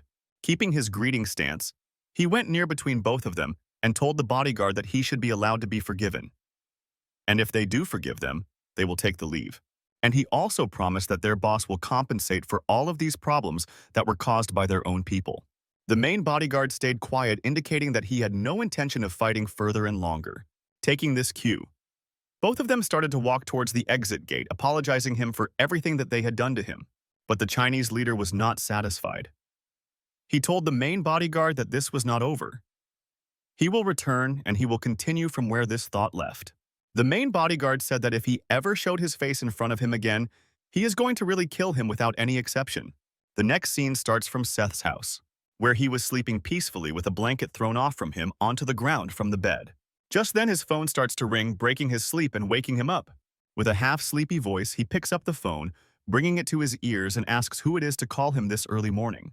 It was Sophie who called him. She asked if he was doing anything for the day since it was a Saturday and it was a holiday from school. Seth answered that he was free for the day. And hearing this, Sophie got really happy, saying that they should plan for a movie together or maybe go out for dinner. Seth also agreed, asking if he should get ready for it and asked for the place and time. Sophie said that it was really early in the morning and it would not be the same if they went out right now. So she said they would go in the evening and she will tell him the time and place later on the day. Seth gave out a small chuckle, saying that he was okay with whenever she wanted and said that he will be waiting for her call. But on the other side of the city, a bus was going through a mountain pass road, and inside it Seth's mom and Akira were sitting, traveling somewhere, and Seth's mom was reading a book. The bus stopped in some desolate area and she got off from it. When she got off from it without any luggage, all of the luggage was put on to be Akira's responsibility. Seth's mom shouted out that why was she struggling to take so much time and told her to hurry up. Seth's mom had a really cold demeanor when she was talking with her. Yet Akira was panting heavily, but she could not refuse her in any way since she was so strong. Both of them were climbing a mountain pass, and Akira was having even a harder time trying to pull up the luggage up the mountain. As she was desperately trying to pull the luggage and took a few seconds break, a snake crawled up to her hanging from one of the branches. The snake crawled up to her hanging from one of the branches. The second she noticed the snake, she screamed out of her lungs, dropping the luggage then and there. Seth Small gave out a big sigh, thinking what was she going to do with her. After that small ordeal, both of them kept on walking towards the destination, while Akira was continuously running out of breath. After walking for a fair bit, both of them reached a somewhat Japanese-looking house that was at the end of the road. Seth's mom went in. I had to check who was inside the house, whereas Akira stood there panting heavily, trying to catch her breath. She opened the door to find an old man sitting inside who instantly noticed her presence.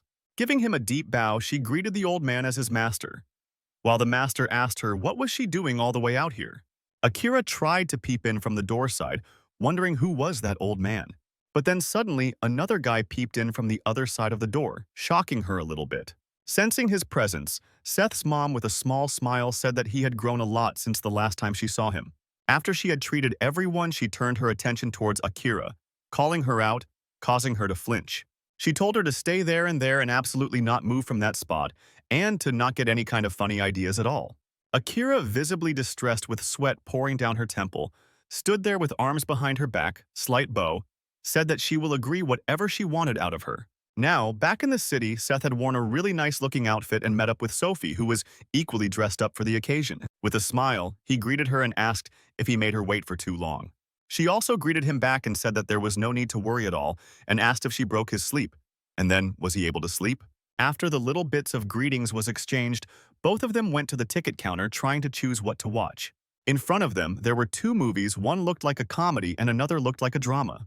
Now, here, both of their choices flashed as Seth pulled out a coupon for the drama movie, whereas Sophie pulled out a comedy movie.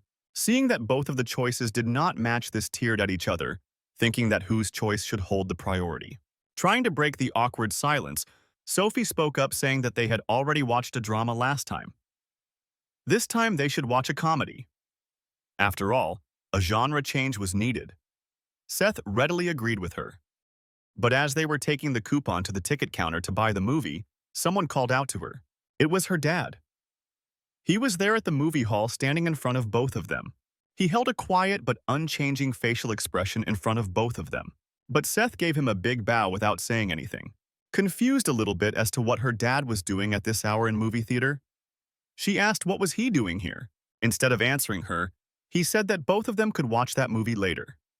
For now, they should go to have something to eat. Seth and Sophie both agreed to do that. At a restaurant, Sophie's father told both of them to not feel shy and order whatever they wanted, as he was going to treat both of them. As he was cutting the meat to be dispensed among both of them, Sophie asked that what happened for him to come here like this so suddenly. With a big smile, he said that he just wanted to meet his daughter's new boyfriend, nothing more.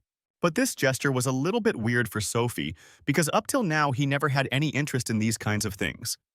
So she was confused when he said that he wanted only this much. Almost reading her expressions, her father said that having her first boyfriend is a really important thing in her life. And of course, he was not going to leave it out. He was going to meet the guy. Hearing how important this thing was, Sophie started to blush and tried to hide her face from both of them. But Seth saw something different from what Sophie saw. He saw that her father made a really uninviting face, as if his eyes were shooting daggers towards him. And the awkwardness and the anger was so much that even the other people in the restaurant were feeling uncomfortable sitting with them. Trying to break the awkward silence, her father picked up a piece of meat, telling both of them to start eating. Seth also quietly cooperated with him. Now, back at the Japanese house where Seth's mother, her master, and Akira were staying, she was sitting on the side of a seat giving out a big sigh. But the caretaker that was living around there tried to look at her, but she kept on avoiding his gaze. He tried his luck once more, thinking that it might be just a coincidence, but she turned again and again. After he went away from her line of sight, she gave out another sigh, thinking what the hell was his problem. But he was actually not gone. He quietly came back and was sitting right in front of her, without making any kind of noise. Seeing him set this close to her without any kind of noise made her flinch really hard. She got really creeped out, thinking where the hell was she stuck at and who the hell are these people? And the only thing she wanted was to leave. Inside the house, Seth's mom and her master were sitting face to face having a serious conversation. The master said that he was not going to associate with her as she had killed a lot. But Seth's mom stood up for her, saying that even though she might have killed a lot, she had the power to heal. And considering her skill level, she wanted to leave Akira in her master's hand, thinking that he could take care of her. The master said that if she went on and did this, then the purpose she had, she would be breaking it. But Seth's mom said that everybody has the right to change the purpose, that they want to protect the things that they are born with. The master gave out a big sarcastic laugh, saying that these words felt phony coming out of a person who gave up the heir of this dojo for a man. Knowing that there was no way out of it and it was her and her fault only, she bowed down in front of him, asking for forgiveness. But still unchanging, he said that what done is done. There is no use crying about spilled milk. And she was better at training anyways. So there was no point in him taking care of her. She was better candidate. But Seth's mom understood that her master was subtly hinting her to take care of both Akira and the guy as well. The masters said that times were changing, and in this day and age there was no point in keeping someone holed up on the mountains. Although Seth's mom looked a little bit sad, she did not counter or say anything. She stayed quiet. The master continued, saying that although in long term she will be the better teacher, but for now she can keep an eye on both the guy and Akira for a few days until things have calmed down. Having said her thing, she got up, gave another big bow, and thanked him for everything. We cut back to the restaurant where Sophie, Seth, and Sophie's father had come together to have a meal. But Sophie had gone somewhere and all of them were having a cup of tea now. Seth asked her father that if he wanted to say something, he should just say it. Why there was any need to send his daughter away? He started by conversation by asking him that did he knew what his job was. A little bit surprised, but he did not know what his job was, so he stayed quiet. But contradicting his own statement, her father said that what he does is not important for now. But what more important was who Seth was. Seth instantly understood that her father was referring to his connections to being the CEO of the Sunshine Group. He confirmed his suspicions by saying that he was indeed referring him to as the heir of the Sunshine Group, and that 90% of the business in the Korea was working with their company. But the reason for him being angry is not that, and if he was only that much, he would not have stopped Sophie from meeting him. Then slowly, he told what his actual worry and anger was. He said that if he let his daughter stay with him, then she is going to be in danger, saying that he pulled out his more photograph from within his coat pocket and put it out on the table for him to see. It was a photograph of the Scarface gangster who had just visited the Japanese gang for help. Sophie's father said that this picture was taken in front of the airport. Getting off, he said that he will be helping him only one time because he wanted to. But if this caused a daughter to be in any kind of danger, then he promised that he will erase Sunshine Company from ground up without even a trace to show anyone. As her father walked away, Seth slowly went to pick up the photograph in front of him. Slowly picked up and looked at the crinkled photograph which contained the photo of the person who was planning on targeting him. Just as he was holding the photograph and looking at it, Sophie came in from behind, a little bit confused, and called out to him. The moment he realized that Sophie was walking towards him, he used all of his strength to crush the photograph into unintelligible paper. With a little bit confused, don't she asked him that, what happened to Dad and why did he just leave away like that? Seth gave a smile and said that his father's workplace came up with something important and he had to leave immediately. Just as he was explaining how he quietly slides the crushed photograph into his pocket, but Sophie angrily shouts at her, saying that how his father could do this.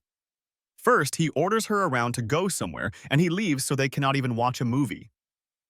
But Seth chuckles a little bit and says that they can go watch it right now.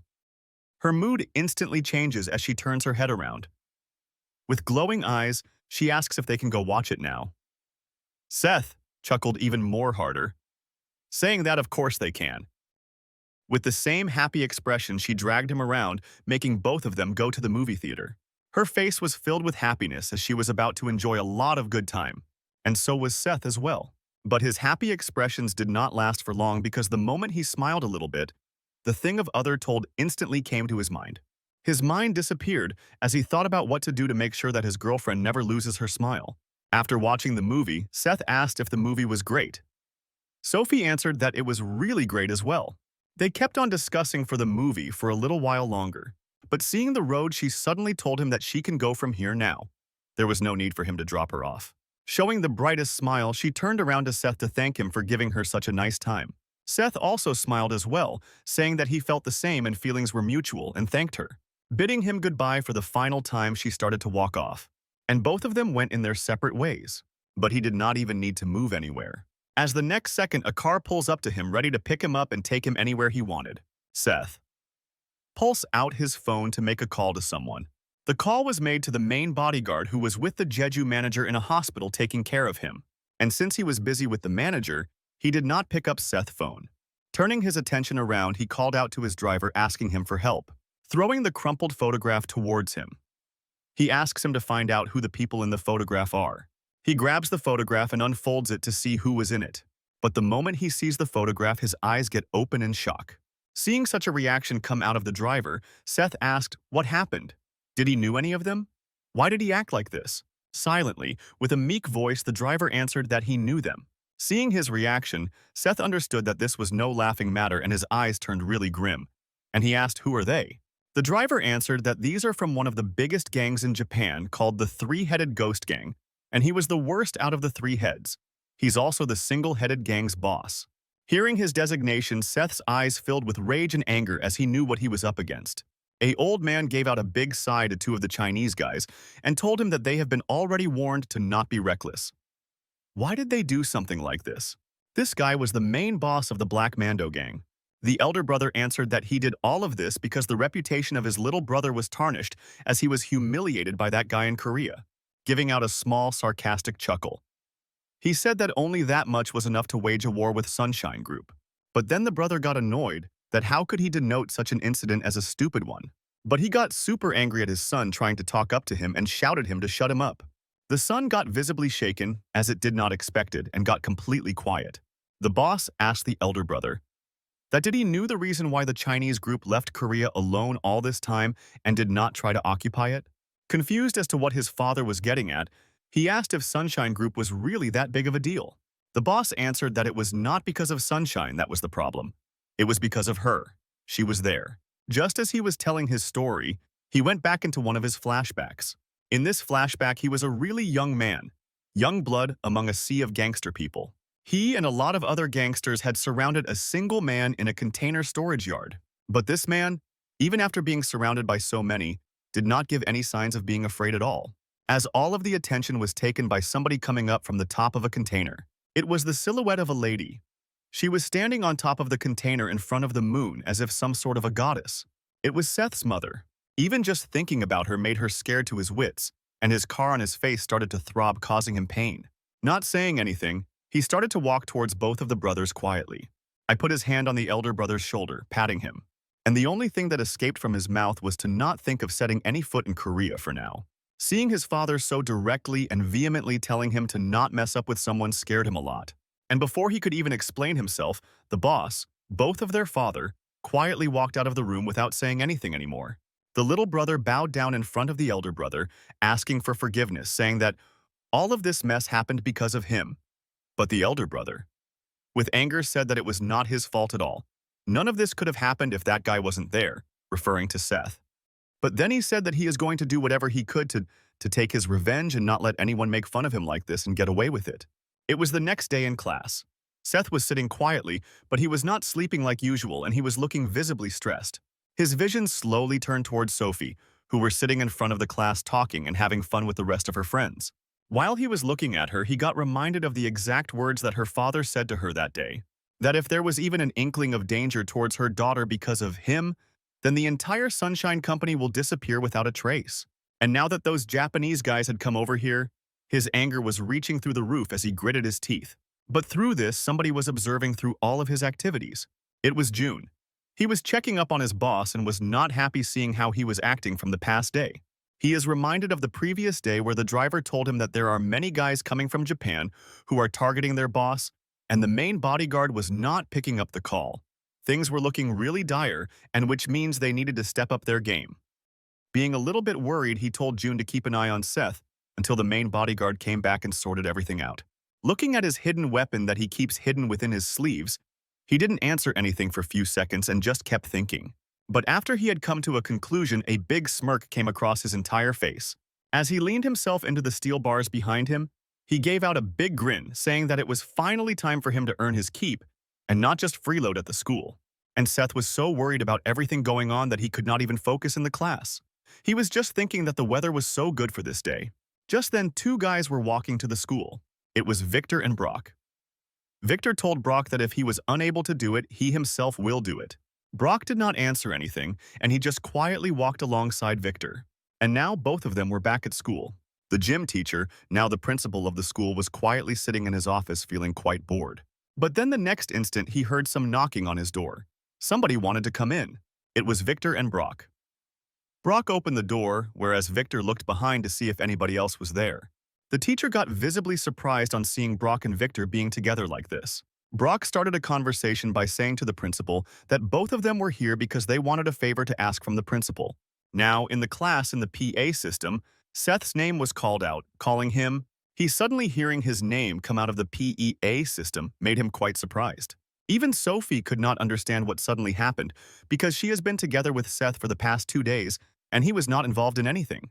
But the weird thing was the PA system invited Seth not to the principal office but rather to the gym before the lunch ended. I did not take long for Seth to realize that this was not a principal problem, but rather somebody wanted to challenge him to a fight again. Not wanting to keep them waiting, he got off from his seat and started to go to the gym. Sophie, being kept out of the loop from all of this, was feeling quite worried about what was going to happen to Seth, her boyfriend. But as he stepped out of the class, June was standing right behind him, following him everywhere. Following to the principal's request, he came to the gym. But now the principal was out of his suit and pant and back in his PE uniform. There was no introduction, there was no explanation, nothing. Brock just straight up called Seth up to the ring for a sparring match. He first felt angry about being treated like this as he did not just exist for the convenience of others. Then he turned his eyes around to the person who allowed for this to happen in the first place, the gym teacher. He asked him what the hell was all of this, and why was he suddenly summoned all over here to the gym? The teacher explained that Brock had come to the school applying for official request for a rematch with Seth.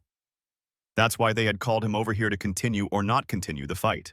But Seth's head was already filled with a lot of other different things for him to think over this tiny, insignificant fights. Seeing that Seth was about to refuse his request, Victor jumped in taunting Seth that if a guy was asking for a fight, should you be coward enough to run away? And for a brief second, he was able to take his mind off of the things that he was worried about, realizing that this could be a good way for him to blow up steam as well. That's why he slowly agreed to the decision. And he told that he did not even needed a reason to fight because this was just a raw fight. There need not be any reasons for it to start or sustain. But Seth won't standing at the edge of one of the doors seeing everything that was happening in front of his eyes. So, both Seth and Brock got into the fighting suits along with Brock bringing out and wearing his gloves. The teacher then gave a glove to Seth as well for protection. Seth is a 3 set, that he did not need these tiny items for show. If he needed to fight, he needs to feel the punches. Now, angrily the teacher said that he cannot just refuse anything like that.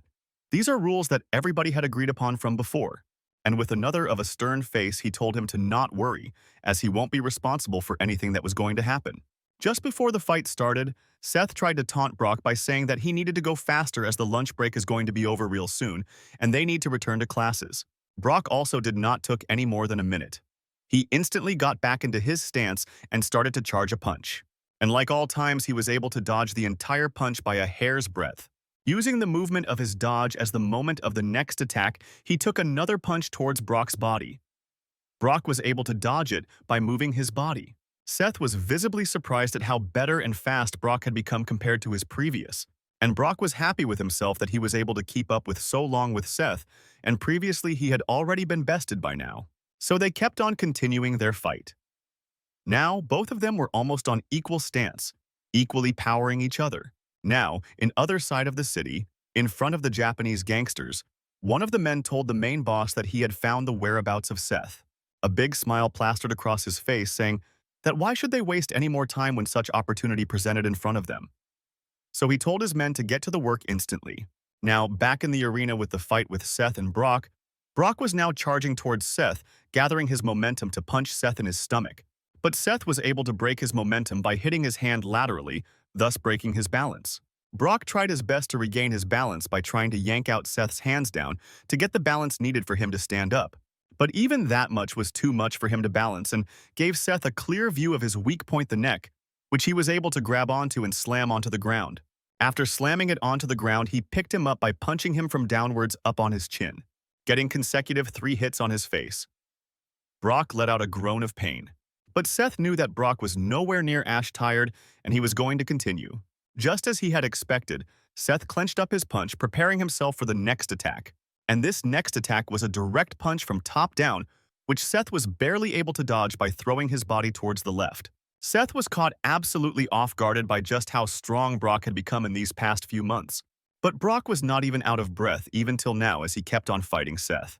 The one who was losing his mind the most was the teacher, who looked at both of the kids who were fighting, who were already way past the level of kids. He thought to himself that Brock was already strong because in the first year he beat down all the seniors who came to fight him, but now he had a calm and fierce demeanor about him. But even Seth was nowhere behind in all of this, as he kept on punching his way through, keeping his footing up on Brock. Just as a punch flew past Seth's ears, he was able to grab his hand. And the same happened on Brock's side as well. Seth threw punch which he was able to dodge and held his hand. And thus, both of them were knocked into a stalemate position, being unable to move anywhere next to it. But Seth did not take any breaks as he raided his left free hand into a punch, charging it up towards Brock's body. Brock knew the punch was coming towards him, but he could do very little to dodge himself from it. In the last moment, he was able to pick up both of his arms, creating a cross around his head, blocking his punch from midway through. But just as the fight was going on, the bell kept on ringing, taking in the gym teachers, now the principal's attention. Realizing that time was now coming to an end, he jumped in to intervene both Seth and Brock's fight. Seth angrily looked at him as if he was asking what the hell was his problem. The teacher explained that the lunch break was over. They cannot be here anymore and told him that they could continue after the class. Then he turned around his eyes to see his opponent, wanting to know what his reaction to this decision was. He saw that Brock was completely worn out, sweat all over his body and him panting like crazy while blocking his face, not pushing further to fight anymore. He turned around to wear his uniform and walk out of the gym. As Seth got off from the stadium, Brock gave out a sigh of relief. But then suddenly Seth called out to him, wanting to tell him something. He gave out a really creepy, angry smile, telling to him that this was not over and he was going to come back and end this one way or another after class. Although Brock knew that this was a taunt, he still got a little bit scared hearing this from Seth's own mouth. And just as Seth walked out of the gym, Victor also kept on looking at him with a little bit amount of worry. Now, on the other side of the city, the Japanese Scarface boss was talking with somebody, saying that they were ready. The person on the other side of the phone gave out a big smile, saying that they will take care of the rest, so to not worry about the legalities, and when they would have done the job, they will be rewarded really handsomely. The gangster's face also turned into a smile, saying that he was happy to work with them and thanked him for his patronage. The Japanese guy was in a car followed by two fleet of buses filled with fighter guys. He told the rest of his men that the coast was clear and they should get to work now. Now at the airport, the Chinese brothers stepped out of it, coming back to Korea from China.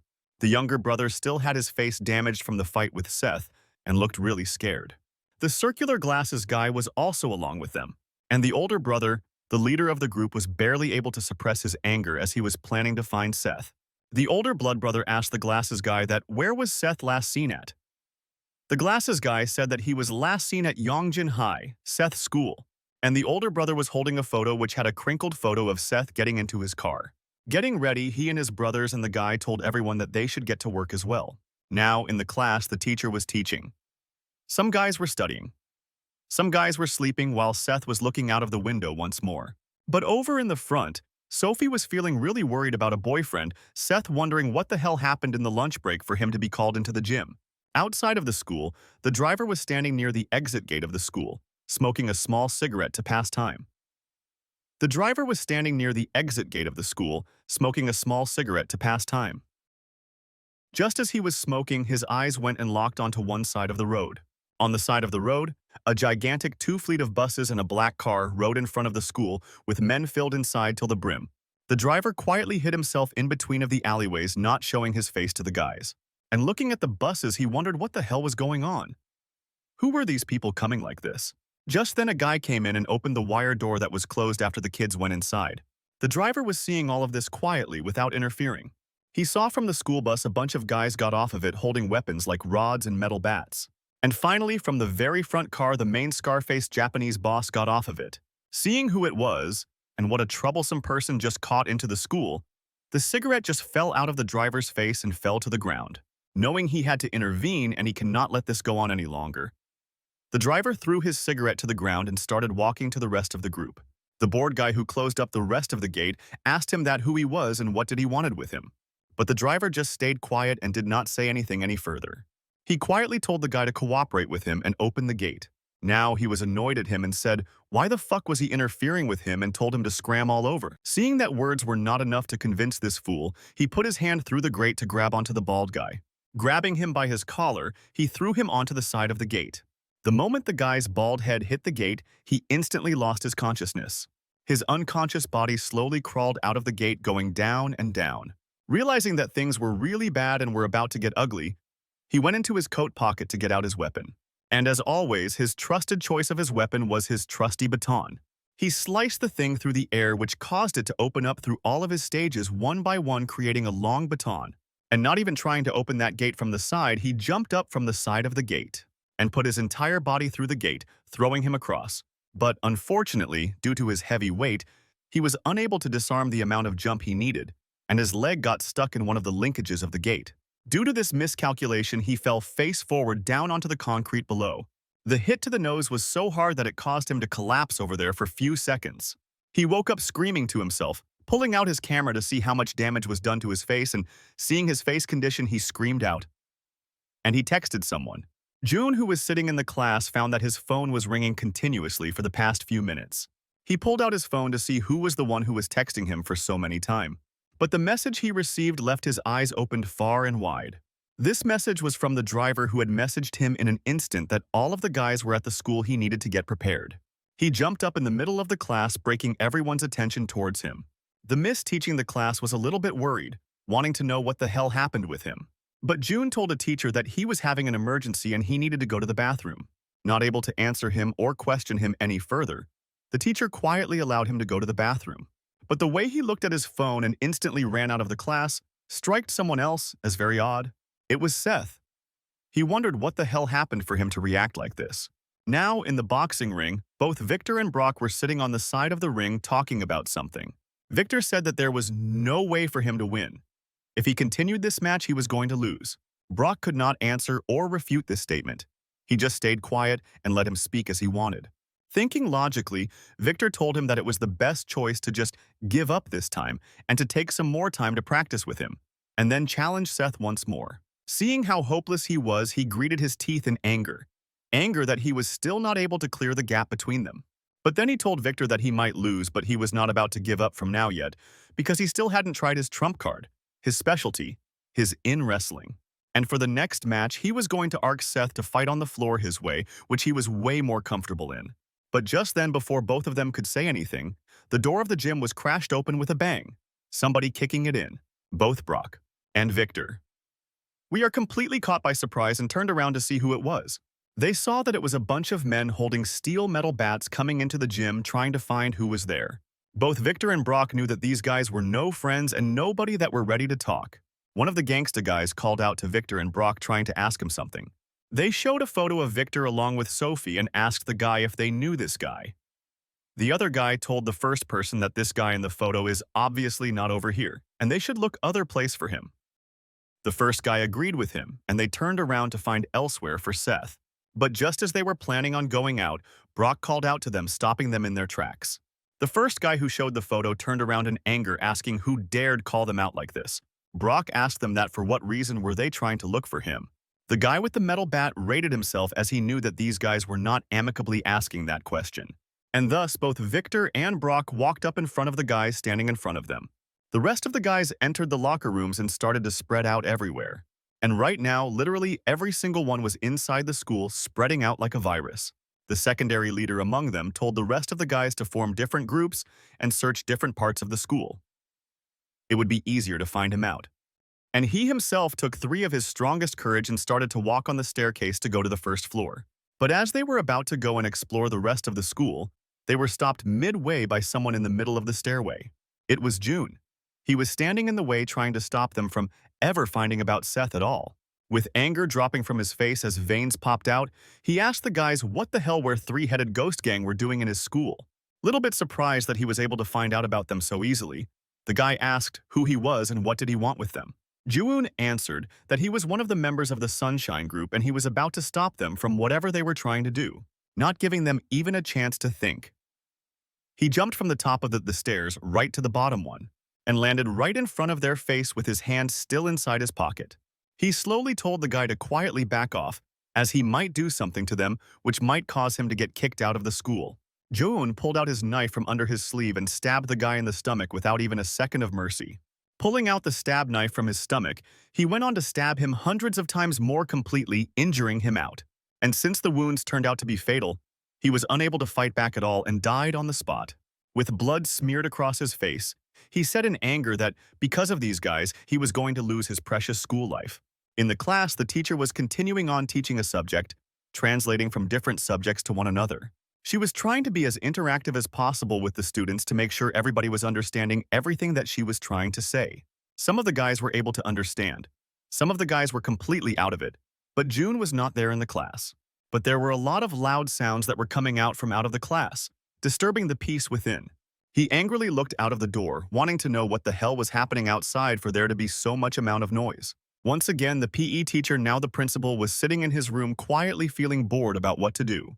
But then his door was slammed open right onto his face where someone's kick. Seeing what he saw in front of his face, the principal's face was completely mortified. It was the gang members and the main bossman, scar-faced. He greeted the principal with a smile and said that he felt nice to meet him. The principal slammed his hands on the table and stood up shouting, "Who the hell are these people and how the hell were they able to get into the school?" But before he could do anything, the guard that was in front of the Scarface instantly vanished.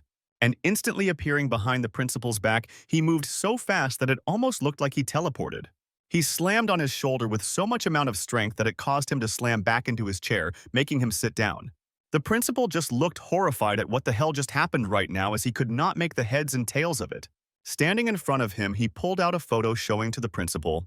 The photo had a picture of Sophie and Seth.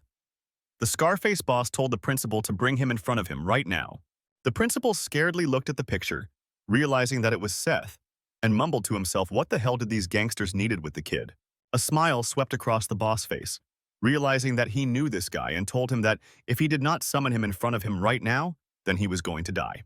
The principal then tried to hold his phone, said that he was going to call the police in cases like this, as he could not just let some gangsters storm into the place and let them do as they pleased. While he desperately, with shaking hands, tried to hold the phone trying to make a call, the Scarface boss started to smoke in front of him, saying that he was free to phone whoever he wanted to call to see if anybody could do anything. Meanwhile, in the boxing gym, Brock and Victor were preparing themselves to fight the guys who had stormed into their school. The guy with the metal bat started to run towards him, calling him an arrogant guy for talking like this, trying to hit him with the bat. But all it took was one swift punch from him to put this small fry in his own lane. In fact, the punch that Brock gave to the guy was so strong that it completely turned his head around and made him collapse on the floor. And even that was not enough for him. As the guy fell to the floor, he charged another punch and hit him right on the head. Realizing that this guy was dangerous, the rest of the guys got into their pockets to pull out their weapons. Right now, Brock was angry. Angry at these guys who were going to win his fight with Seth. He saw that all of these guys were charging at him all at once, holding their weapons like bats and rods. He was completely ganged up as he was barehanded and a single guy, whereas the opponent were multiple and each of them had a weapon. Just before hitting every single one of them, he screamed out his battle cry, preparing himself for the oncoming wave. He grabbed the first guy from his face and used it as a projectile weapon for the next 3 guys, throwing them across the room. And while Brock was busy fighting all of these men, Victor was standing there at the back, quietly watching all of this. Although he could only stand for only so much longer, seeing that his fighting mate was fighting everyone in front of him. Running towards the group, he said that he will make Brock pay for dragging him into this shit because he never wanted any of this in the first place. So both Brock and Victor started to fight each one by one, fighting all of the guys who had invaded the school. But over here, June had already killed a guy by stabbing him multiple times throughout his body. While the guy fell onto his back dead, the rest of the guy could not believe their eyes as they just saw their elder brother getting killed. The rest of the guys also pulled out the swords and weapons, screaming that they are not going to let him go easily like this. The first guy brought out a big sword trying to swing towards his head. This one also June was able to dodge by swinging his head towards the back. And using the swing's momentum for his next attack, he stabbed the guy in his neck, killing the next one as well. So there went his second victim, his second murder of the day. He shouted to himself that when the hell is the driver coming to save him from all of this mess?